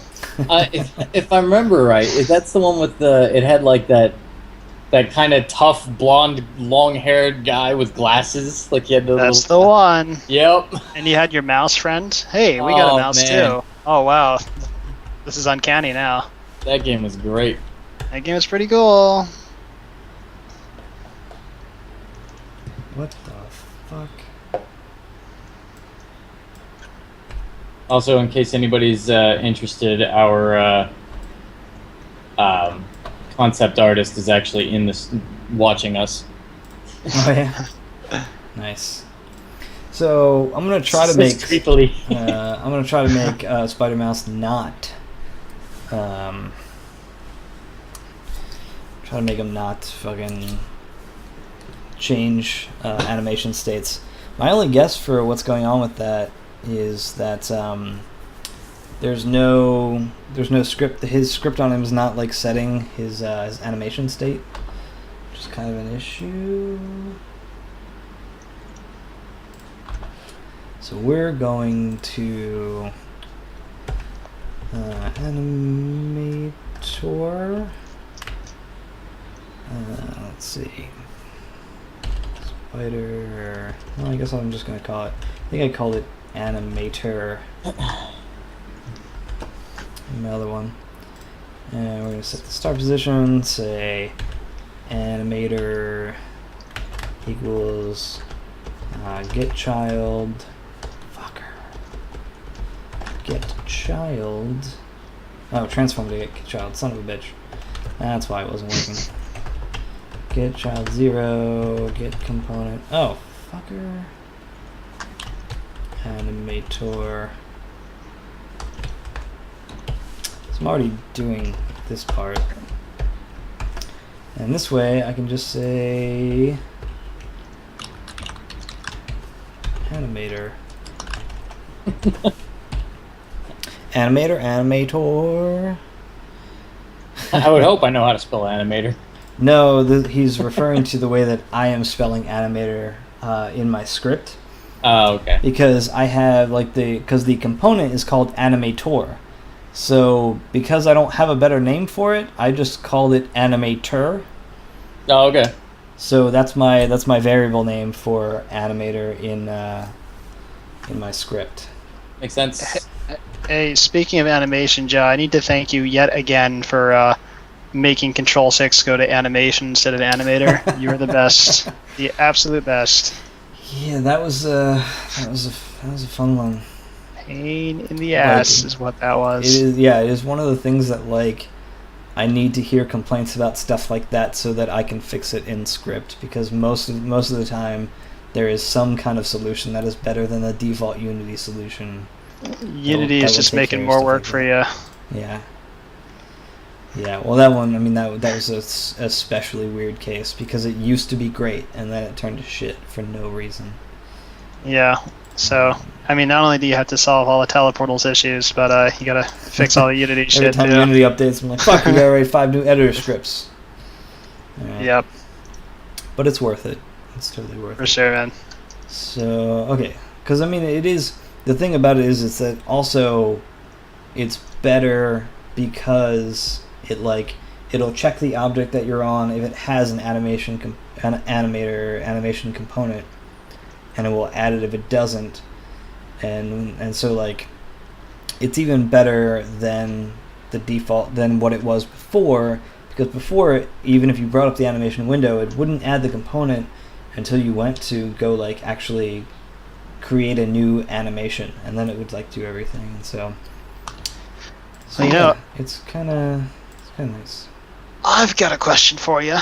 There you go. So you know how you used to be able to change the state of the animation, such as, you know, it starts at default, you could also change the loop and clamp forever directly through the animation window itself, and now you have to actually click on the animation in the editor, or in the project hierarchy, and then select it there, and it's like the only option there for some reason. Yeah. Is there anything you can do about that, or are we stuck with that? Ooh, like, I can certainly script the, like, if we always want to say, like, if you know, if we want to do something like, hey, in this object, I can make a script that says, like, take all the animations in this object and make them loop, or make them all clamp forever, or that kind of thing. Like, that can be done off the top of my head. That might be really helpful. Yeah, if there was just a shortcut, honestly, just like if I could control... Don't want to use Control C, I used that one already. If I can control something, any particular object with an animation on it, and automatically clamps it forever, because that's the one I use more often than anything, that would save so much time. I mean, you know, over time it would save time. It takes me like 3 seconds to change each one, but, you know, 3 seconds for every object in the game is... But it's more of an annoyance than anything, right? So yeah, it's just an irritation, really. Okay, so I'm going to say editor, animation, set to clamp. So what does it do by default? Oh, it sets it to default by default. But what is the default? The default is default. Alex, I'm going to ask you this one more time. I'm trying to tell you. I understand that the name of it is default. What is the behavior by default? Are you saying that it does not clamp? Does it loop? If it doesn't clamp and it doesn't loop and it doesn't ping pong, then, like, what the fuck does it do? Well, basically, unless I'm mistaken, who's on first? Anyway, unless I'm mistaken, clamp forever means that the animation is just not going to move from that state unless explicitly called out to move again, correct? Wait, what? Okay, hold on, I'm thinking. Oh, so I think what you're saying is that that when it initially plays the animation, if, for instance, it gets to the end and then you're still standing on it, then it will, like, play the animation again. And it will not technically clamp forever. It doesn't technically loop, but it will reset and play again if you call it to play again. Yeah, and in clamp forever it doesn't do that. Right.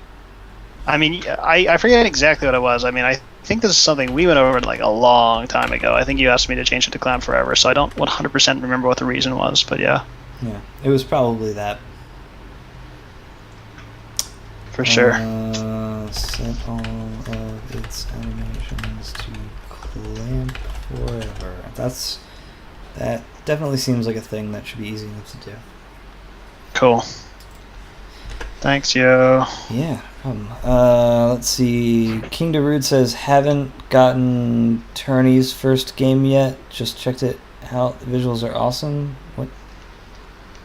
I don't get it. Oh, I think he said he corrected your first game yet. I guess you're referring to Dark Scavenger then? Let's see. Yeah, Dark Scavenger is a super bizarre game. It's very, very different from the game that we're currently making. And it was made in Flash, and I apologize for that.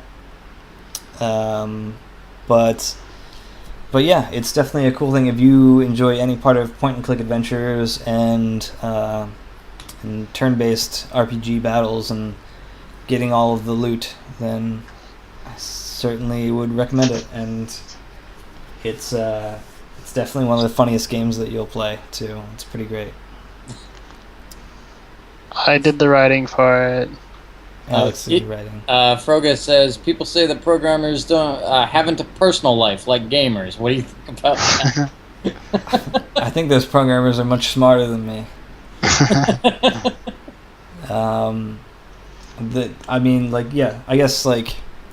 That's obviously it's obviously kind of a stereotype, and it's for the most part not really true. I mean, I work with a bunch of programmers and stuff like that, and they enjoy that kind of stuff more than I do. So I don't know. It's kind of hard to say. But I guess it's also the same is true of gamers. I don't think that that gamers in general all fall into a specific category and all like or dislike the same things. Well, it also depends on the games that they play. Yeah. What type of gamer are you? Call of Duty, bro. What? Programmer. I like the aspect in Dark Scavenger where you turn items into different crewmates to get different rewards.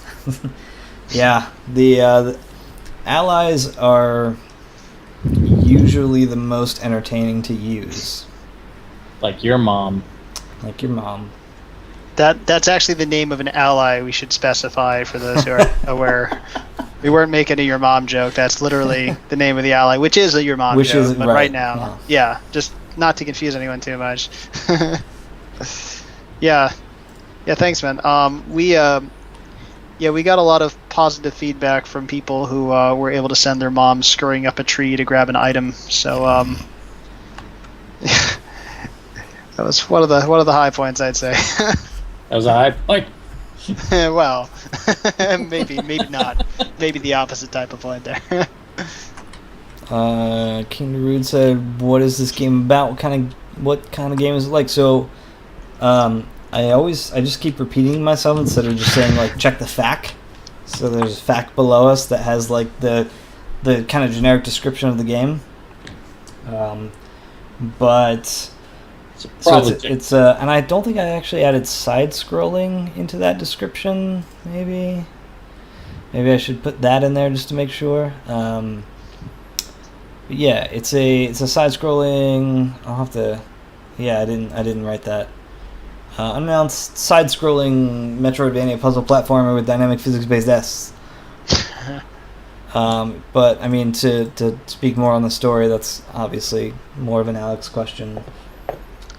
Yeah, I won't go into too much detail quite yet, but you play a dude named Spaceman Mike, and your goal is to, you basically were steering the spaceship around, or this big spaceship around, and you kind of screwed up the whole thing by flying into an asteroid field and destroyed the ship. So now your goal is to get out alive, and there's various factions in the game who are pursuing you for different reasons, and I don't want to say too much about what these factions are or what the story is in general, but because there are definitely some spoilers. But if you guys continue to watch the stream, as stated, you're probably going to get them all spoiled for you anyway, so in a good way though. Yeah, I feel like you're trying to tell people not to watch the stream. That's how if you're going to watch it, it's going to be spoiled, so just deal with it. No. But you'll get to see how we develop it and spoil it in the moment that we create it. Yay! What am I saying? Somebody save me! Save me! Say something, Liddy, quick. Okay, well then talk to Rezone. Talk to Rezone about Comic Zone. So he said he made it to the sewers and then died every time. That was I got the first past level. the sewers. Yeah, I got past the sewers. I got to the temple. I think the Mayan temple. There's this part where you're trying to cross a rope bridge, or you're hanging on a rope, and then there's this dude just chucking grenades at you, just like an unlimited quantity of grenades, and there's like literally nothing you can do. You can crawl towards him, and then you can get hit by a grenade and fall to your death. But those are really, the only two options you have. That game is nearly impossible. The game is brutal, man. Ridiculous.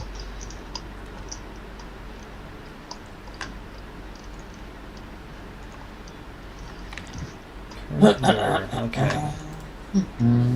Alex, What's up? I'm putting this feature into the Spider Mouse, so you better use it. Oh, I'm gonna use it. Shit. I will What I'm use doing it. is I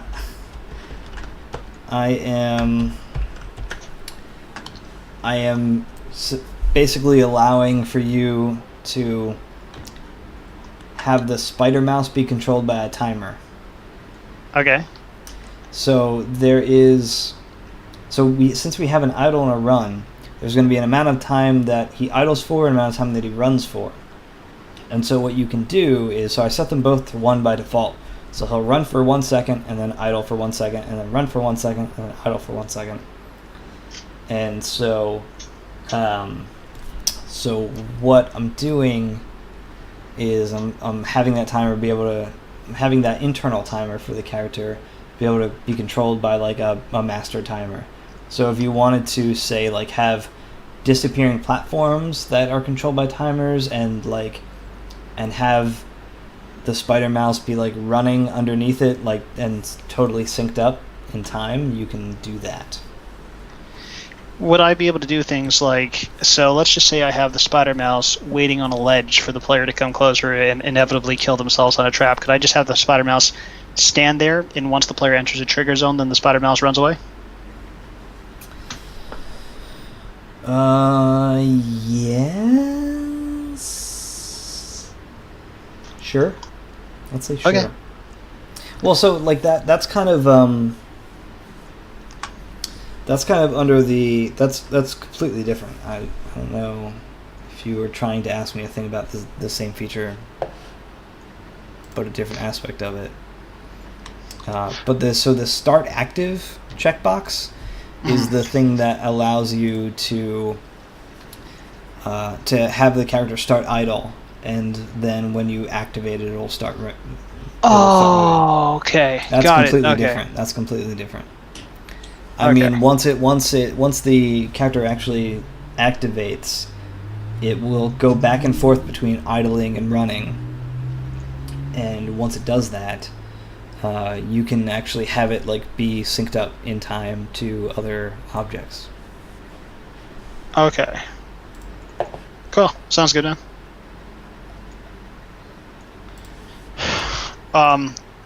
Yeah, as long as I have a way to make it.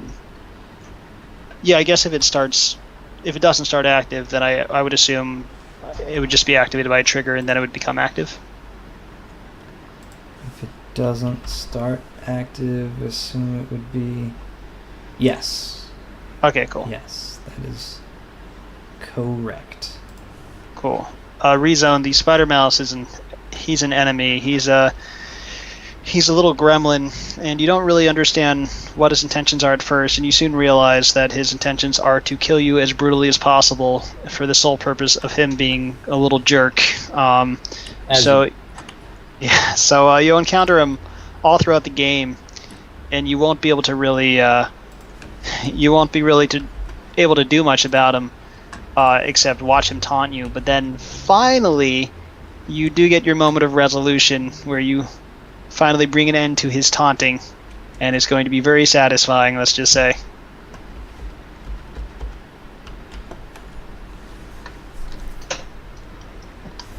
Okay. Whoops. Semicolon goes after every line in this code. Just so you know. Pro tip, guys. For C Pro tip. Pro tip for C#. Put a semicolon at the end. Dude, I would never have guessed that. A lot of people forget, like me.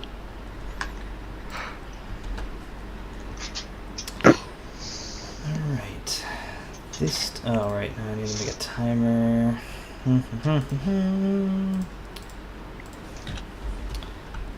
Copying functionality is fun. Let's see how this looks. Okay. With lights. What kind of lights do you have in there, Joe? Just so I can kind of, like, fake see them in my... The hell are you talking about? Do you have lights?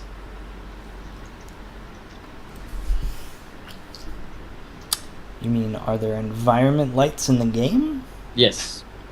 Yeah. Okay, what kind of lights do you have? All kinds. All kinds of lights. By default, there is just a directional light, which is effectively sunlight. It's just a global light. But when Chris goes through, he puts in different lights for different things. Ah, cool. And Rezon, just to answer your question, the spider mouse is kind of like the fairy from Zelda, except Way less unlike annoying. the fairy. Yeah, way less annoying and somehow less helpful, believe it or not. Yeah, that's big talk. Big time. I don't know, Navi was pretty... I liked Navi! You would. She was the She's fucking like the worst. Jar Jar of fairies. Why you gotta be hating on Navi? Hey, listen. Hey. She kind of sounds... Oh my god, I just realized that I totally... my angel voice is totally Navi. Yup. Yeah. Way to go. Hello? King Tarut said strobe lights and disco balls. Fuck, I should have said that. I wish that chat wasn't so delayed. That stream rather wasn't so delayed, so that people could create smart ass answers for me. So when AJ goes, "What kind of lights you got?" You know, the usual disco balls, little strobe action. How about you go fuck yourself, buddy?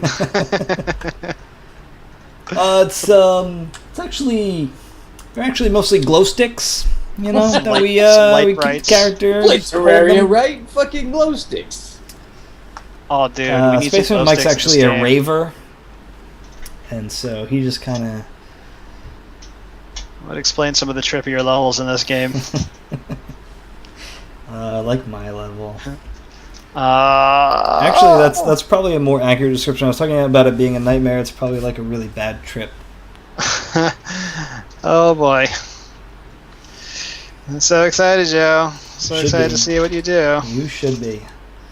Like, that is the one thing I don't want to stream because I want it to just be such a fucking mindfuck. Oh man. Great. All right, It's going to be bring so it, man. good. I know, you're going to be so excited. I'm so excited. Talking X and listening to techno.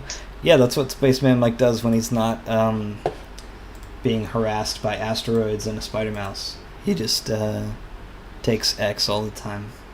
As you do. Okay, so I got my animator. Let's see all the fucking bullshit. Duration offset. Duration offset. Let's go ahead and just do that. I checked in another level, though I don't really want to show anyone because it's needs some loving. But yeah, it's technically, and when I say technically, I mean literally 2:30 a.m. So I might try to get a little in my bed tonight. I could have put that better, I think. I might try to get a little in your bed too. Yep. I could have guessed that was coming. Yeah, you should have. Yeah. Alright, I'm gonna go, but You guys have fun streaming. See you all. Have a good one. Goodbye. Later. Bye. Alright, buddy. So take out if beam mode.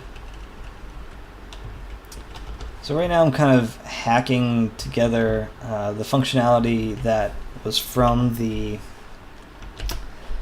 turret and tossing it, kind of more like shoving it right into the spider mouse. As you did. Forcefully. Yeah. Yeah, rezone. Navi was the worst. Totally with you. What's your opinion on the curly brackets placement? I see you are having curly brackets the wrong way. I guess, did you just answer your own question with what your opinion is on curly brackets? if I have them the wrong way? So honestly, I'm not like super one way or the other. And in fact, for a while, like by default, mono develop and Unity will create scripts with curly brackets, quote unquote, the right way. Of course they will. But Holmesy, I think that you need a little perspective on what is the wrong way. In that, I mean, I don't know what your background is, but based on you just saying the wrong way and the way that I have seen the vast majority of professional coders do it, I'm guessing that I'm gonna say that you're probably wrong. Ooh. You're probably doing it the wrong way. Stew on it a bit. Yeah. And to explain partly why I do it this way is that this, I assume, is the right way that you're talking about. And the issue there is, I think I fucking just fucked that up. Or did I? The issue with that is that it makes your code more condensed, which you may think, hey, I have less lines in my code, therefore it's better. Which is only the case in efficiency and not for white space. White space is actually very useful. And so if you have this line right here and it is directly followed by this line and you have nested if statements that are a single line below each other, it's condensed in a way that makes it actually harder to read. And so when we do this and we make it a little bit more, kind of spread it out a little bit, it's actually easier than to really get a good idea of where your nested if statements are, and basically any kind of bracketed statement. Having the opening bracket be its own line makes it kind of expands your white space out a little bit and makes it a little bit easier to read. White space is a very good thing. I think you should do some more thinking on that. What game genres do you guys like to play the most?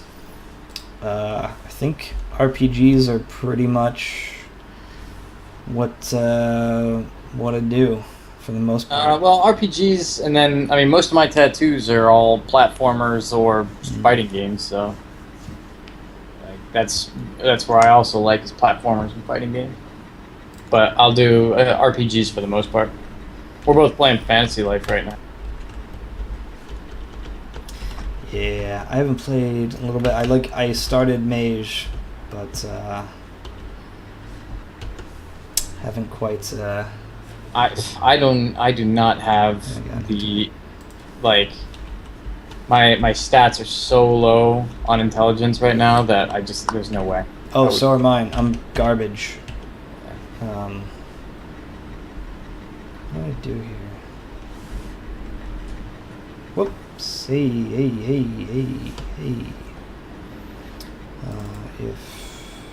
How much time do you play games compared to how much time do you work? Wow. That varies quite a bit from. Yeah, that's I mean, that's the question. It kind of depends on what we're doing at work. Yeah, that's true.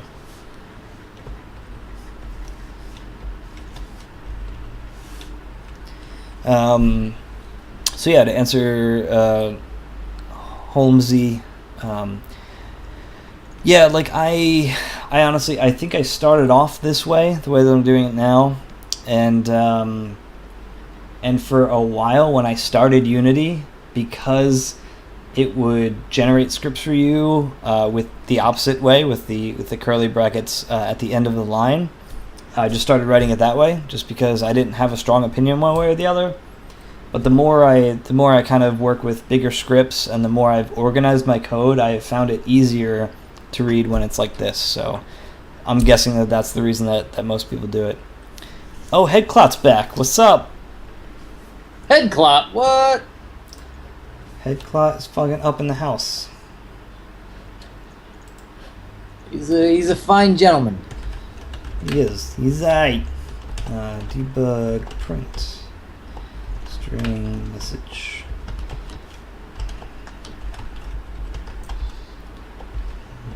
Message. Oh, I don't have the public bool debug print. False. Let's make it fossil. Jesus shit. I'm still not used to this keyboard. Oh yeah. Yeah, I got that ergonomic Johns. I love it. Johns. I love it. It's just laid out differently, and now I honestly want to ask for one at work just so I'm more consistent with it. I got a buddy that does that. He uses an ergonomic, and then he keeps his normal keyboard like just up in case anybody wants to use it. Like in case the boss comes by or somebody or something, you know. Let's see. How do you play? I have not played the Binding of Isaac. I heard that it was kind of like a Meat Boy-esque, really difficult game where you die a lot and it's like permadeath, and I don't have the patience for that at the moment. I think that's free on PSN right now. Is it? I'm not sure. So could you tell me the story behind you guys? Do you work in the gaming industry? How did you learn to code? Man, I'm gonna have to like write a blog post or do a video on it or something like that. It's too long for a fact though if we go through the whole story. The shortest version of the story is that both AJ and I had graduated college and we were not doing anything with our degrees at the moment. So we both decided, hey, let's just start making a game. So I went to school for sound engineering. AJ went to school for like 3D animation and modeling and all that kind of shit. And so neither of us really programmed. Like I had done super basic programming stuff, but nothing serious. And so we both decided to make a game, and like I started to learn most of the programming, and AJ helped out with that. And we just started making a game, and we both got jobs in the game industry before we finished our first game that we were making, which was Hire Me. No, I know the game. Was that 7 years ago now, or 8? 2006 is when we started. 8 years ago. Yeah. Because I was in Japan in 2007. Yep.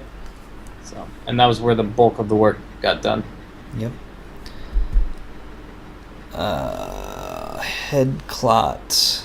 Wait, what game are you talking about? Could you link me to this game? Rezone, okay.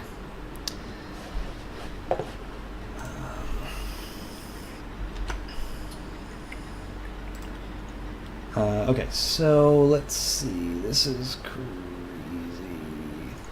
What are your opinions on the new Zelda game? I haven't played it. I don't remember the last time I played a Zelda game. Well, is he talking about A Link Between Worlds or Hyrule Warriors? It's a great question. Because, I mean, I've got strong opinions on both. Yeah. but they're varying opinions.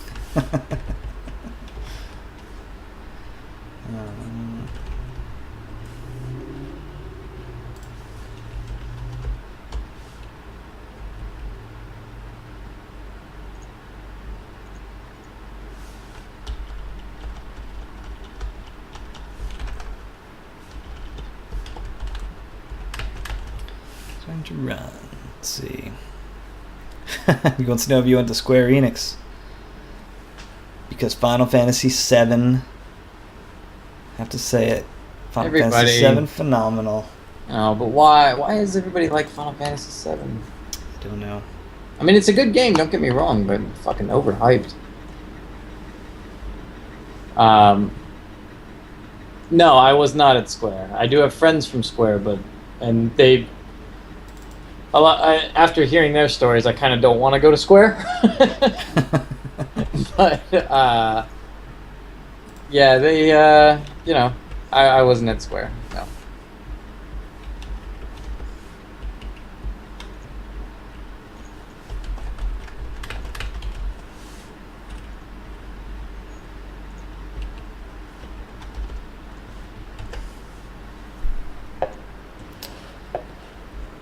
Oh boy. Oh boy. Oh no, he linked you to a Kickstarter, dude. You want to talk about the wrong person to link to a Kickstarter. Oh boy, they won 130 grand. They're in Austria. Let's see. Medieval Combat Sandbox. Yeah, Headcloud's totally cool to link stuff. I was talking about Legend of Zelda Wii U. That actually, my opinion on that is there's not enough shown yet. They've literally shown like one fucking sequence total, and the animation is gorgeous. I'll give you that. But there's nothing about the gameplay, so it's like I can't really have an opinion on it. This is apparently the makers of this game are called Donkey Crew.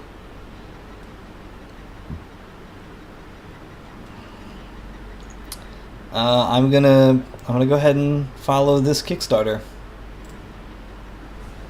That's all I'm gonna say about it. You're gonna what? I'm following it. Oh, no way. You can. I think it's like called starring it. You can star a project, which means like it's kind of like bookmarking it in Kickstarter. So you can kind of do that to kind of like get updates and easily find it again. Is this an indie game? I suppose so. It's got some neat artwork, at least. Yeah. I mean, you don't hold a sword with your hand out open like that, but...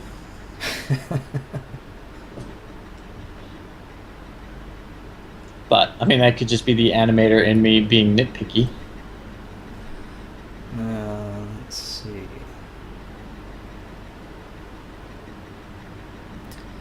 Okay, so what I need to do is... Although it is neat. Like it. I'll follow it. Yeah.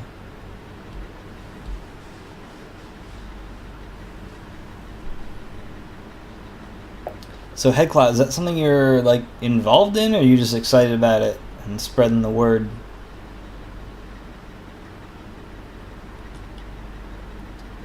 That is in game.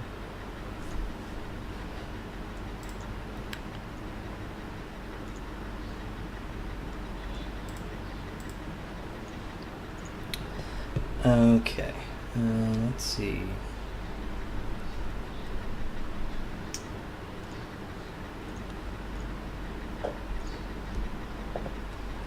Cool. Let's see.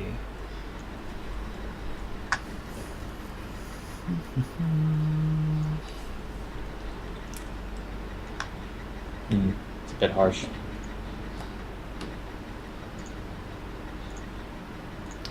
Yes, timer. Okay. This is active. If... Fuck, what am I doing here? If is running? Then transform.translate vector 3. I'm going to move it by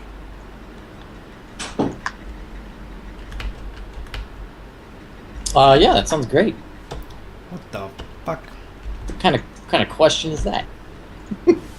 What? No, Mary goes, you want some McGillicuddies? Fuck, I want some McGillicuddies. Yeah, you do. Damn it. Let's see. Holmesy, where do you keep your blog? I'm not sure what you're talking about. You know, There's a Psydra Games blog. But we haven't, or I guess more accurately, there's a Dark Scavenger blog. We haven't written it in quite some time. Is there anything left in there? We'll put it in here. Our French project to be Unless you're gonna okay. Any of early ones be a tower defense game? Yeah.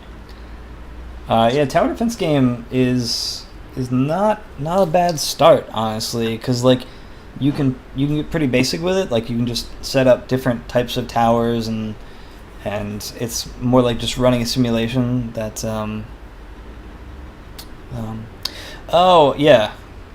So okay, so when I was talking about the blog post about my story, so yeah, there's a couple of options for that. One is that we actually do have a PsydraGames.com, like we have a legit site for that. We don't have a blog on it yet. We might. The other blog I was talking about is a site that I just started for like on my own as a thing, and it's going to be like a development blog for different things, and like so Teleport will certainly be like a part of that. And if you want to, so if you want to try out, like I will be doing blogs on here. I haven't yet, but to link you to what it will eventually be, it is this site right here. And I'm like mostly done. I'm doing some little tweaks to actually a post on game development streaming. So I think that will be an interesting one to check out once I do it. So yeah, definitely check that out. I will let people know when I actually like finish that one blog post, and then I'll be getting into more technical stuff and working with Unity. I'm actually, since doing this streaming, we've had a bunch of ideas for different blog posts to do. I want to do a blog post on Unity and Visual Studio, and also one on the Visual Studio source control that we're using, because a lot of people haven't heard of it, and it's highly useful. I think even less people, I think like a lot of people don't know about it, that it exists at all, and or like how to use it, and so I think it'd be super, super handy to start doing posts on that. You guys tried out. I want to be the Boshi. I know I want to be the guy. Is I want to be the Boshi like a? I guess that's probably like a spoof on I want to be the guy. I don't know. Which I want to be the guy is kind of a spoof on a lot of other like old school platformers and things like that. So that's super meta, if that's what it is. Okay. So I'm gonna go back to Boshi means monk in Japanese. It means monk? Monk, yeah. Huh. So I'm not sure. I'm actually gonna remove this move speed thing. I'm gonna delete it, and I'm gonna add another bool for is running. Or I'll just say running. And so what we can do now is instead of changing these things to check for something being greater than or less than, we're going to just be able to toggle this from true to false. So running is true. That will bring you from idle to run. Running is false will bring you the opposite way. Idle to idle will be idle to death. Idle to death will make it so that you die. Come here. Dead true. And let's see, what is this one? So any states of idle will mean running is false, and any state to run will mean that running is true. And we'll make sure that's 0.9. So yeah, I highly recommend like keeping booleans for stuff instead of doing floats when you can get away with it. So running, so dead is false, and this one, dead is false, dead is false. Great. I think that's all set now. So what I can do is now just set the, so whenever I'm running, I can set animator.setBool ID. Can I do it by name? Yeah, I can do it by name. Running to true. And in the opposite case, I can say animator set bool running to false. Let's see.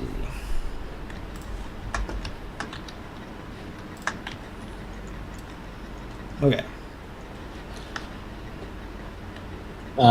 So, Mr. Bro, I tried throwing some lights on it just to see how different it is.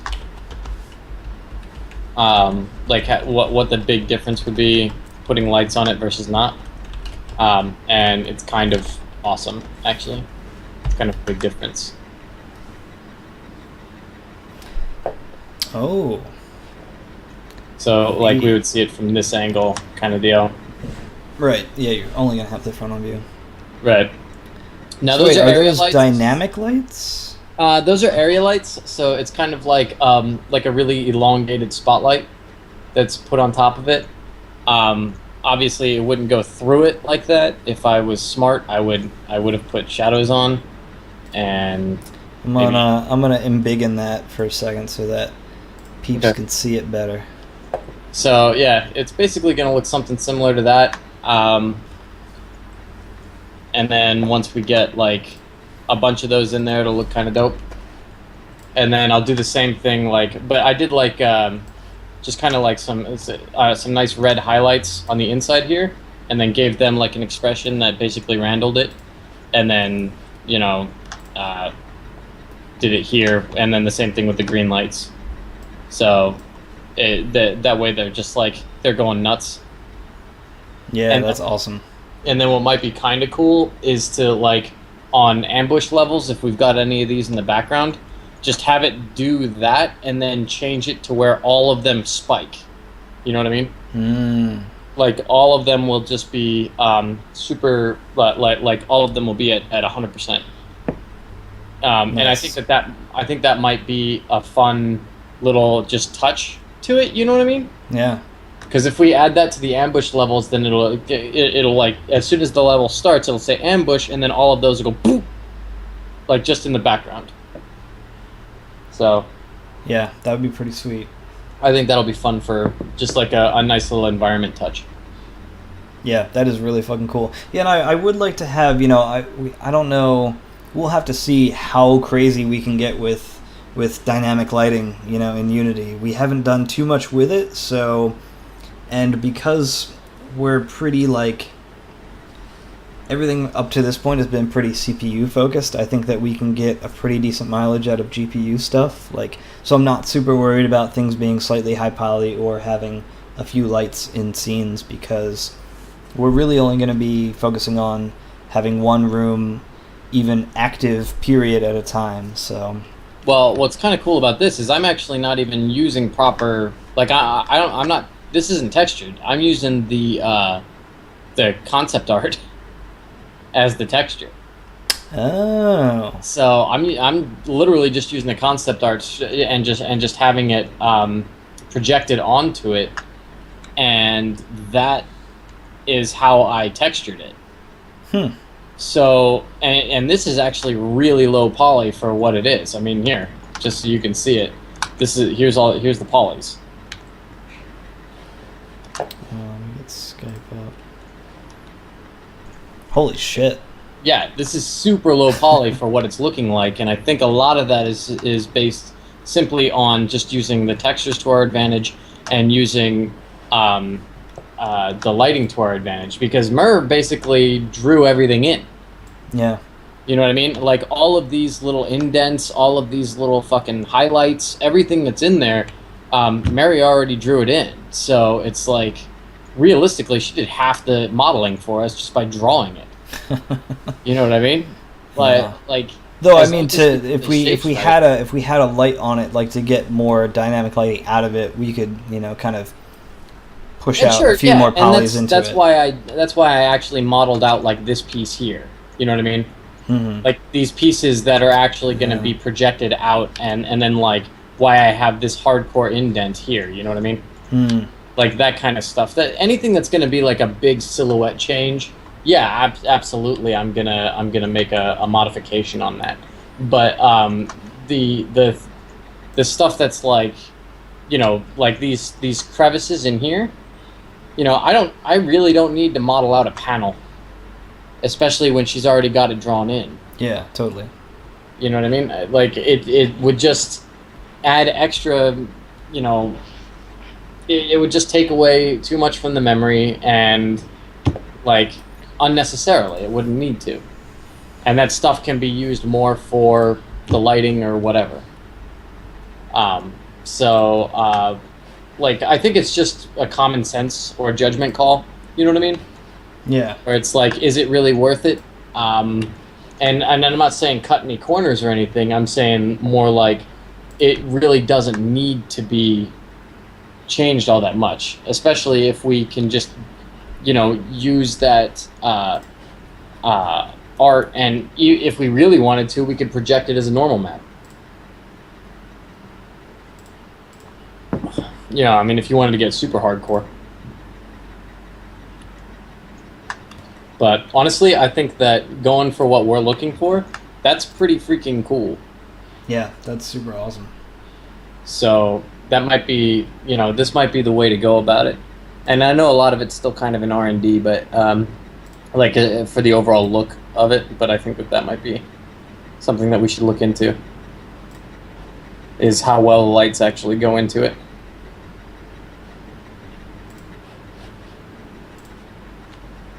But, I mean, whatever. We can talk about this later.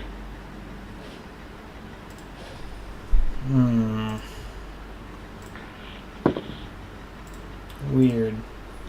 My idol is not looping on this character. It's kind of annoying.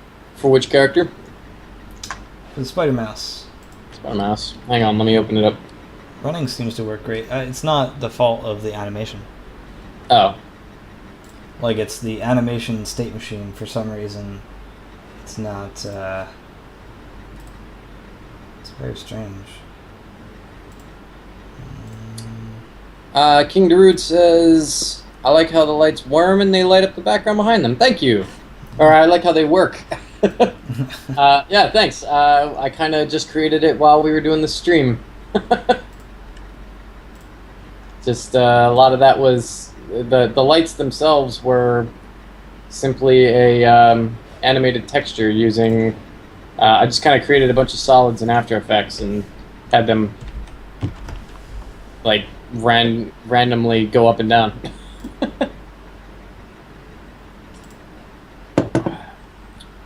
can pull that up right now.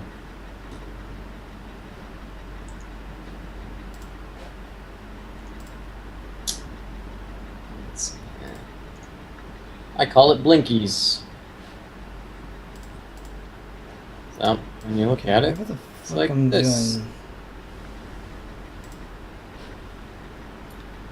I mean, it's true. Which I probably don't need it to be 10 seconds long.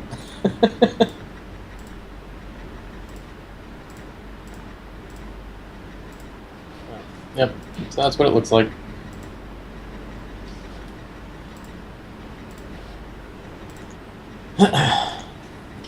and then just project it on there as a texture, and there you go.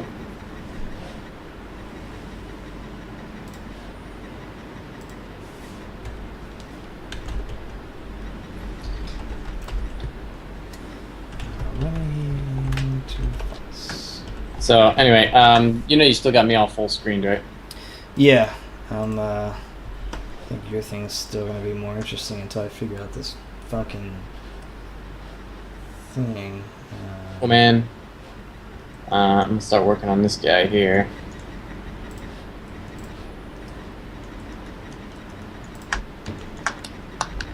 Yeah, this is really weird.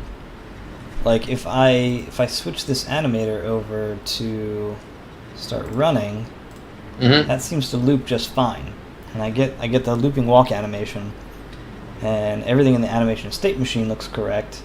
When I unclick running, it plays the idle animation once and then just locks. That sucks. Yeah, it's not really making any sense.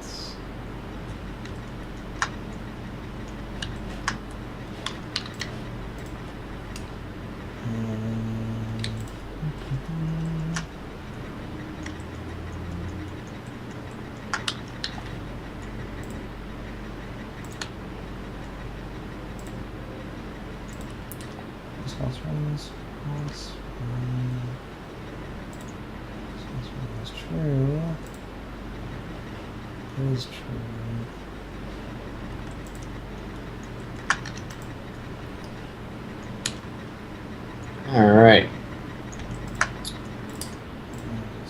False.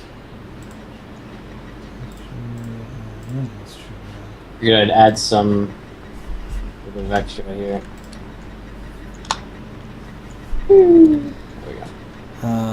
What do you guys do streaming tomorrow? Rezone, I am not sure. We do have a meeting tomorrow usually, so we'll probably be streaming some dev after that, which would be, we have our meeting at 3 p.m. Pacific time, and usually stream some stuff after that, so it is entirely possible. It's 12:31 for you, 12:31 a.m. So yeah, that would be 5 p.m. for you. So yeah, if we're streaming, totally hop in. Hopefully you are following, and We still need to get that follow counter thing. yeah, I know. I looked into the night dev one, and it's like, it's a little janky. What? Like you have to have this like video. You have to have a browser that has this little video window open, and then screen region that, chroma key it so that you can take out the green, transparent the green, and just have that open so it will kind of notify you whenever. And it's like super Weak. super janky. If there is a better, I want to find a better solution. There's another one called Twitch Alerts. There's one called Sub Alerts that seems a little bit better. So we'll figure out something. Sounds weak. Yeah. We'll figure out a decent solution soon enough. See how lazy I feel about animating this. Okay, so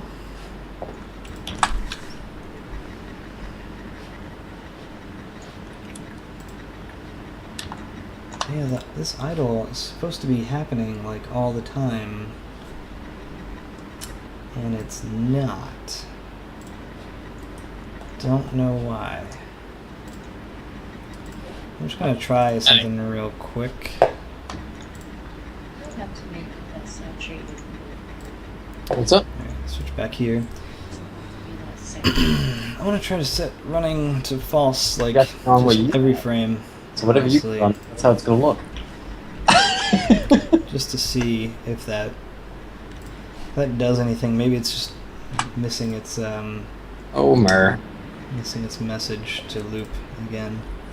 Mary's like, you don't have to make it that saturated, and I'm like, this is what you did. It's like, like, whoa, that texture looks awful. You're like, oh, Dude. it's your concept art. Yeah, exactly. It's like, well, yeah. You're right. It doesn't need to be so saturated. Get on it! Guess you better fix it. Dude, Horse So, Show is back. but speaking of which, Horshoy Horse Show is back, man. Polygon Warriors hype. I don't know what that means. I think he means fucking respect for Polygon people. I don't understand that reference. I don't do polygons. I do code. Yeah, I don't know what polygons are. What are you talking about? What is this? This guy going upstairs. This guy a fucking asshole or something? What is he? What is this guy? Okay. So let's fuck. Let's find our idol. So here's our idol. Let's try and loop time. Maybe that's like a thing. Is that a real thing? Because the run seemed to be fine. I think this is the death. Here's our run. We are at looping time. Was that the only issue? If that was the only issue, I'm going to be mad at myself. That was the only issue. Son of a bitch. What happened? There's like a loop time checkbox in Unity. And you didn't have it checked? Yep. Way to go. Well, so here's the thing. Tell me the thing. Here's the thing about that. Loop time, and maybe it was loop pose or something like that that was the original checkbox. In Unity 3, there was a checkbox that was either called loop time or loop pose. I think it might have been loop pose. And what that did was it removed either the first or the last keyframe, because it assumes that the first and last keyframe are the same, right? And so to smoothly loop it, you actually need to not play that last frame and go immediately back to the first one. What? It makes sense, because like if the two poses are exactly the same, then you basically have an extra frame of animation. Right, so it's going to stop a little bit. Right. So what that loop pose or loop time did is that it would just not play that last frame, so it would kind of condense it down by one frame so that it looped smoothly. It looped perfectly smoothly. And I haven't really been importing Unity animations for a little bit, so I hadn't been doing that. But now apparently what loop time does is it actually allows the animation to loop in on itself perfectly. So Rezone says goodnight. and it just locks. Night Rezone, yeah. Come back tomorrow if we're streaming. Hang out. Do some more deving. Dev the shit out of this. I've devved the shit out of all day. Alright, so Alright, son. Let's see this looks. So I'm gonna try to start this guy active and see what happens. He should. Whoa! Spider Mouse, you are a fucking crazy ass running machine. He just ran right the fuck off the. I didn't see what happened, but I'm waiting for my leg. Just wait for it. It's pretty great. Oh, I'm waiting.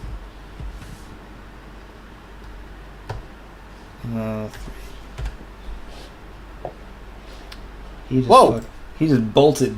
Yeah, he's just. He was like, "Fuck he this, saw I'm you, out." He's like, peace. That run doesn't. Why isn't that run working properly? It works surprisingly well for just having totally gutted the turret code and tossing it into this this spider thing, but I don't know why the animation doesn't seem to update as fast as everything else. Aha. And that makes me sad. Alright, so I just tested it out with another light. It's the fucking... Yeah, it's this, I think. It's looking pretty... I think it's that smoothing time. Fuck that shit. I don't got time for that.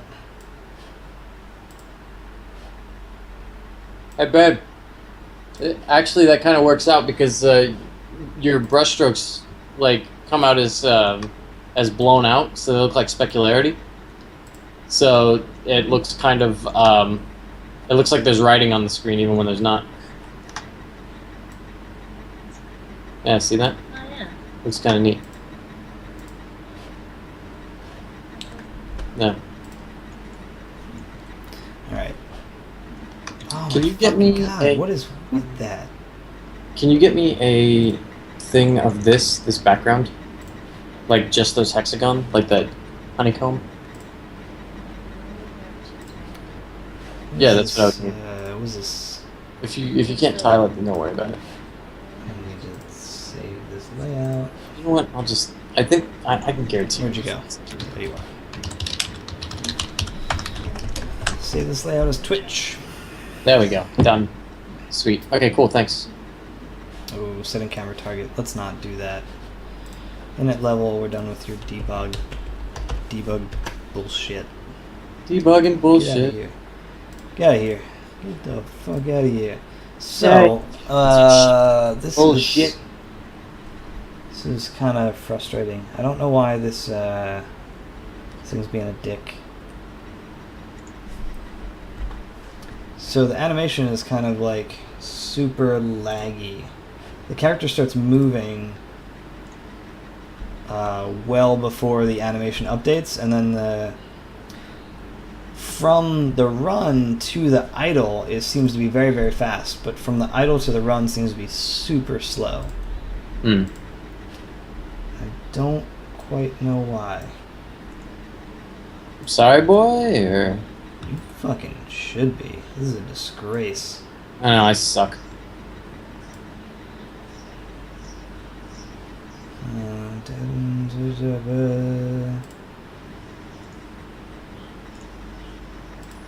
Alright, let's try to do that. Nope, still being a dick. Speaking of being a dick, come on. Yes. Why you gotta be a piece of shit? So if you're not running, that's by the time you go 0. Wait a second, maybe I just fucked something up here.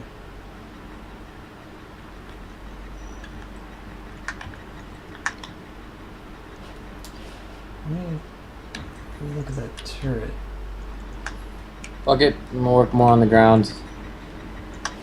Shit's taking forever.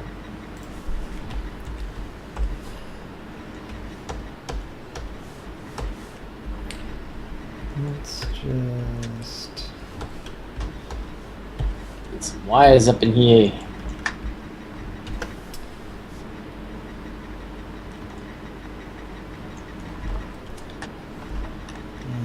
Let's see if we can just kind of get Spider-Mouse to debug print his bullshit, and then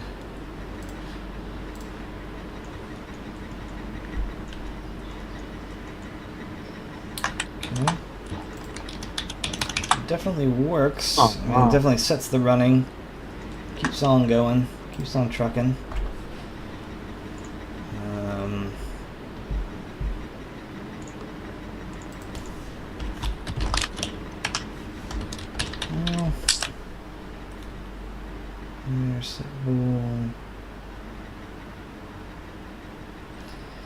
Man, this thing's being a little dick. A little fucking dick. King Darude mentioned how the Spider Mouse has a scorpion tail. He wasn't originally supposed to have one like that. He just had a dope tail, and I thought it looked cool and would look cooler with a scorpion stinger. So I put it on there, because fuck it, it's our game. Let's do what we want.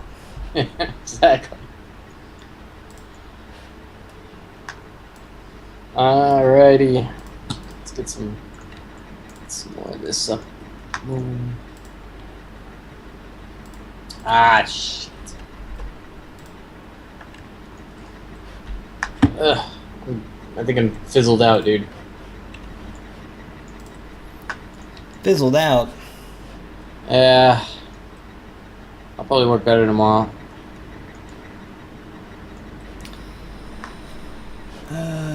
Boy, what the fuck is going on here? No, I suck. Alright.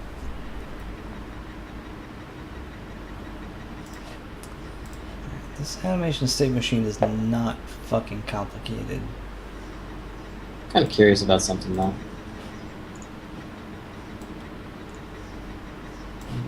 Maybe this is fucking it up. Would you break? I cannot undo. Yeah, do it.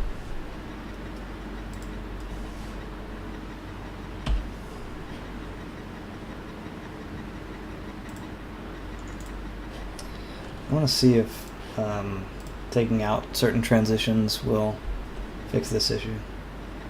No, it just seemed to... What the fuck? So it has to idle first. Alright. Fuck you. Let's see what's going on here.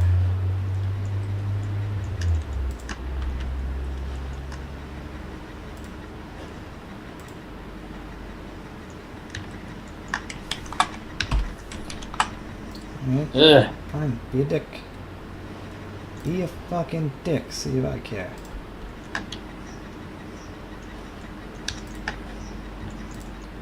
This transition is not working at all.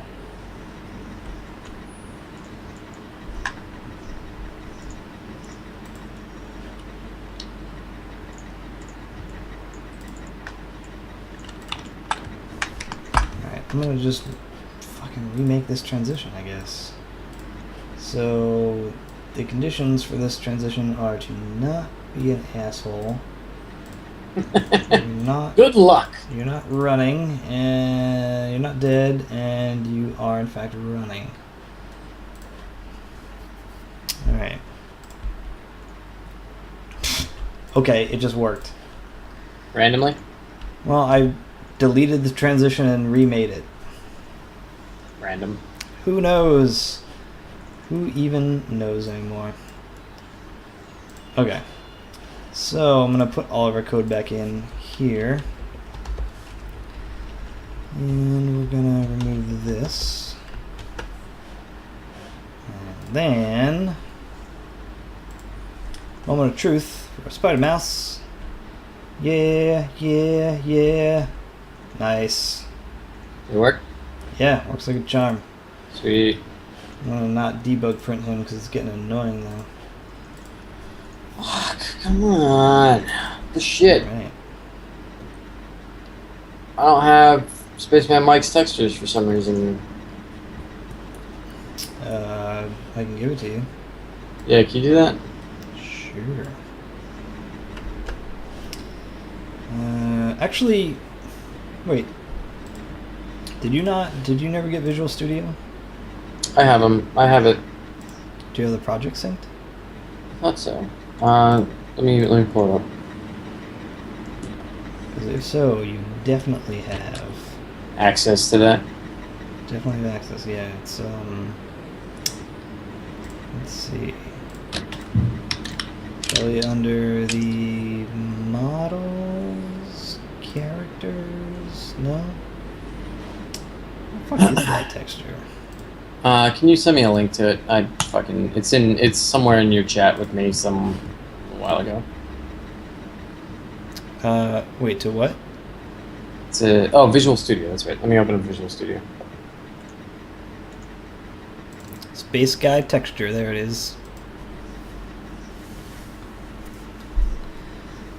Alright, cool. Yeah, thanks for stopping by, King Darude.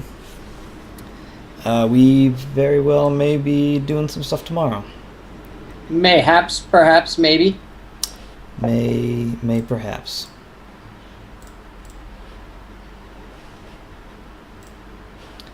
Okay.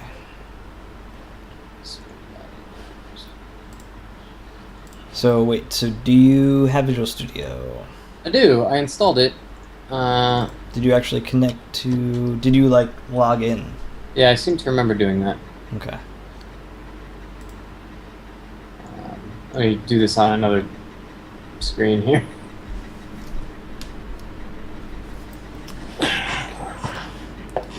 Open from source control, right? Yeah. So, oh yeah, I can fucking see oh, it's on a different monitor. Yeah, I've got it on a Okay, different no monitor. see. I don't know what you if you want me to show everything. It shouldn't really matter. Okay. Like, worst case scenario, we'll give the link to our Visual Studio account, but you don't have access unless I add you to the project, so it doesn't really matter. Right. So what you do is go under Team and connect to Team Foundation server. Right. On the right there, go ahead and select projects. Yeah, click select Team Projects. Team Explorer, No, right here. in the yellow box, select Oh, Team okay. Projects. Yeah. Gotcha. Drop down should have my shit in it. There you go. And on the left, it'll click default, select teleportal, and then connect. Oh, Beautiful. it's relatively painless. Yeah. All the way to the right, that Source Control Explorer is what you want. Sweet. And then you can right-click that thing. So you have to sync it. So right-click the thing and get latest, and it'll download the project for you. Right click from the root. Yep. It'll ask you to map it somewhere. So like, and that's where like the whole project will be on your computer.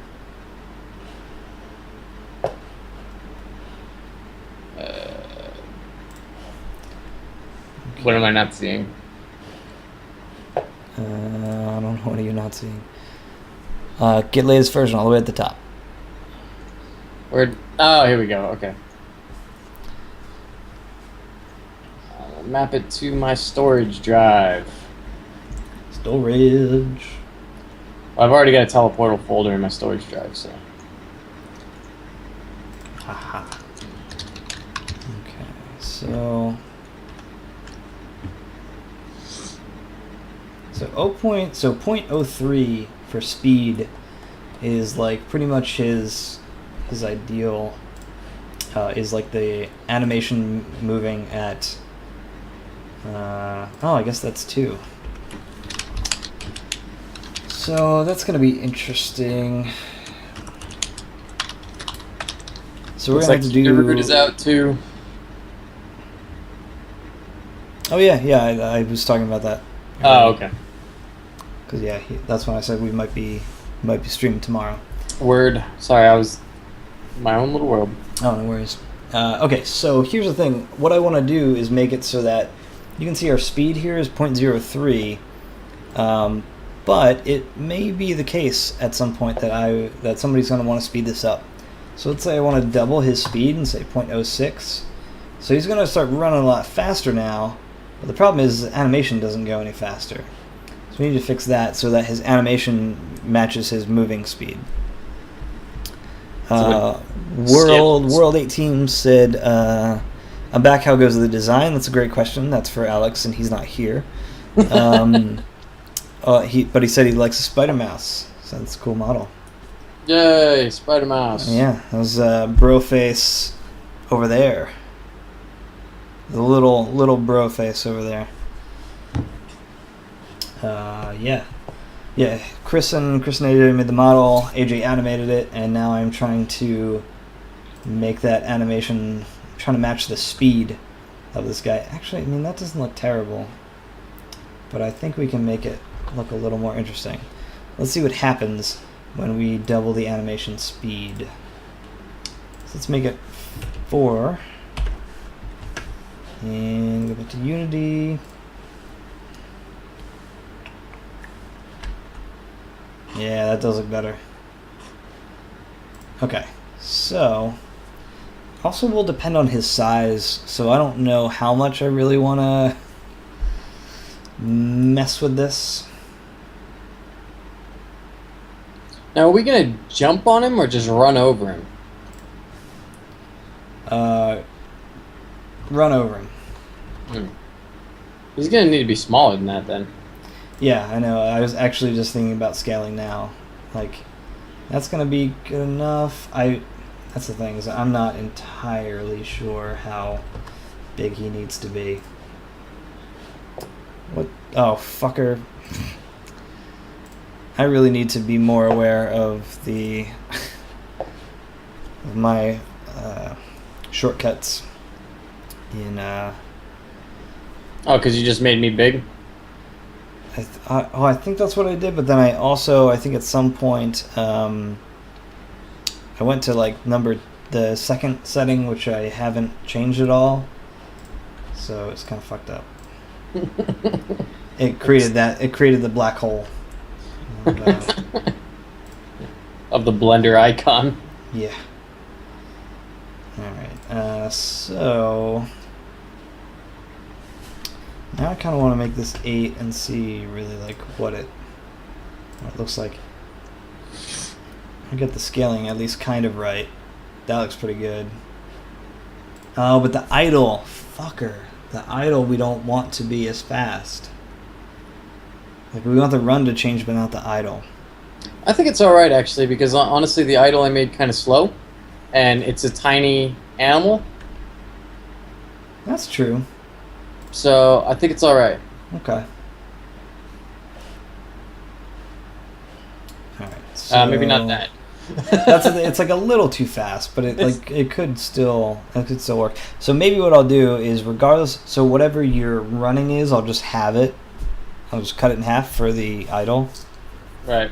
and then it'll be pretty good. So we're never gonna have him like slowly walking. I don't think. I think it's always gonna be kind of skitter and then stop. Right. So let's just save a variable then for our. Let's see, anim speed. Yay, I'm all synced up. Nice. What? Okay, so let's say we make anim speed equal to 8f. Let me change you to anim speed. Then what I can do is go down here when we switch to the, so when we change the current state to running, what we're going to do is change the animator dot speed to anim speed. But then when we go back to idle, what we want to do is set it to whatever half of the animation speed is. That's speed equals anim speed divided by 2. So it's a really like simple way to control the per. And honestly, I don't know. I could also set it in the animation state machine. There's like a speed. I'm not sure if that also controls the. I don't know if that affects the overall animation speed that I give it in script here. But Joe. to make it kind of neat. Joe, that phase is amazing. Yeah, just wait for the level that I designed that's going to have that everywhere. That phase is the reason that I made the little Jack in the Box script. It's going to be pretty fucking goofy. It's kind of amazing. Man, he fucking books it. Okay. So if I make this 0.03, yeah, that definitely looks goofy as shit. Okay, so we're gonna change the anim speed to 4, and if this looks okay, then we're gonna change the animation speed based on the move speed that you give the character. Yeah, that's the one. Okay. Great. So here's the thing. Here's a fun little like math problem. Is that 0.03 speed equals 4 animation speed. And so what I have to do is make the make the equation for that. And now I'm all of a sudden trying to think of the exact way to do that. Let's see. How to math it. How do I math it?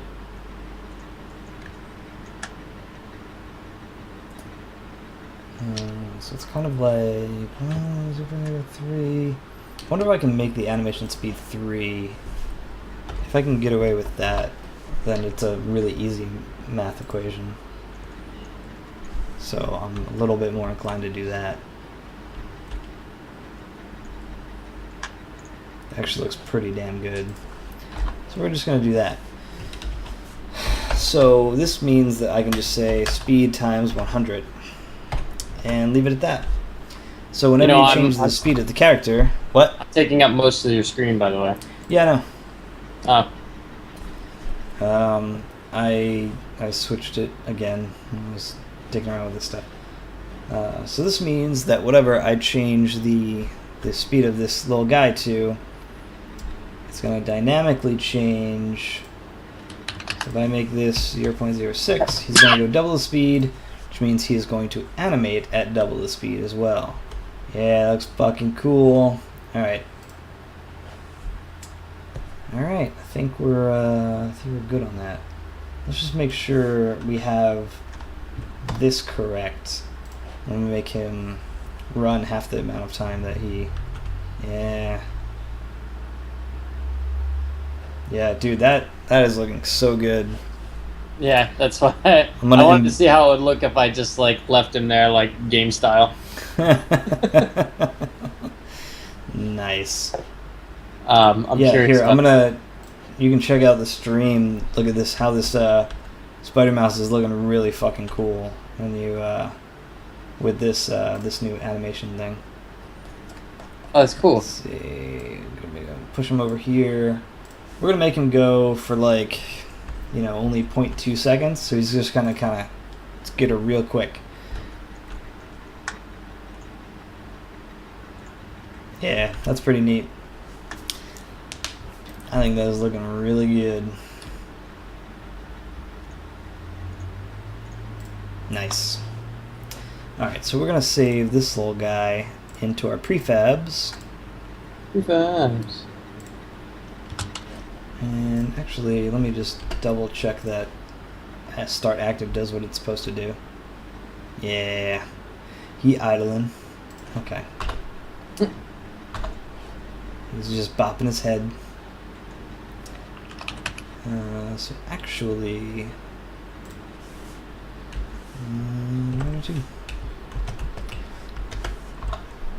let's double check this now.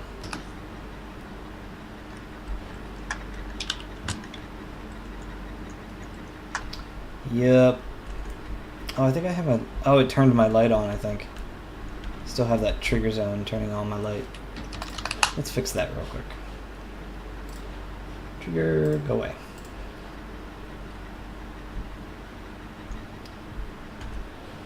Yeah. This would be a great GIF. Both of the characters idling. They're just like bopping their heads. I'm not so sure. I've got kind of like a metronome in my head, so a lot of times my characters have like the same beats.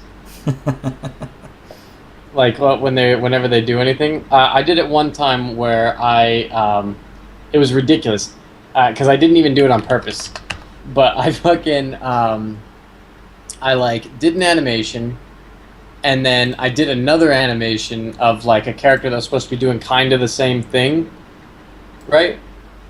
But like because they were so high poly, I had to have them on like I had to do them separately. You know what I mean? So I do it separately, and they both blinked at the exact same frame. And I was like, "Ah, fuck." That was for oh god, what was that for? That was for a Super Bowl commercial. That Ellen Beats, like that Dr. Dre Beats commercial with Ellen in it. and there was like a bunch of bears or something that were all supposed to be up there doing, like they were supposed to be looking at Ellen. And it was funny because all of them like blinked at the same time. I was like, fuck! Because I didn't even notice until I put them all in the same scene. There we go. Throwing some textures on this guy.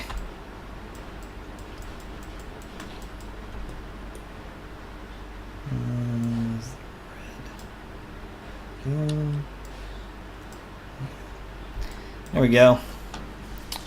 Lego Brick says, "Looking great." Thanks, man. Thanks, man. Yeah, it's going pretty well. Alright, I think I'm gonna have to redo all that shit. Yeah.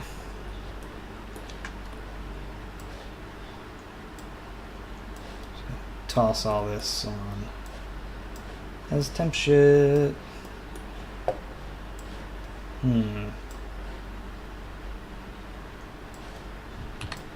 Whoa, that looks trippy.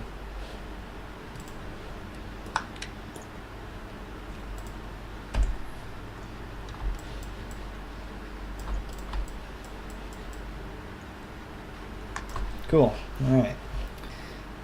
I'm gonna have to get a real texture on him one day, but for now, that'll do.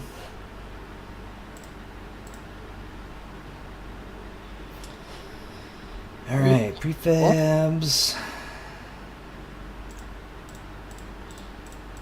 Guess we're gonna need a new fucking folder. What the? Create folder. Characters. Fuck yeah.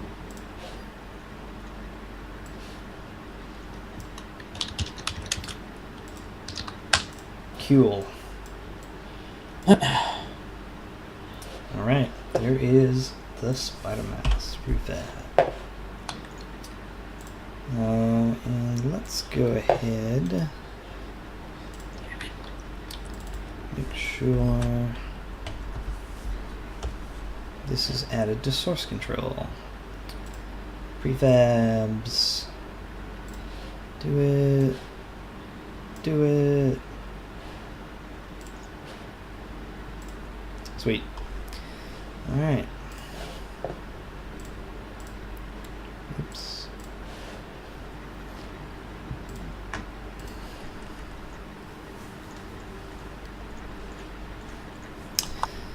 Okay.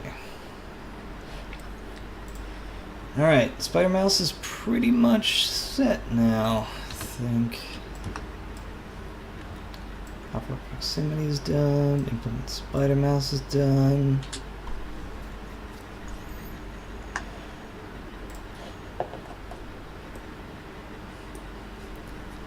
Alright, so yeah, I guess AJ as our completed Spider Mouse seems to have shown us the separate file thing works like a charm. Sweet.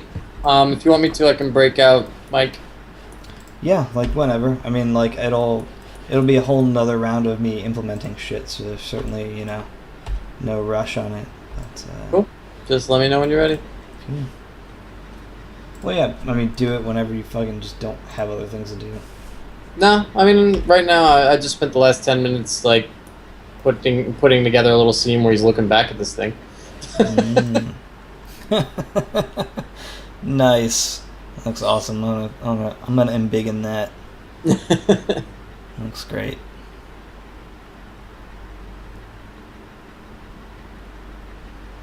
So I don't know. That's basically I didn't, like I said, I'm out of Steam here, so I just wanted to play around with it. Yeah, that's really cool. Yeah, that little control box kind of thing is looking awesome. That lighting is super neat on it. Yeah, I think the lighting is what's adding a lot to it. So because of that, I think that's something that we're gonna have to look into, at least with Unity, because I think a lot of the lighting is gonna have to be Unity centric. So if that's the case, I might have to take a pass in Unity and put in some lightings or some lighting on the assets and the prefabs. Yeah, totally. You know, so if That's why we got you synced up to the project. Yeah. I can't even tell you how many programs I use on this project. Today alone, I've used Photoshop, After Effects, Maya, Motion Builder, fucking Unity. Let's see. Yeah, actually, I had to load up. What was it? Fucking not Audition. Audacity. The other day, because SoundForge wouldn't let me save an Ogvorbis file. It's like, really? It's random. Yeah, I don't understand it. I'm out of steam though. Fantasy Life time. You getting on? Yeah, I think so. I'm gonna see. I'm gonna do. Let's see. What level's your blacksmith? Oh, you're working on Taylor? Oh, that looks awesome. Sweet. Mer's been working on her Taylor. Nice. Alright. Yeah, I think I'm gonna do one editor script real quick, because it's something I've been wanting to do for a bit. Word. I'm gonna save out this file. Q. Platform using clone deaths. Oh shit. Oh, my neck.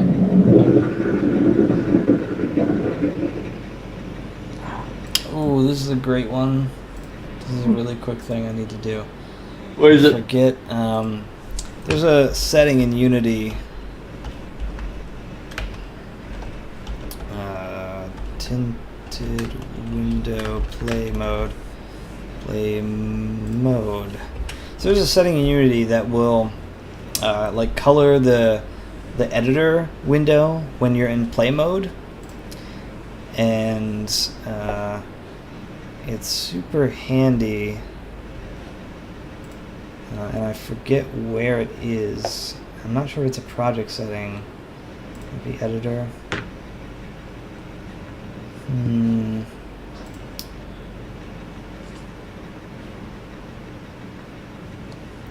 it. Preferences. Preferences. Colors. Play mode tint. There we go. So because it's a Unity preference and not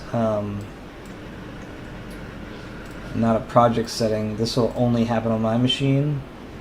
Okay, let's not make it quite that bad.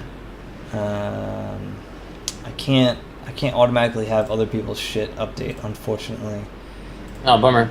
But this is a super handy thing. Yeah.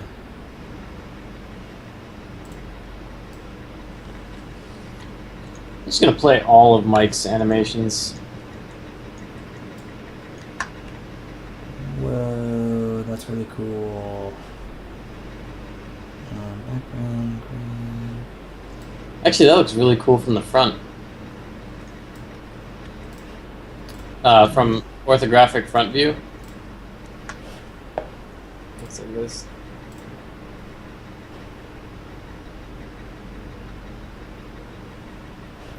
Oh, I'm still on the other thing. Oh, yeah. Well, and I think it's partly because it has a little bit of that floor leading up to it, you know? I think that that's really going to help a lot. It really is. It's going to help a lot with depth.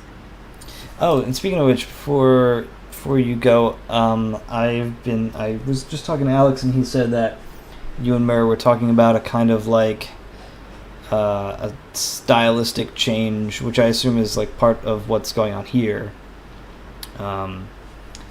But like that, like Chris would have to redo background tiles for the things that he's already done.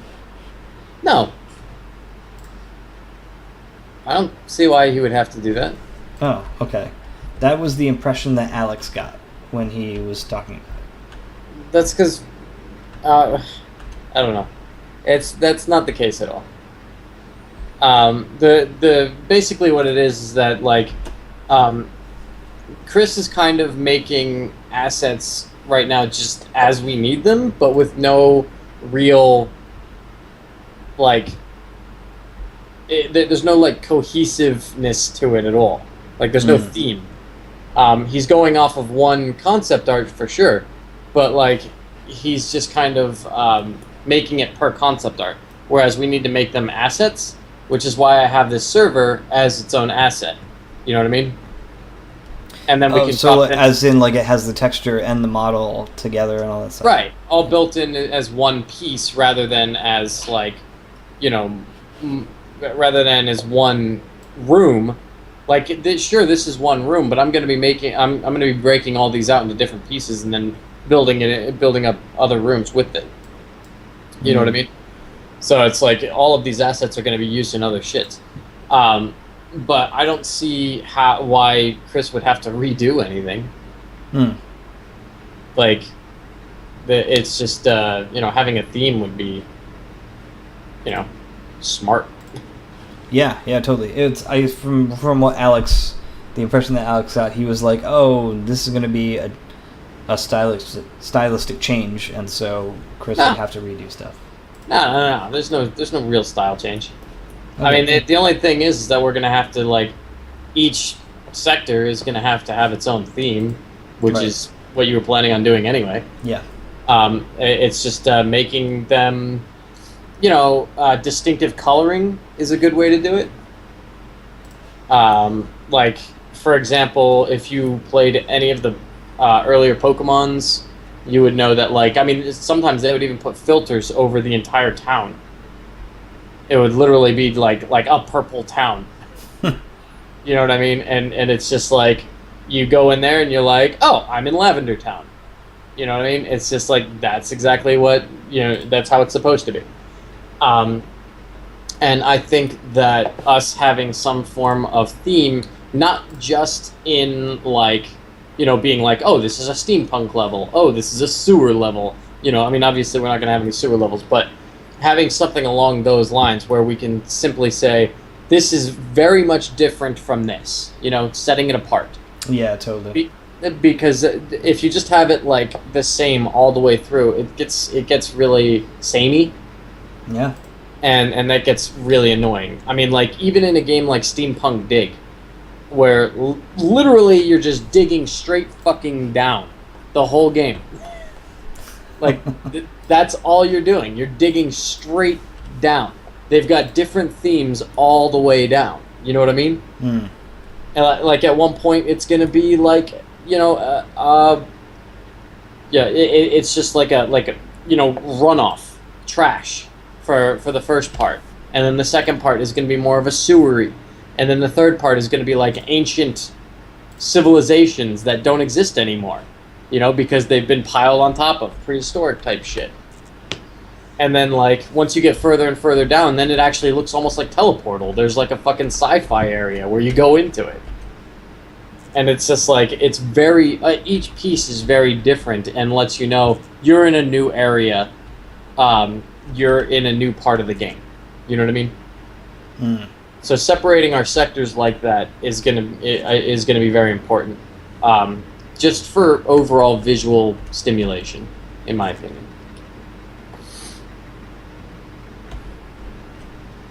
Are you trying to kill him, like, halfway? I'm just killing them all different ways. Uh-huh. His arms keep flying off. That's kind of cool. Ooh! Got one where just his head came off. And then teleported to him. Yep. Oh, that was great. That was, like, totally, like, waist, chopped down, straight down the waist. That was pretty good. Why is his body going with him? Is that a clone? Like for the most part. Oh, there you go. That was great. He got chopped up fucking long ways. I like it. Yeah, it's pretty awesome. Oh, it's perfect. Sweet. So many ways to kill this guy. Oh, yeah, it's great. I want to see a way where he dies because his hair was in it. Yeah, that's certainly possible. Let's see, like, if I...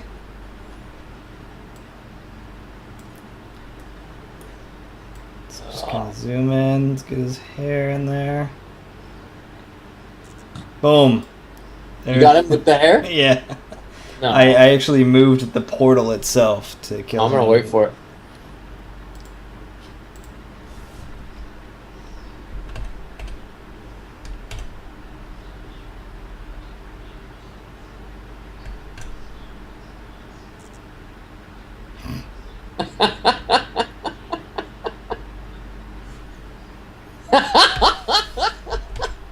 So much effort to kill him by just his hair. Yeah. It's harder than it seems. Oh man. Oh.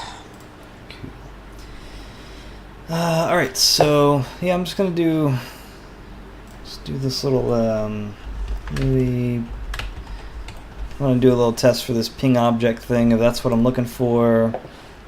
Then we're gonna create a new little editor script, and then that's gonna do it for tonight. Check activated. What am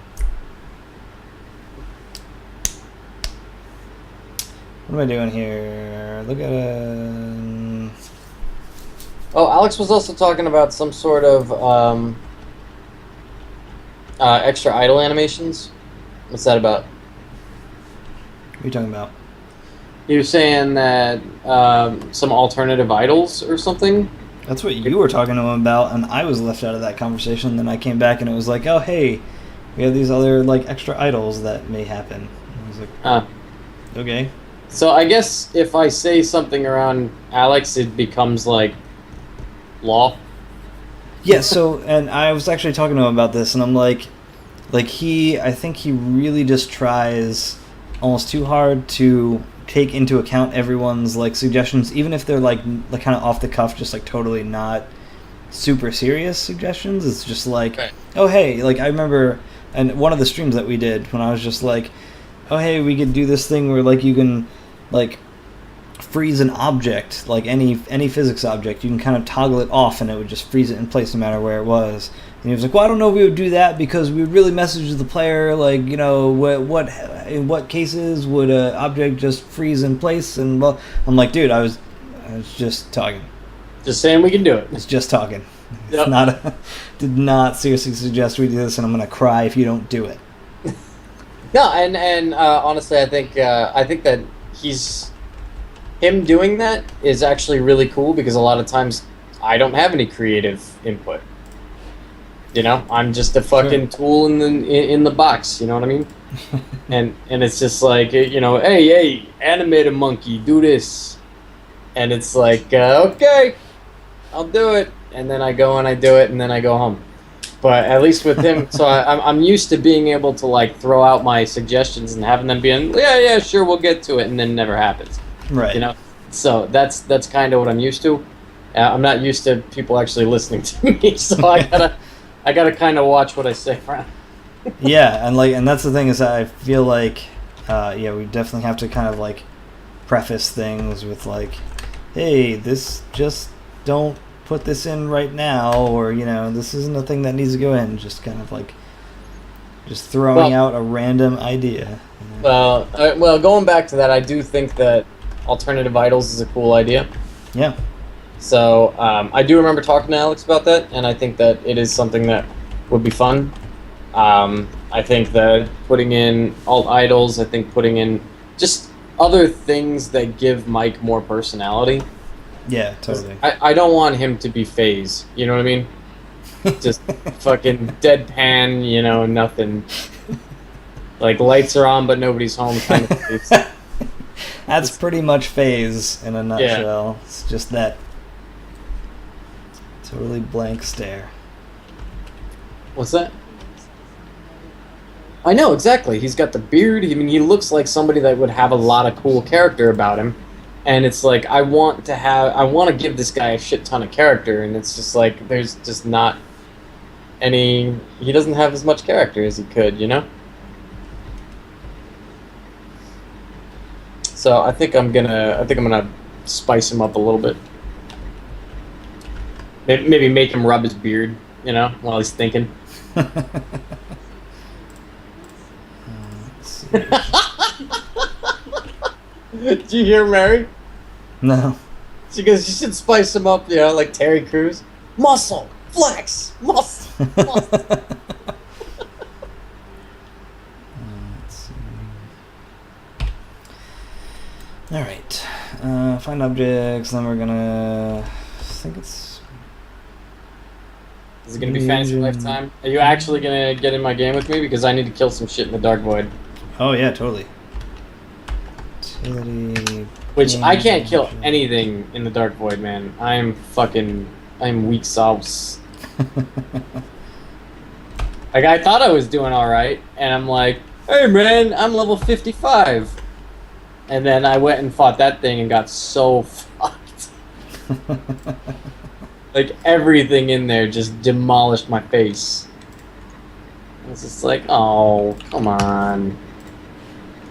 Give me shit. Members cannot be the same as their enclosing type. Oh, look at that, dude. That's fucking great. Check activations. Check activations. Members. Oh, I can't have a fucking thing that's called the same thing. Shit. There you go. In-game, just sitting idle. Do the fucking thing. Are you happy now, Unity? My class is not the same name as my function. There you go, Mary. Okay. Let's see. Wait. Yep, there it is. Sweet. Okay. So nobody else was able to see that, but I'm going to show you. Like, you keep drawing it with perspective, but there's no perspective. So what I'm doing to make up for it is I'm making it slanty. So in the future, when you're give it like a lift for the backgrounds.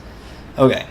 So here's a handy thing that I just found out about because I was curious and talking to Alex about being able to find objects in your hierarchy through a script.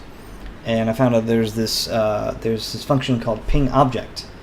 And so, for instance, let's say if we go to an inspector here, and let's say I have a, probably going to need to bring up the project actually, not even just the inspector. Let's say, here we go, I have a spawner, so this is a clone spawner, and if I click on this clone prefab right here, it's going to see how it highlights where I have my actual prefab. So this is my prefab object. So whenever I click on one of these, it gives me a little highlight of the actual object it's referring to because it's a reference to that object. So when I was talking to Alex about this, I'm like, I bet you I could find a way, I could write a script that could do something similar to this, right? And so it happens, just so happens that that totally does exist.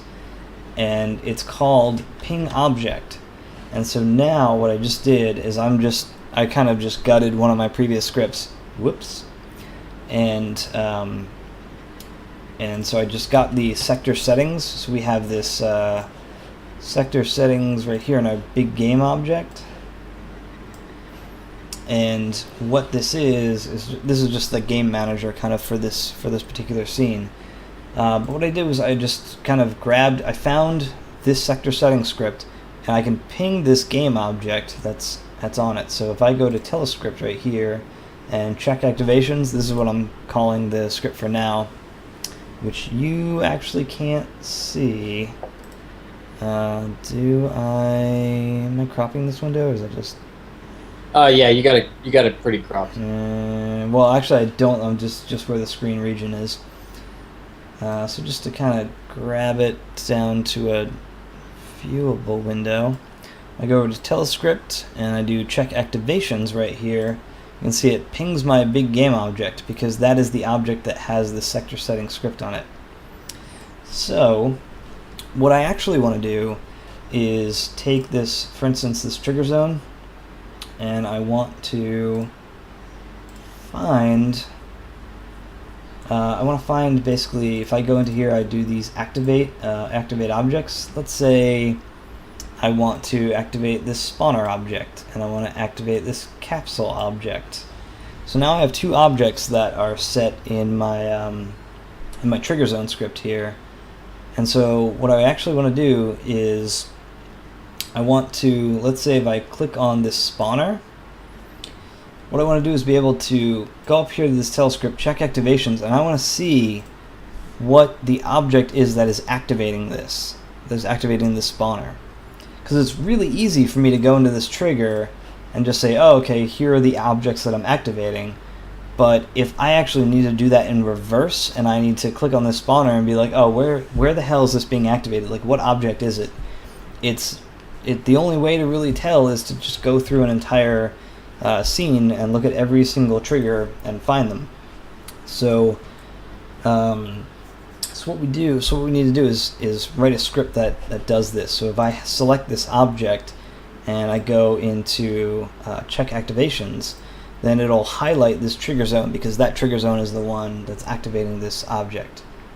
So we're gonna go ahead and do that, and it's gonna be lovely. So the first thing I do is just get my selection, and my selection is let's see, so we need to go to, where are we going? So activated object, and it's going to be a game object equals selection. I'm gonna stop sharing, but I'm still gonna watch and be in. No, okay. Selection dot game objects, and that's an array of game objects because you can have multiple objects selected. So I'm just going to take the very first one.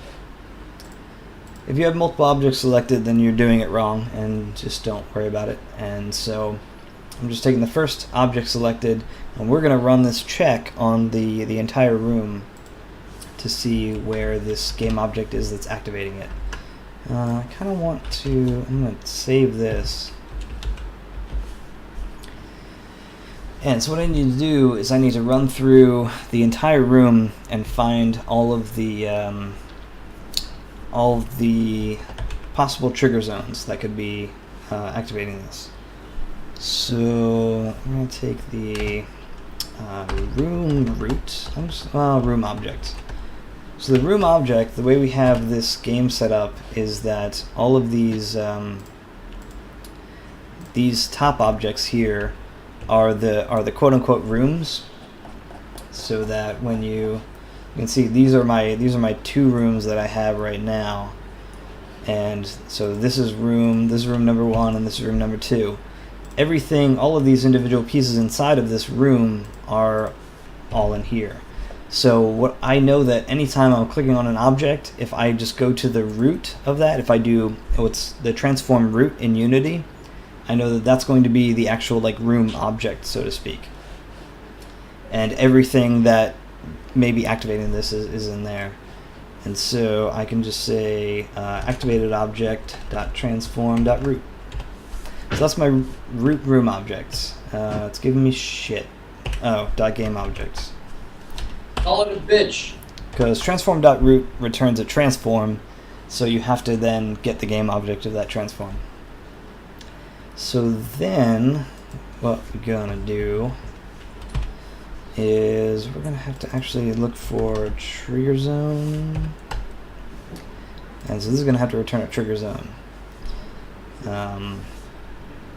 So what we're going to do is check the room object. So let's pass this a game object room, and well, let me double check on this Unity script API. Is it find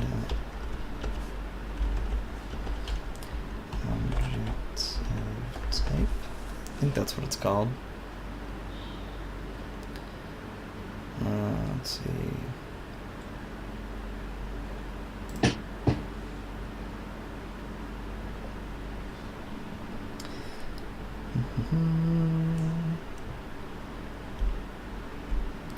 Okay.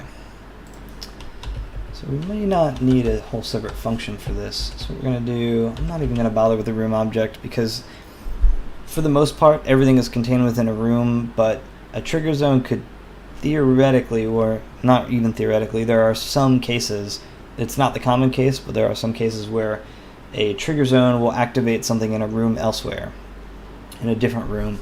So so we're just going to make sure to check everything. And so what we're going to do is take the, so this is going to be an array of trigger zones. All triggers is going to be object.find objects of type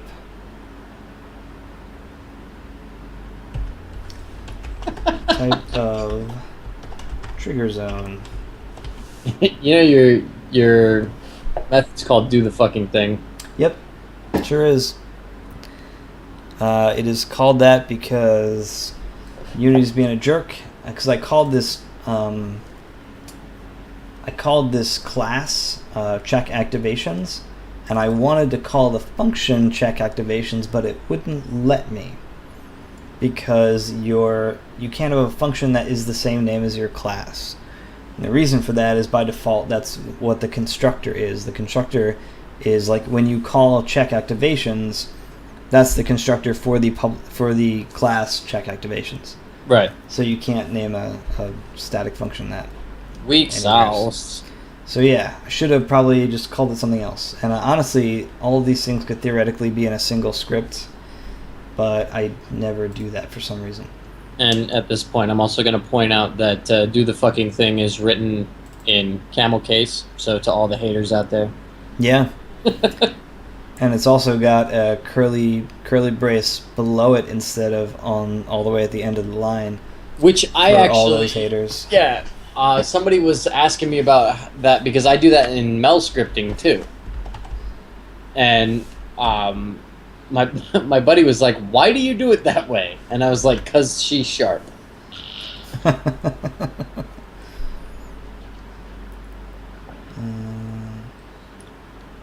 Oh, there. Stop being a dick.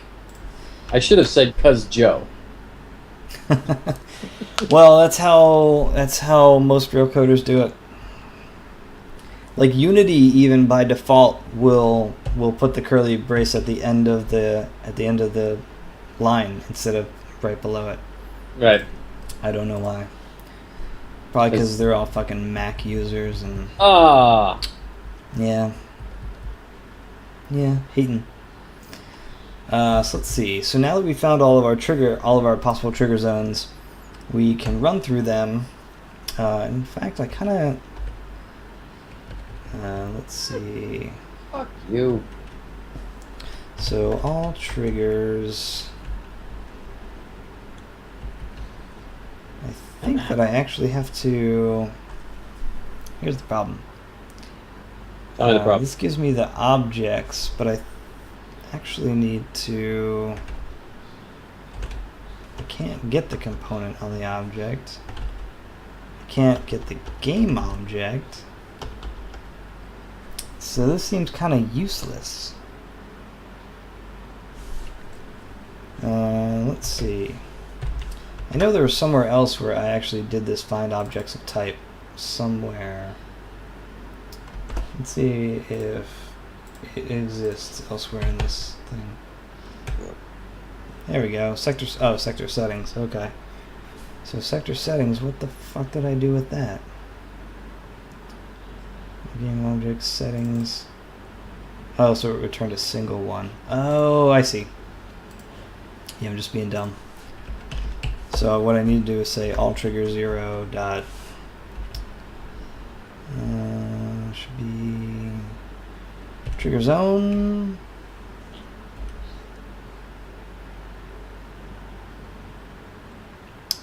You're not really giving me much to work with here.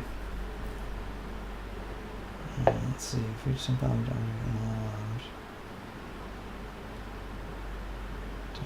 Oh, as sector settings. Okay. That's really annoying. Let's see. Is there a way to downgrade Unity? If you want to. I got 4.6, but the web builder doesn't work because 4.6. Oh, you downloaded a beta version of Unity, which, yeah, doesn't always work out. Yeah, that sucks. I mean, you really just uninstall and reinstall, download 455 again. There's no like super simple way to just like say, hey, go back a version. Like you just have to kind of bite the bullet and uninstall and then reinstall the 4.5.5. Yeah, unfortunately there's not a super easy way to do it. Let's see. As trigger zone, can I do that? Something like that?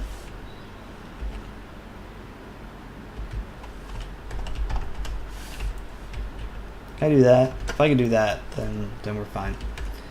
So I can say all triggers 0 dot. Here we go. Here we go.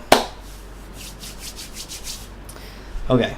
So what I need to do is say for each trigger zone temp trigger in all triggers.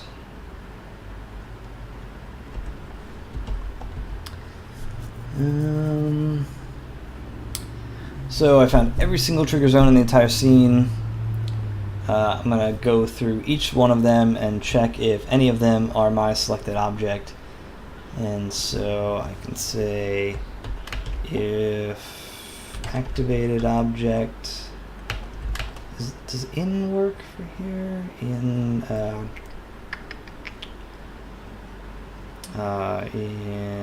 temp trigger dot activate objects. Does that work? No, it's kind of giving. Looks like it's giving me shit right now. Call it a bitch. Only assignment call increment await and new expressions can be used as a statement. You can't use bitch as a statement? No, you can't use bitch as a statement. Damn. I got mesh checks on.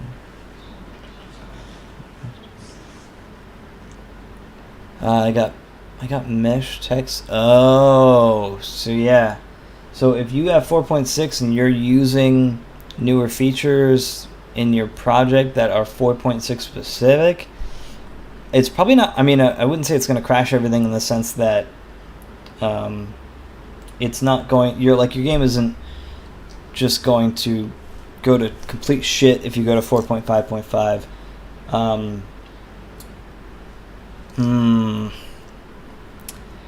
Your scripts are definitely going. Any scripts that use the updated UI system, for instance, are going to give you errors. Like the solution is going to give you errors because it can't compile that because it doesn't know what they are, doesn't know what those classes are.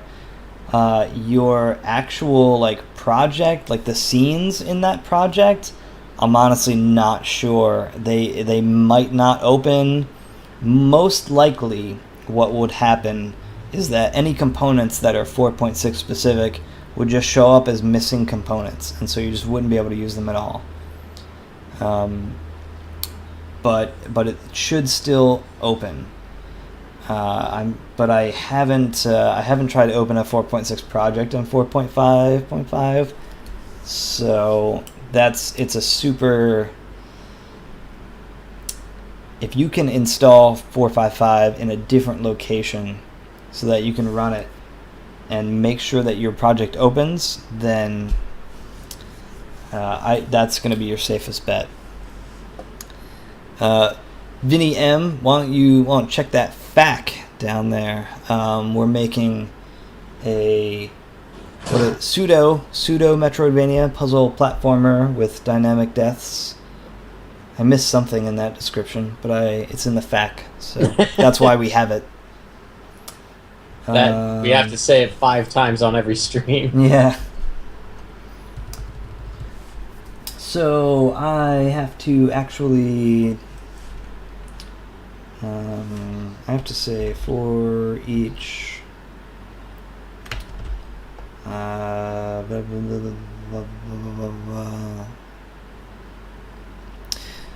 Yeah, honestly, if you're not looking, Mordecus, if you're not looking to release something like really soon, then just wait. Just like stick with 4.6 for now, and wait until it's finished, because it's probably gonna get finished before you finish your game. So like, it's not a huge deal, honestly.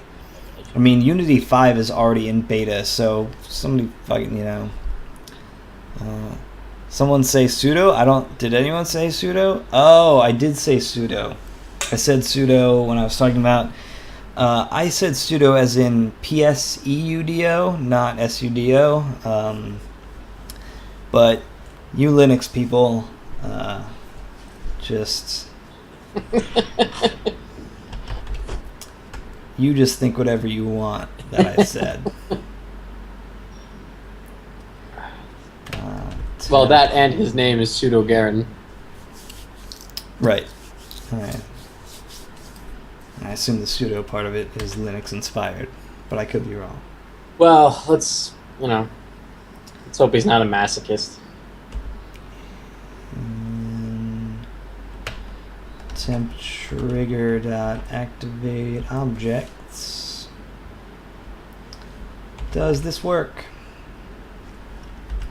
Okay, so we're iterating through each one of the trigger zones.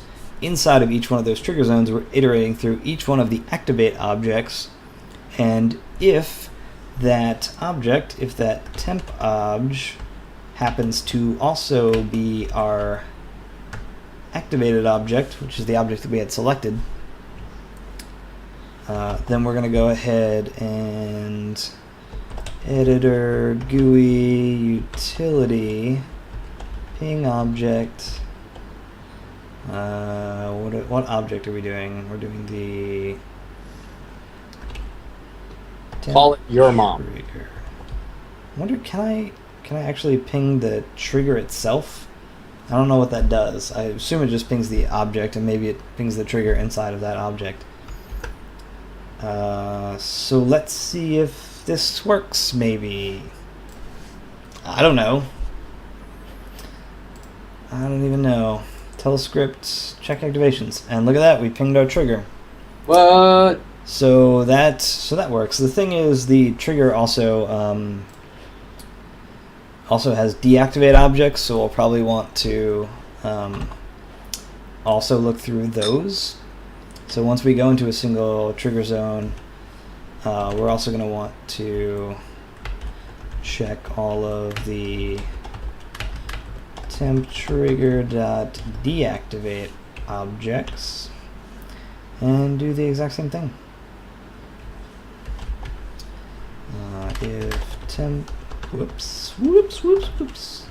Temp So if anyone wants to know how you learned all this stuff, how you learn this, bro? I picked up a book. Yeah, it depends. It depends what exactly. If you're talking about how did I learn the stuff that I'm doing right now, it's because I just read it yesterday on the Unity site. Like that's it. Like I mean, there are a couple of stages to programming, and the first one is to know what you don't know, and the second one is to find out how to find out what you don't know. And the next one's to find out what you don't know, and then the last step is to do what you don't know.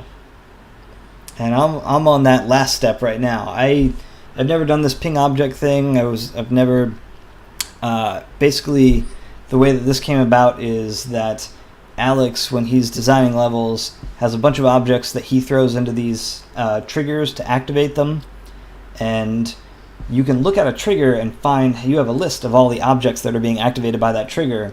But if you go to each one of those objects, you don't necessarily know what trigger's activating them. So you kind of have this like weird reverse thing going on where you have to find the chicken before the egg, or vice versa, depending on which one you think came first.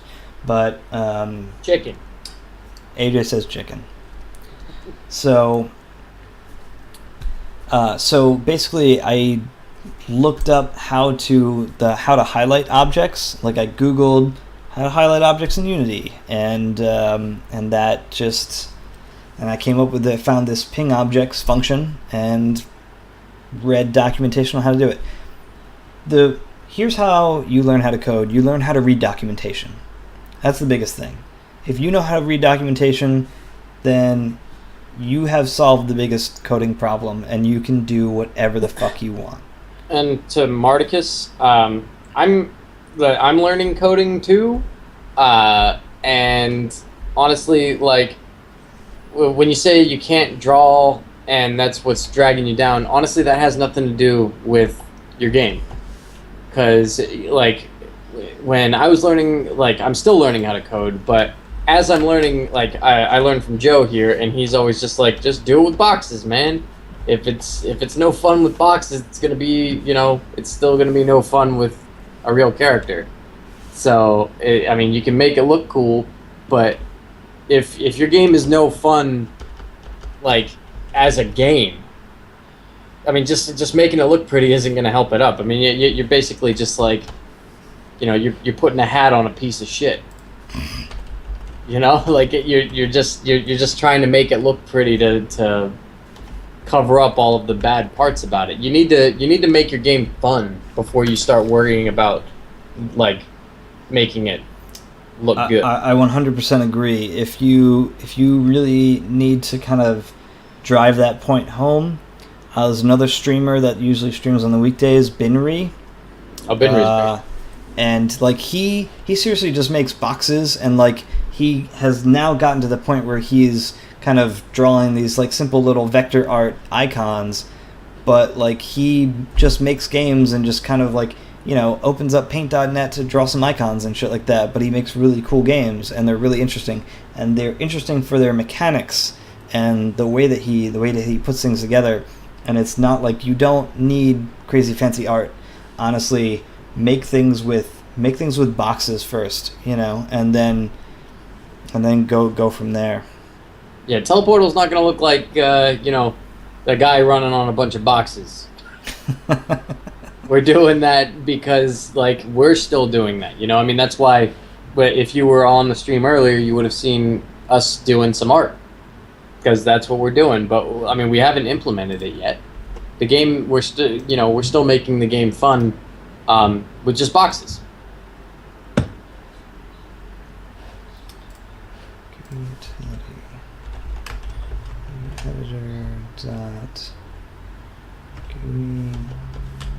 So my suggestion back to no problem, Marticus. My suggestion basically just learn, focus more on your code than on your drawings for now, man. I don't even fucking know. Fuck this. Never mind.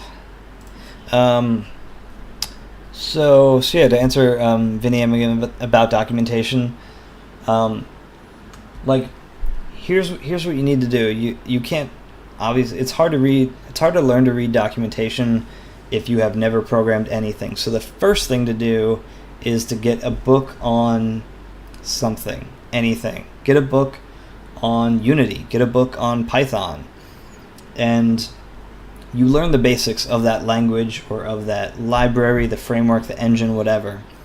I'm gonna once again pimp this shit out. Let's see, let's go to... You're not gonna do fucking, what is it, packed? Yeah, you goddamn right. Get one of these books. This fucking guy. There's plenty on Unity, and that's what most people usually want to learn. So, like, get a book on Unity and learn the basics. Learn the basics of the library. Learn how to move objects. Learn how to create objects. Learn how to like change, learn how to like get the components of objects and change the parameters in them. Do all that kind of stuff. Then, once you've gotten to that point, what you do is you look up the things that you already know. And that sounds weird, right? Like, why would you bother looking it up? Because what you do is you learn how the documentation is laid out for things you already know, and that's how you start learning the things that you don't know. So for instance, and then here I'll link to the Unity manual real quick. So So you go to the manual now and you say, let's say you know what, I'm just going to bring this up real quick.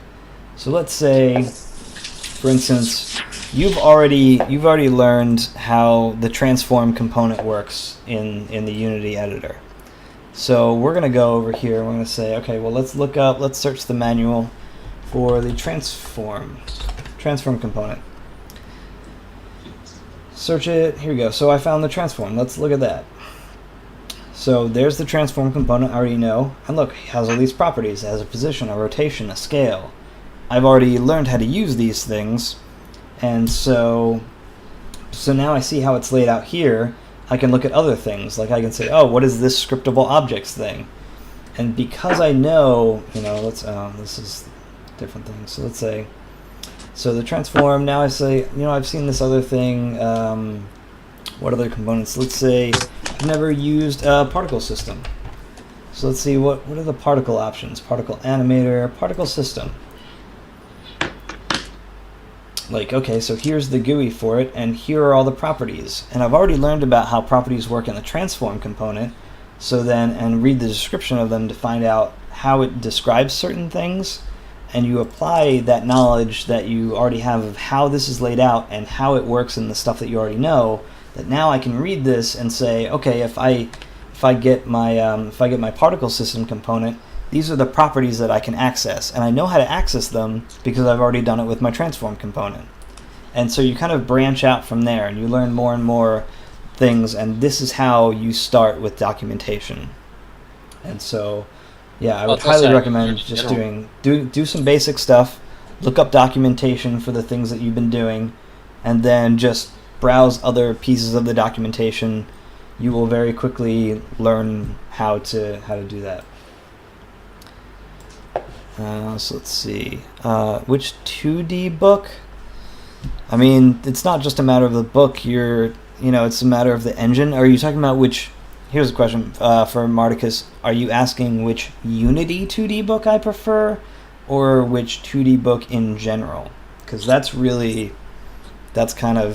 are two very, very different things. Okay, and so let's see. So I want to do this exact same thing. And he says thanks. For no problem.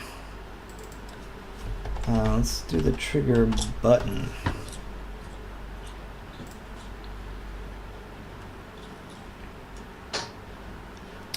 Oh, I see.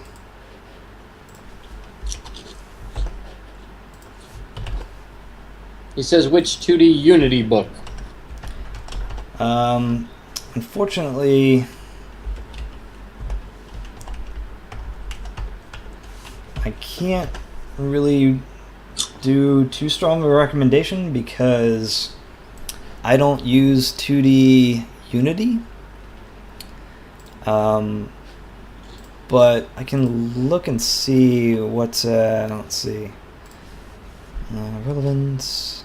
I think for the most part, even people that make 2D games still make them in the 3D Unity. Right, I mean, so you still have to use technically use the 3D editor. Right. Let me see.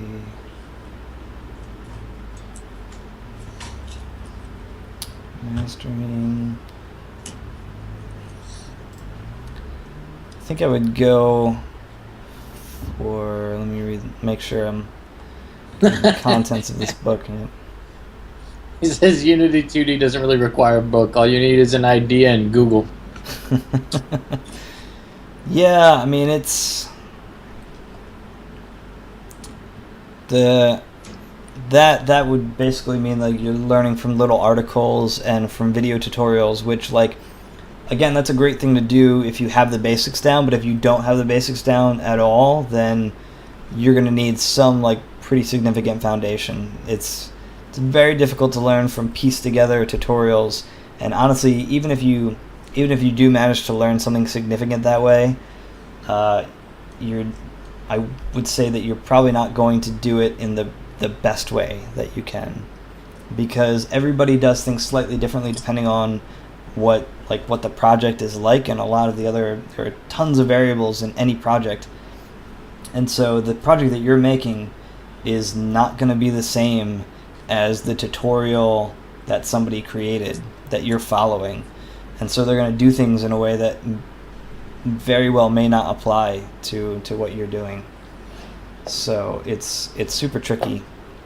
But let me just double check this. So the by example books are good. So I would say if I were to recommend a 2D Unity book, I would go with that one. Anything that's the whole like learn blah blah blah by example, those books are generally like really good because they give you projects to do, and it's not just super abstract like here is how you do this one thing. Okay, let's scrap that and move on. Here's how you do a different thing. Yeah, they really give you like a game. Yeah, I know what you mean. Yeah, and they even specify in the contents, apparently game number 1 is a roguelike, game number 2 is classic arcade, 3 is endless runner, and then 4 is physics fun, which is probably some kind of like Angry Birds type thing. So yeah, you can definitely get some fun stuff with that.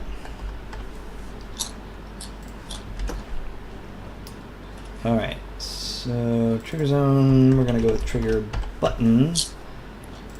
And trigger button. And that should now all work just fine. Is Unity free? It is. There's also programs. Yeah, Unity's free.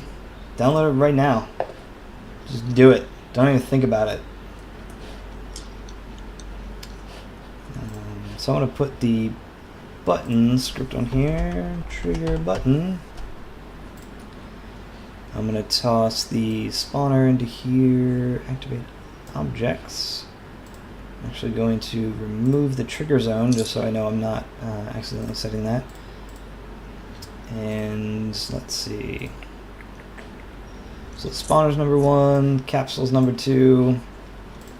So now I can check on this and say tell script check activations. It pings my thick platform 9 because that has the trigger button on it, which has the capsule as one of its objects.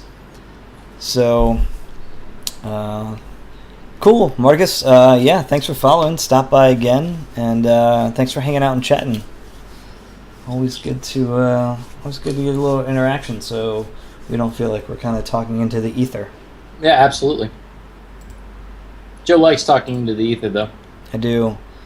If seriously, part of the reason we started streaming is because I just yap my face off to nobody, and so we were like, well, why don't we just make some use of this weird habit that you have and just start streaming this development stuff. He does. I He'll do. just be walking, he'll be like, left, right, left, right. That's because I forget which one's next sometimes. I seriously can't even tell you how many times I have looked like a crazy person because I talk out loud all the time, like when I'm walking down the street. I'm just like, It's alright. I always have to stop and just like, and I'll like notice someone behind me and be like, shit, I look like a crazy person. Because anytime I see other people talking to themselves, I'm like, that person's fucking crazy. I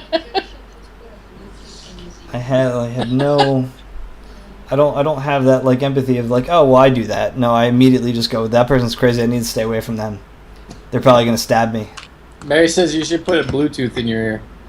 I've seriously thought about just holding my phone up to my ear all the time, like just as I'm walking down the street, just so I can talk to myself. Vinny wants to know if we make games for a living or if it's just a fun thing we do to pass time. It is both for me. Yep. Well, you make films for a living. Yeah, I make the movies. I work some movies, and then I work on video games with Mr. Joe at night. Yep, I work on games all day, and then I come home and I work on games. That's what I do. Sweet. Okay, so yeah, I think that's all set. I may have to add more components to check for this, but I'm checking all of the trigger zones and all the trigger buttons, and you can select any object, and it will ping whatever objects in the scene activate that object, which is super handy. So yeah, that's looking pretty damn good. I'm gonna make sure I'm all set with my source control, and that's kind of it for now. I think I'm good. I'm gonna set this over to. Let's see. Vinny, if you look in the FAQ, you'll see we've got Dark Scavenger. Check the FAQ. Check that FAQ down there. Yep, it's right below us. It's you the see big one, Dark Scavenger on Steam. It's the title that says Dark Scavenger with the image below it that says Dark Scavenger. Yep. Psydra's first release game. It's a point-and-click adventure. It is nothing at all like the game that we're making right now, but it is a silly, super goofy Flash game that is a lot of fun. Fucking hilarious writing. Seriously, the funniest game you'll probably ever play. I'm not just saying that. It really is. Fucking ridiculously hysterical. There's a character called Your Mom. I mean, come on. It's an ally. It's an ally. So the way the battle system works is that you have weapons, items, and allies, and you can choose any one of those to either like fight for you or to complete complete these little tasks that happen in like while you're talking to people. So like this one person, like you'll run into this one person who's like, it's like, oh, you know, I need someone to help me carry some stuff, and so you can send one of your allies off to do it. Or, you know, if you're like falling down a hole, you can kind of like use an item to kind of dig yourself out of it and stuff like that. So so the things that you can do are it's really bizarre. And your mom is one of the allies that you can choose. And the example that example that Alex does a lot is that this one reviewer, I think it was basically like, yeah, once so I was playing Dark Scavenger, and once I sent my mom to shimmy up a flagpole to like grab an item for me, that sold me on the game instantly. You know, like that. In that moment, I knew this was a great game. And it's true.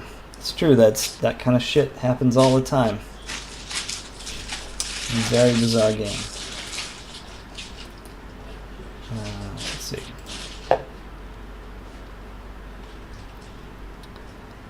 Add concept of CFS. Oh shit! I had a task for that and I did not complete it. Joe, you're taking forever to write that script. What are you talking about? Didn't you say that you were going to write that script and then we were going to get on some Fantasy Life? Yeah, I actually just finished it and I'm still talking. What? You're the best. Yeah, so I finished it. So we're all set with that. Sweet. Let's see. Editor animation set to clamp. Oh yeah. So that's gonna be my next one. There's another editor script that I gotta do for Alex. What? That will happen later. Doesn't need to happen tonight. It's fucking midnight.